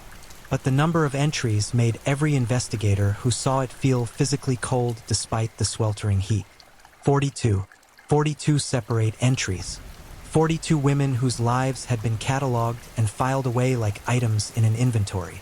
Even more disturbing were the items found in a concealed compartment beneath the dwelling's floor. Personal effects that had belonged to victims, jewelry, identification cards, small photographs, trophies. The killer had been keeping souvenirs of his crimes, tangible reminders of the women he had destroyed. Each item represented a life extinguished, a family shattered, a future erased. During those first hours of interrogation, Kalusha maintained an eerie calm. He didn't deny his presence at the dwelling. He didn't claim innocence. Instead, he simply sat in the interrogation room, hands folded on the table before him, expression neutral, waiting. Detectives tried every approach, confrontational, sympathetic, strategic, but Kalusha remained largely silent, offering only minimal responses when directly questioned. Then, after nearly 8 hours of interrogation, something shifted. Perhaps it was exhaustion. Perhaps it was the overwhelming evidence that made denial impossible. Or perhaps, most disturbingly, it was simply that he wanted to talk about what he had done. The confession that followed would become one of the most disturbing documents in Kenya's criminal history. A detailed, emotionless recounting of systematic murder that revealed not just what Kalusha had done, but how he had perfected his craft over time. The interrogation room was windowless and deliberately sparse. A metal table bolted to the concrete floor, 3 uncomfortable chairs, and a recording device whose red light cast everything in a faintly sinister glow. Collins Jemazy Kalusha sat with perfect posture, his hands no longer cuffed but resting calmly on the table's surface. Across from him, Detective Chief Inspector Mugwi prepared himself for what he knew would be a conversation with genuine evil. "Tell us about the first one," Mugwi said quietly, his voice carrying none of the anger that burned in his chest. "Tell us when this started." Kalusha was silent for a long moment, his eyes focused on some middle distance that existed only in his mind. When he finally spoke, his voice was soft, almost conversational, completely devoid of emotion. "I was 29. That was 2020. She was someone I met at a local drinking establishment. I don't remember her name. I'm not sure she ever told me. What followed was a confession that would take nearly 48 hours to complete, as Kalusha methodically walked investigators through 4 years of murder.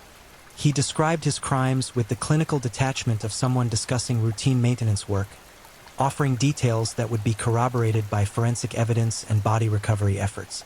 There was no remorse in his voice, no recognition of the humanity of his victims. They existed in his recounting only as objects, problems to be solved, needs to be satisfied. According to Kalusha's confession, his method had been refined through terrible trial and error. The early victims had been spontaneous, crimes of opportunity rather than careful planning. He would meet women in local bars or informal drinking dens that dotted Mukurukwanjenga. These establishments, often nothing more than someone's front room with cheap alcohol and louder music, served as hunting grounds where vulnerable women could be easily identified and approached. His initial targeting criteria was disturbingly pragmatic. He sought women who were isolated, who had few social connections, who wouldn't be immediately missed. Sex workers were frequent targets. So were recent migrants to the city who hadn't yet established support networks. Women struggling with addiction, those fleeing domestic violence with nowhere else to go. The marginalized and forgotten. In the chaotic ecosystem of slum life, these women existed on the periphery, and Kalusha exploited that vulnerability with calculated precision. The approach was always similar. He would present himself as friendly, non-threatening. He would buy drinks, engage in casual conversation, and gradually build a sense of trust.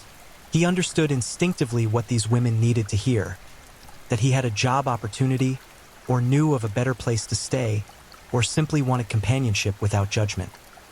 He was patient in his manipulation, sometimes spending hours establishing rapport before making his move. The invitation to his dwelling came naturally within these conversations. He would frame it as helping them, offering a place to rest, to escape the streets for a few hours, to discuss opportunities in private. And because he looked so ordinary, because his demeanor was so unthreatening, because desperation makes people take calculated risks, they would agree. What happened once they crossed his threshold followed a pattern that Kalusha had perfected through horrifying repetition. He would offer more drinks, often laced with sedatives stolen from a pharmacy where a corrupt employee supplied him with various medications. As the drugs took effect, making his victims sluggish and disoriented, he would begin restraining them. Nylon rope around wrists first, then ankles, securing them to anchor points he had installed for exactly this purpose. The killing itself, according to his confession, could take hours. Kalusha described a process that was methodical and deliberate. He didn't simply strangle his victims in a moment of rage. Instead, he would apply pressure, release, apply again, creating cycles of near-death and recovery that extended their suffering. He spoke of this with the same tone someone might use to describe a hobby or craft they had mastered through dedicated practice. "I wanted to understand the process," he told investigators, his voice flat and clinical. Each one was slightly different. They reacted differently to the same pressures. Some fought longer. Some surrendered quickly. I learned to predict the exact moment when resistance would end. The post-mortem mutilations served different purposes according to Kalusha's explanation. Sometimes it was about ensuring the victim was truly dead, additional violence applied to bodies that might still harbor some spark of life. Other times, it was purely about expression, about externalizing internal emotions he claimed not to fully understand himself. He couldn't or wouldn't articulate why he felt compelled to continue violating bodies after death, but the forensic evidence confirmed his confession's details with sickening accuracy. Disposal of bodies followed a practiced routine. He would wrap them in polythene bags, the same cheap plastic used throughout the slum for everything from carrying groceries to covering leaking roofs. He would bind the bags with nylon rope, creating packages that could be moved without leaving obvious evidence. Then, under cover of darkness, he would transport them to the Quare Quarry, a journey of just a few hundred meters that he could complete without attracting attention in a neighborhood where people learned not to ask questions about what their neighbors were doing. The quarry itself was perfect for his needs. Deep, already filled with refuse and contaminated water, rarely visited except by people dumping their own garbage. Bodies sank quickly in the toxic soup, and the chemical composition of the water accelerated decomposition, making identification more difficult with each passing day. Kalusha had been disposing of victims there for 4 years, and until the sheer number of bodies reached critical mass, no one had noticed. As the confession continued, investigators began to understand the escalation pattern. What started as 1 victim in 2020 had accelerated dramatically. 2 victims in 2021, 6 in 2022, 13 in 2023, and by July 2024, when his crimes were finally discovered, he had already killed 20 victims that year alone. The frequency was increasing, the cooling-off period between murders growing shorter. He was losing control of his compulsions, needing to kill more often to achieve whatever psychological satisfaction the murders provided. Detective Mugwi pressed Kalusha on the motivation behind his crimes. Why women? Why this level of violence? Why continue for so long? The answers, when they came, were frustratingly inadequate. Kalusha spoke vaguely about feeling powerful during the killings, about needing to assert control in a life that otherwise felt meaningless. He referenced a difficult childhood marked by poverty and neglect, though investigators would later learn his upbringing, while challenging, wasn't notably worse than thousands of others who grew up in similar circumstances without becoming serial killers. What emerged from the psychological evaluation ordered by the court was a portrait of profound antisocial personality disorder combined with sadistic tendencies. Dr. James Kariuki, the forensic psychiatrist assigned to assess Kalusha, concluded that he exhibited classic psychopathic traits: lack of empathy, absence of remorse, shallow emotional responses, and a grandiose sense of self-worth disguised beneath a facade of normalcy. He experiences other human beings as objects, Dr. Kariuki explained in his report. There is no internal mechanism that would trigger emotional responses to their suffering. The murders provided him with a sense of accomplishment, like someone completing a challenging puzzle. Each victim was a problem to be solved, and solving it generated positive feelings that reinforced the behavior. But even with the confession, investigators faced enormous challenges in identifying all of Kalusha's victims. The 42 entries in his ledger didn't correspond neatly to the bodies recovered from the quarry. Some victims described in his confession hadn't yet been found. Some bodies recovered couldn't be matched to specific entries. The process of identification required extensive forensic work, DNA analysis when possible, dental comparisons, and countless hours interviewing families who had reported missing women. The personal effects recovered from Kalusha's dwelling became crucial identification tools. A small silver necklace with a distinctive cross pendant was recognized by a grieving mother as belonging to her daughter, 26-year-old Grayson Jerry, who had disappeared in March 2024. An identification card led investigators to the family of 31-year-old Mary Mathony, last seen in November 2023. A photograph showing a young woman smiling at a birthday celebration was claimed by a tearful sister who hadn't seen her sibling in over a year.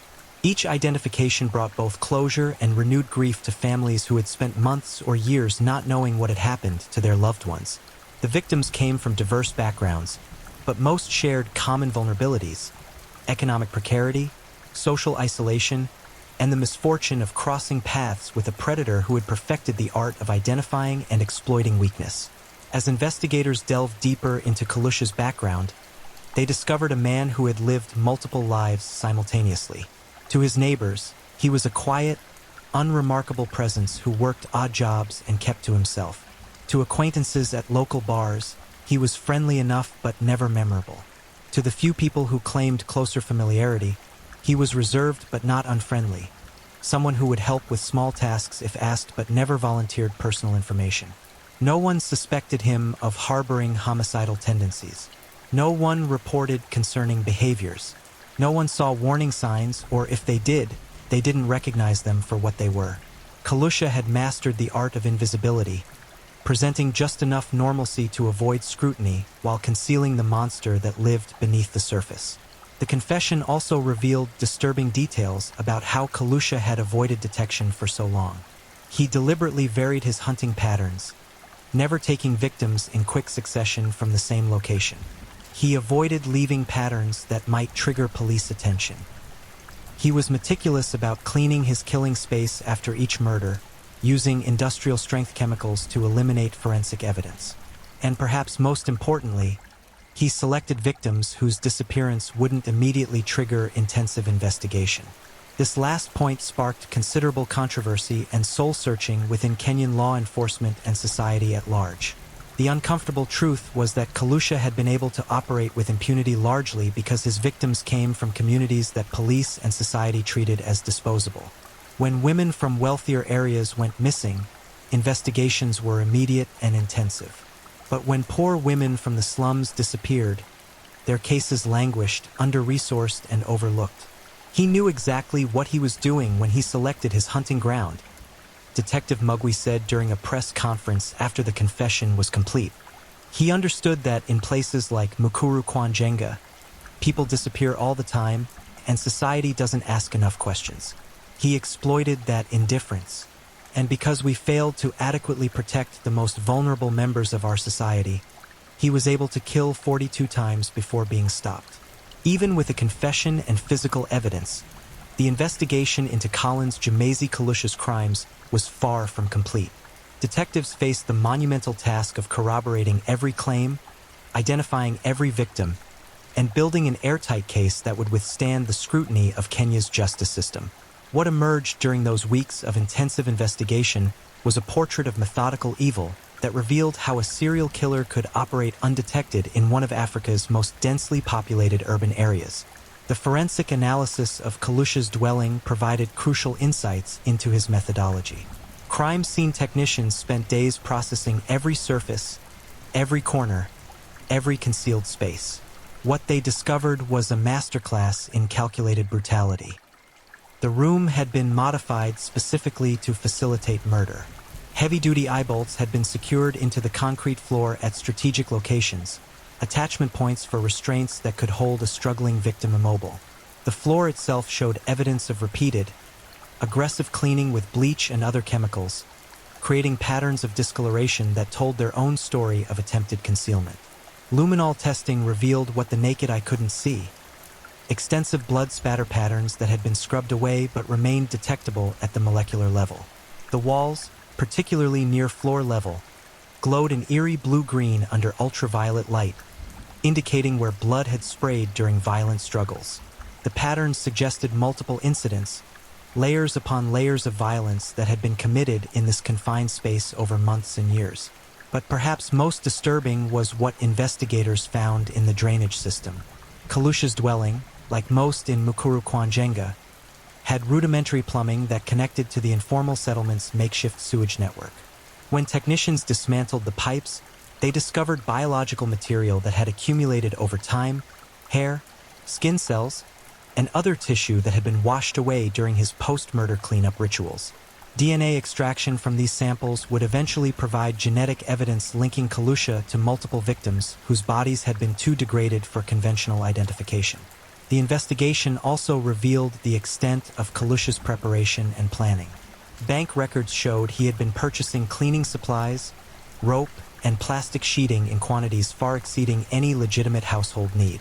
His phone contained searches for information about decomposition rates, effective body disposal methods, and how to avoid leaving forensic evidence. Browser history showed he had researched serial killers from other countries, apparently studying their techniques and learning from their mistakes. Most chilling was the discovery of photographs on a hidden partition of his phone, images of women in various states of distress, taken during his attacks. These photographs served as both trophies and study materials. Some showed victims in the early stages of his assault, eyes wide with fear and confusion as they realized the danger they faced. Others captured later stages, documenting the progression of his violence with clinical precision. Forensic analysts who had to review these images required psychological counseling afterward, so disturbing was the content. These photographs became crucial evidence in victim identification efforts. Facial recognition technology, combined with missing persons databases and family interviews, allowed investigators to put names to faces that had existed only as entries in Kalusha's ledger. Each identification was both a victory and a tragedy, closure for families, but confirmation that another life had been brutally extinguished. The investigation team, now numbering more than 50 detectives and forensic specialists, worked to construct a comprehensive timeline of Kalusha's crimes. They mapped each known murder chronologically, looking for patterns in timing, victim selection, and method evolution. What emerged was a picture of a killer who had become increasingly confident and brazen over time. His early victims in 2020 and 2021 showed signs of hesitation and inexperience. The violence, while ultimately fatal, was less systematic. Bodies were disposed of with less care. But as time progressed, Kalusha refined his technique. By 2023, he had developed a virtually identical method for each murder.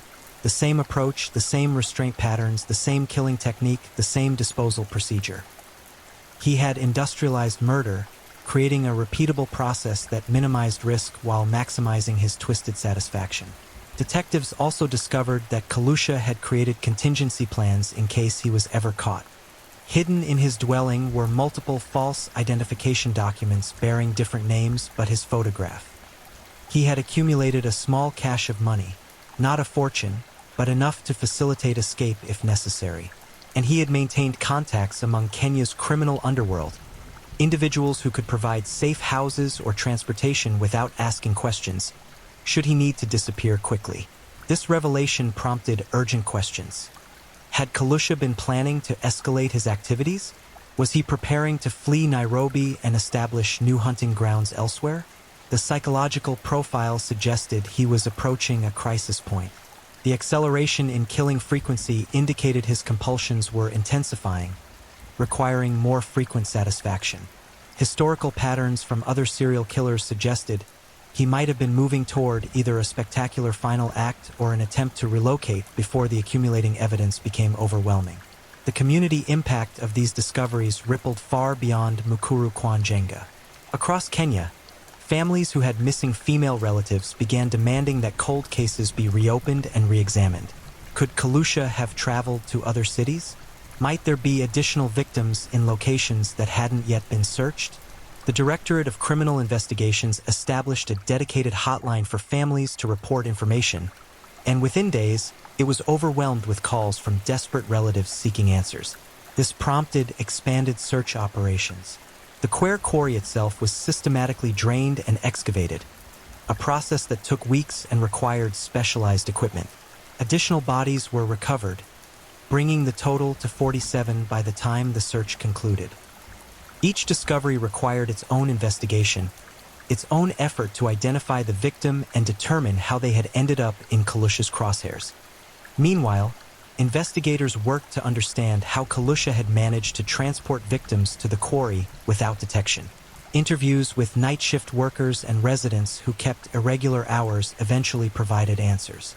Kalusha had moved bodies during the darkest pre-dawn hours, typically between 3 and 5 in the morning, when even the slum's typically active streets were relatively empty. He used a handcart commonly employed by waste collectors, piling garbage on top of the body-containing bags to disguise their contents. Anyone who saw him would assume he was simply one of the many informal waste workers who made their living scavenging recyclable materials. This disguise was brutally effective. Several residents recalled seeing someone matching Kalusha's description pushing a cart toward the quarry late at night, but none had thought anything suspicious about it. In an environment where people survived through informal economies and unconventional working hours, a man hauling garbage in the middle of the night was unremarkable. The investigation also examined whether Kalusha had operated alone or had accomplices. This question took on urgency when inconsistencies emerged in the timeline. Some victims had been killed and disposed of during periods when phone records placed Kalusha in other locations. Could there have been a partner in these crimes? An accomplice who participated in or facilitated some of the murders? Intensive interrogation on this point yielded confusing results. Initially, Kalusha maintained he had worked entirely alone, but under sustained questioning, he made vague references to someone who understood and another person who saw things the way I did. These cryptic statements prompted a parallel investigation into Kalusha's known associates and contacts. This investigative thread led detectives to a younger man named Moses Uma, who lived in a neighboring section of Mukuru kwa Njenga. Phone records showed frequent contact between Kalusha and Uma, particularly during 2023 and early 2024. When brought in for questioning, Uma initially denied any knowledge of Kalusha's crimes. But as interrogators pressed harder, presenting evidence of phone calls made just before and after known murders, his story began to crack. Uma eventually admitted to having witnessed at least 2 murders, though he claimed he had been too terrified of Kalusha to report them or refuse participation. According to his testimony, Kalusha had recruited him to help transport particularly heavy victims to the quarry, paying him small amounts of money while making implicit threats about what would happen if he spoke to anyone. Uma's involvement, while limited compared to Kalusha's, made him an accessory to murder and ensured he would face serious criminal charges. This revelation prompted renewed scrutiny of others in Kalusha's social orbit. Were there additional accomplices? Had anyone else witnessed crimes without reporting them? The investigation expanded to include dozens of individuals who had regular contact with Kalusha, seeking to understand whether his crimes had been enabled by a network of complicit or coerced associates. As this phase of the investigation progressed, the psychological profile of Kalusha became increasingly complex. He was neither the cunning genius depicted in fictional serial killer narratives nor the obviously disturbed individual whose pathology would be immediately apparent. Instead, he occupied an uncomfortable middle ground, intelligent enough to avoid detection through basic operational security but not so brilliant as to leave no trace. Disturbed enough to commit horrifying acts of violence but functional enough to maintain social relationships and employment. Dr. Kariuki, the forensic psychiatrist, conducted extensive interviews with Kalusha, seeking to understand the psychological mechanisms that had enabled such sustained violence.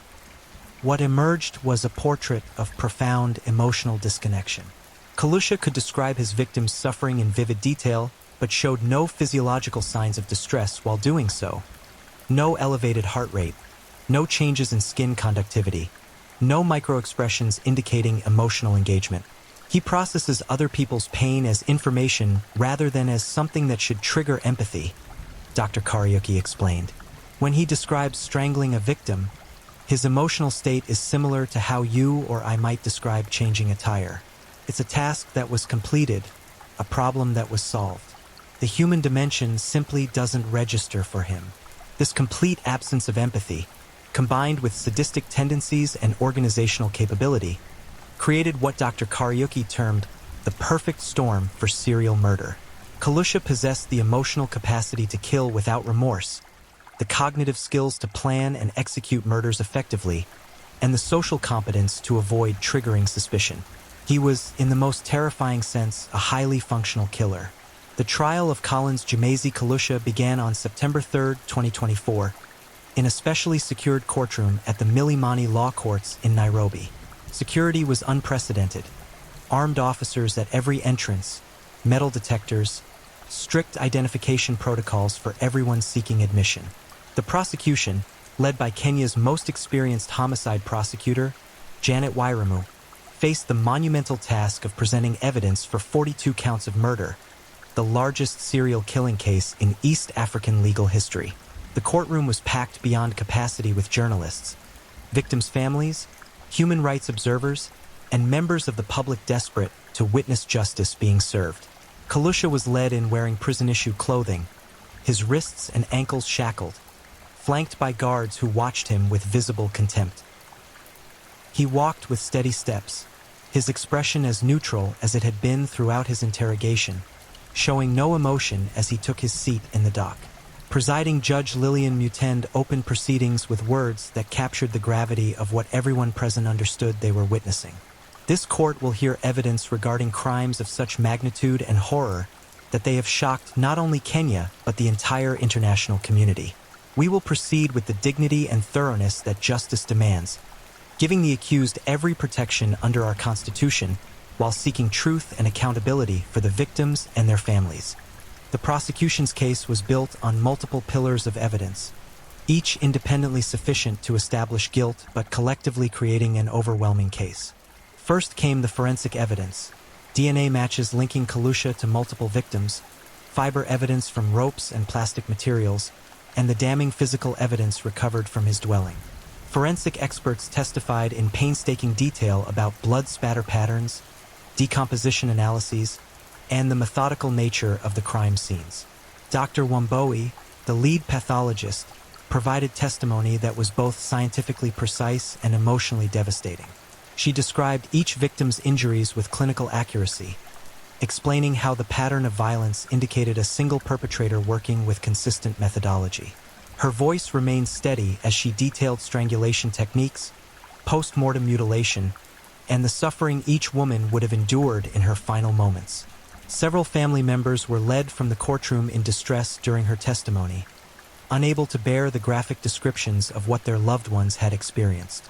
The confession itself became a central piece of evidence, with detailed excerpts read into the court record. Kalusha's own words condemned him, his clinical descriptions of murder presented to a horrified courtroom. The defense, led by court-appointed attorney David Musioka, argued that the confession had been coerced, that Kalusha had been subjected to physical and psychological pressure during interrogation. But this argument collapsed under scrutiny. The confession had been recorded on video, showing no signs of physical abuse. Kalusha had been calm and articulate throughout, voluntarily providing details that only the killer could know. Victim impact statements formed the emotional core of the proceedings. Family members were given opportunity to speak about the women they had lost, to put names and faces and stories to what had been treated as mere statistics. These testimonies transformed the abstract horror of mass murder into intimate, personal tragedy. Agnes Wangari, mother of 22-year-old Susan Wanjiru, whose death had triggered the initial investigation, spoke through tears about a bright young woman who had dreams of becoming a nurse. Susan was kind. She helped neighbors. She cared for her younger siblings. And this monster took her away from us. He didn't just kill her body. He killed her future, her dreams, everything she could have been.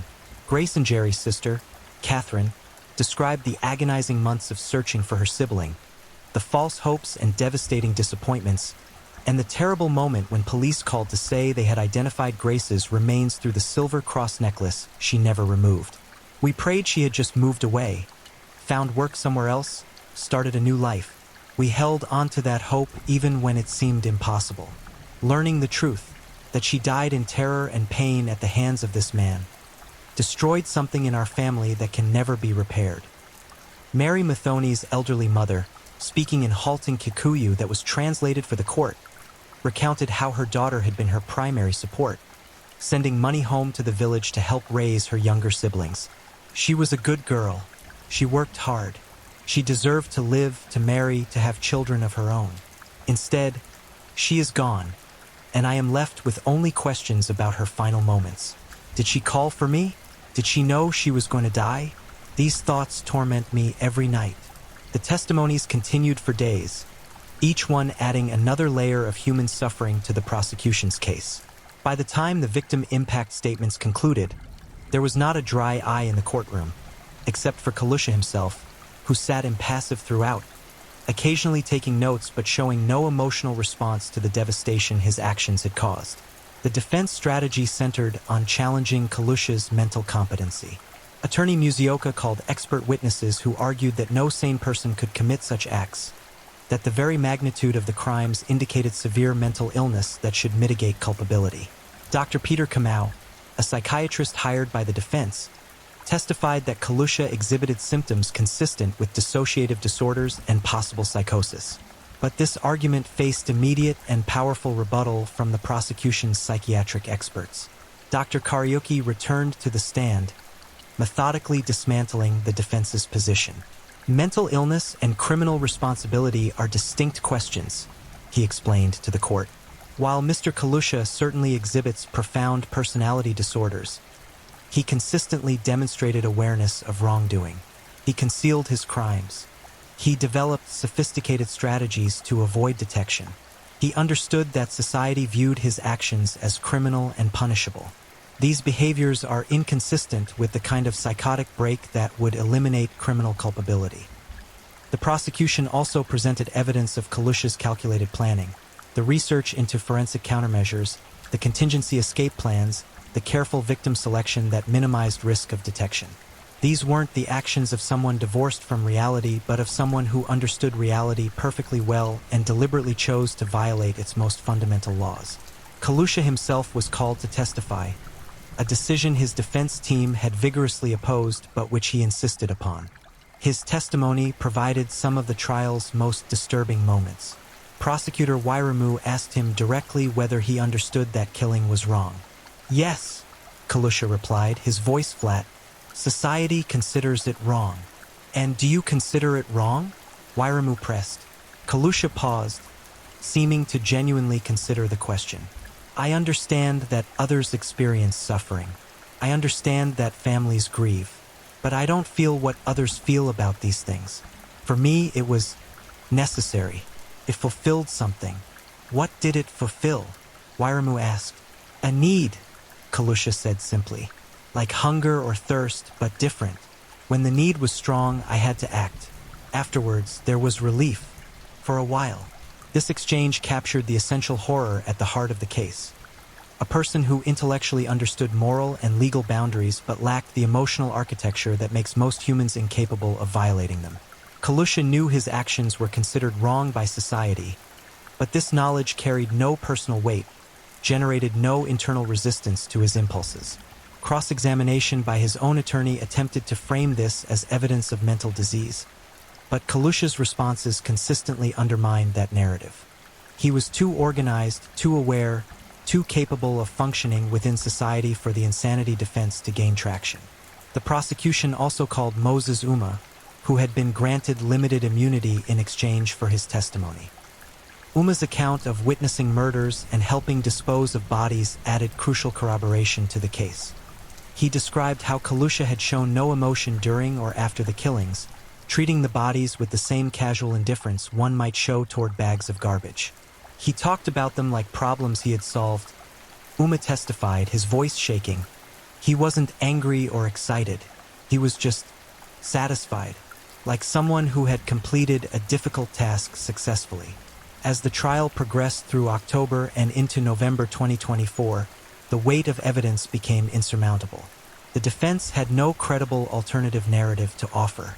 They couldn't challenge the forensic science. They couldn't explain away the confession. They couldn't present evidence of mental illness severe enough to eliminate culpability.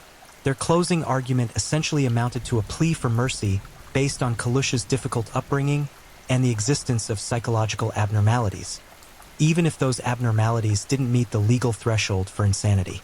The prosecution's closing was devastating in its simplicity. Janet Wairamu addressed the court without notes, speaking directly to Judge Mutend. "Your Honor, we have proven beyond any conceivable doubt that the accused systematically murdered 42 women over 4 years. We have proven he did so with premeditation, with calculation, and with full awareness that his actions violated the law. We have proven he took deliberate steps to conceal his crimes and avoid detection. This is not the behavior of someone divorced from reality. This is the behavior of a predator who understood exactly what he was doing and chose to do it anyway." She paused, letting the silence stretch for a moment before continuing. "The defense would have you believe that mental illness excuses these crimes. But mental illness does not transform a person into a monster. Mr. Kalusha was not driven by irresistible compulsion. He was driven by selfish desire and complete disregard for human life. He had countless opportunities to stop, to seek help, to choose a different path. Instead, he chose to kill. Again and again and again. 42 times he made that choice. 42 families were destroyed because of that choice. Justice demands that he be held fully accountable." On November 15, 2024, after 3 days of deliberation, Judge Mutend delivered her verdict. The courtroom was so silent that the hum of the air conditioning seemed loud. Kalusha stood, his expression unchanged, as the judge began to speak. Having reviewed all evidence presented, having considered the testimony of dozens of witnesses, and having applied the relevant legal standards, this court finds the accused, Collins Jemezi Kalusha, guilty on all 42 counts of murder in the first degree. The evidence of guilt is overwhelming and uncontested. The accused has shown no remorse, no recognition of the humanity of his victims, and no indication that he would refrain from similar conduct if given opportunity. A collective exhale swept through the courtroom. Relief, vindication, and renewed grief all mixed together. Some family members embraced, others wept, still others sat in stunned silence as the reality of the verdict settled over them. Sentencing came 2 weeks later. Kenya had abolished the death penalty, making life imprisonment the maximum available sentence. But Judge Muten's sentencing statement made clear that Kalusha would never see freedom again.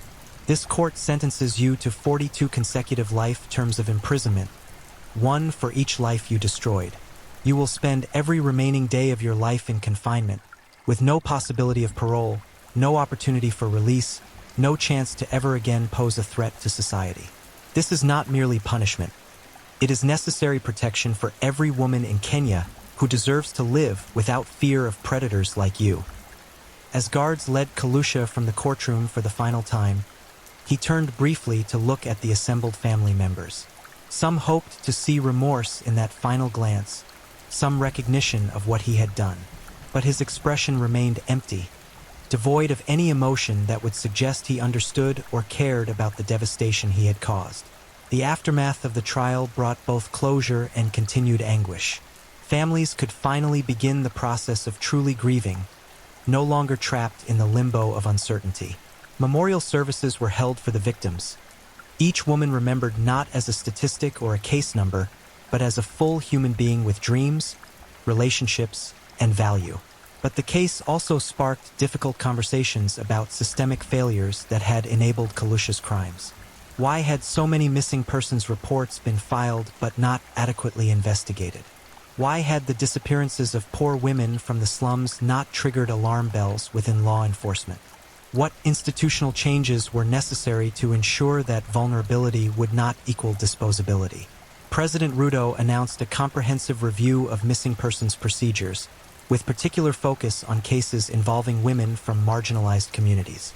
Additional resources were allocated to cold case investigations, and legislation was proposed requiring more systematic tracking of missing persons and coordination between different police divisions. The Quare dump site itself became a memorial site, transformed from a place of horror into a place of remembrance.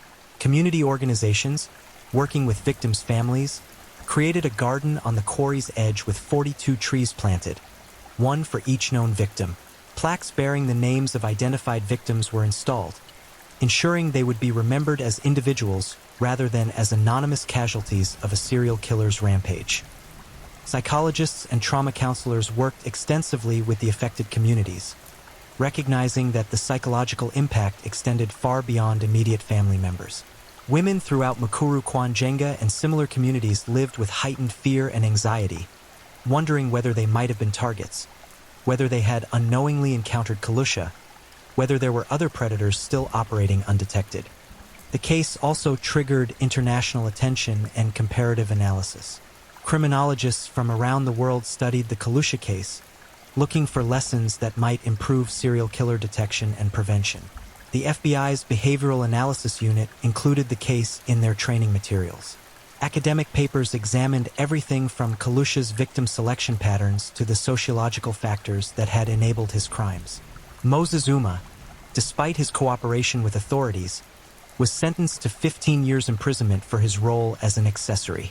His testimony had been valuable, but the court determined that witnessing murders without reporting them and actively assisting in body disposal warranted significant punishment. His sentencing statement included acknowledgement that poverty and fear might have influenced his decisions, but that these factors could not excuse complicity in such horrific crimes. For Detective Chief Inspector Mugwi and his team, the successful prosecution brought professional satisfaction but no real sense of victory. "We caught him," Mugwi said during a press conference after sentencing. "We built a case that couldn't be challenged. We secured justice for the victims and their families. But we also know we failed for 4 years. 42 women died because we didn't connect the dots earlier, because our systems for tracking missing persons were inadequate, because we didn't prioritize the disappearances of vulnerable women. That failure will haunt everyone involved in this investigation for the rest of our careers." The question that lingered for many observers was whether Kalusha's pathology could have been identified earlier. Child Protection Services had no records of concerning behavior. Teachers from his school years remembered him as quiet but unremarkable. Former employers described him as adequate but forgettable. There were no documented instances of violence, no criminal record prior to the murders, no obvious warning signs that would have identified him as a potential serial killer. This absence of red flags troubled experts who wanted to believe that monsters announce themselves, that evil can be identified and prevented before it manifests in violent action. But Kalusha's case suggested a more disturbing reality, that some individuals possess the capacity for extreme violence while successfully masking it behind a veneer of normalcy, emerging into action only when opportunity aligns with internal compulsion. Dr. Kariuki, in his final academic paper on the case, concluded with a sobering observation. Serial killers like Collins Jemezi Kalusha remind us that evil is not always dramatic or obvious. It doesn't announce itself with warning signs or dramatic breaks from reality. Sometimes it simply exists, hidden within seemingly ordinary people, waiting for the right confluence of opportunity, desire, and circumstance. Our challenge as a society is not just to punish such individuals when they're caught, but to create systems of social connection and support that make it harder for predators to identify and isolate vulnerable victims. The families of Kalusha's victims formed a support group that continues to meet regularly, sharing their ongoing grief and supporting each other through the difficult process of rebuilding lives shattered by violence. They also became activists, pushing for legislative changes, improved police procedures, and greater societal attention to the safety of marginalized women. Agnes Wangari, Susan's mother, became one of the most prominent voices for reform. "My daughter is gone," she said during a televised interview 6 months after the trial concluded. "Nothing will bring her back. But if her death and the deaths of the 41 other women can force Kenya to do better, to protect women better, to take missing persons cases seriously regardless of the victim's economic status, then maybe some meaning can be found in this horror. That's what I choose to believe, because the alternative, that they died for nothing, that nothing will change, is too painful to accept." Collins Jemezi Kalusha currently resides in Kamatai Maximum Security Prison, serving his 42 consecutive life sentences in solitary confinement for his own protection. Prison officials report that he maintains the same emotionless demeanor that characterized his trial, showing no interest in rehabilitation programs or counseling.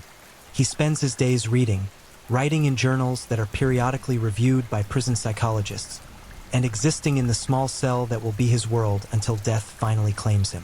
Occasionally, he requests to speak with researchers or journalists, offering to discuss his crimes in exchange for minor privileges or simply out of apparent desire to revisit his actions. Most such requests are denied, but a few carefully controlled interviews have been conducted under strict ethical oversight. These conversations reveal a man who remains intellectually engaged but emotionally hollow, capable of discussing his murders with the same analytical detachment he displayed during his confession. In one such interview, conducted by a forensic psychology researcher in 2025, Kalusha was asked whether he felt any differently about his crimes with the passage of time, whether imprisonment had prompted any reflection or remorse. His response was chilling in its honesty. "I understand that what I did is called evil. I understand that others suffered because of my actions. But I don't feel regret in the way I think you want me to. I feel regret that I was caught, that this part of my life is over. But I don't feel sorry for the women themselves. I know that's the answer that would make me seem inhuman to you. Perhaps I am. I don't know how to be different than what I am." This fundamental inability to experience empathy or remorse ensures that Kalusha will never be deemed suitable for release, never be considered rehabilitated, never pose anything less than a complete threat to public safety. He is, in the most clinical sense, a permanent predator who must be permanently contained. The case of Collins Jemezi Kalusha stands as Kenya's darkest chapter in criminal history, a reminder that horror doesn't only exist in distant places or fictional narratives. It can emerge anywhere, in crowded cities, in tight-knit communities, behind the ordinary faces of people who blend seamlessly into society. The 42 women he murdered were more than victims. They were daughters, sisters, mothers, friends. They had favorite songs and private dreams. They laughed and cried and loved and struggled through life's challenges. They deserved safety, dignity, and the opportunity to live their lives fully. Instead, they encountered a man incapable of recognizing their humanity, a man for whom their lives represented nothing more than satisfaction of his darkest impulses. Their names deserve to be remembered: Susan Wanjiru, Grayson Jerry, Mary Muthoni, and the 39 others whose identities have been confirmed. They are not forgotten. Their families ensure that. The memorial garden ensures that. And the legacy of Kalusha's crimes, the reforms it sparked, the conversations it forced, the renewed commitment to protecting vulnerable women, ensures that their deaths, while tragic and unjust, were not entirely meaningless. As Kenya continues to process this trauma and work toward a future where such crimes become impossible, one truth remains self-evident. The monsters we fear most aren't always the ones in horror stories. Sometimes they're the quiet neighbors who smile politely in passing. Sometimes they're the unremarkable faces in crowds. And sometimes, as Collins Jumaisi Kalusha proved, they're the ones we never suspect until it's far, far too late. The challenge for society is to remain vigilant without becoming paranoid, to protect the vulnerable without marginalizing them further, and to build systems of justice and prevention that make it harder for predators to operate while preserving the presumption of innocence for the accused. It's a delicate balance, one that Kenya, and indeed the entire world, continues to struggle toward. But in the specific case of Collins Jumaisi Kalusha, the outcome is clear and final. Justice was served. The killer was caught, convicted, and imprisoned. The dead cannot be returned to life, but their memory is honored. Their suffering is acknowledged, and their killer will never again have the opportunity to harm another human being. In the end, that is both everything and nothing. Everything because accountability matters, because justice demands consequences for those who violate society's most fundamental laws. Nothing because 42 women are still dead, 42 families are still shattered, and no verdict or sentence can repair what was destroyed. The story of Collins Jumaisi Kalusha is over, but the story of how societies prevent, detect, and respond to serial killers continues. May we learn from Kenya's tragedy. May we do better at protecting the vulnerable. And may the memory of the 42 women who lost their lives serve as eternal motivation to ensure that no predator ever again finds it so easy to hunt undetected in the shadows of society's most forgotten corners. Thank you for watching and joining us as we explored these chilling and mysterious stories. If you enjoyed the journey, don't forget to like, subscribe, and share with others who love a good mystery. Also, let us know where you're watching from. I'd love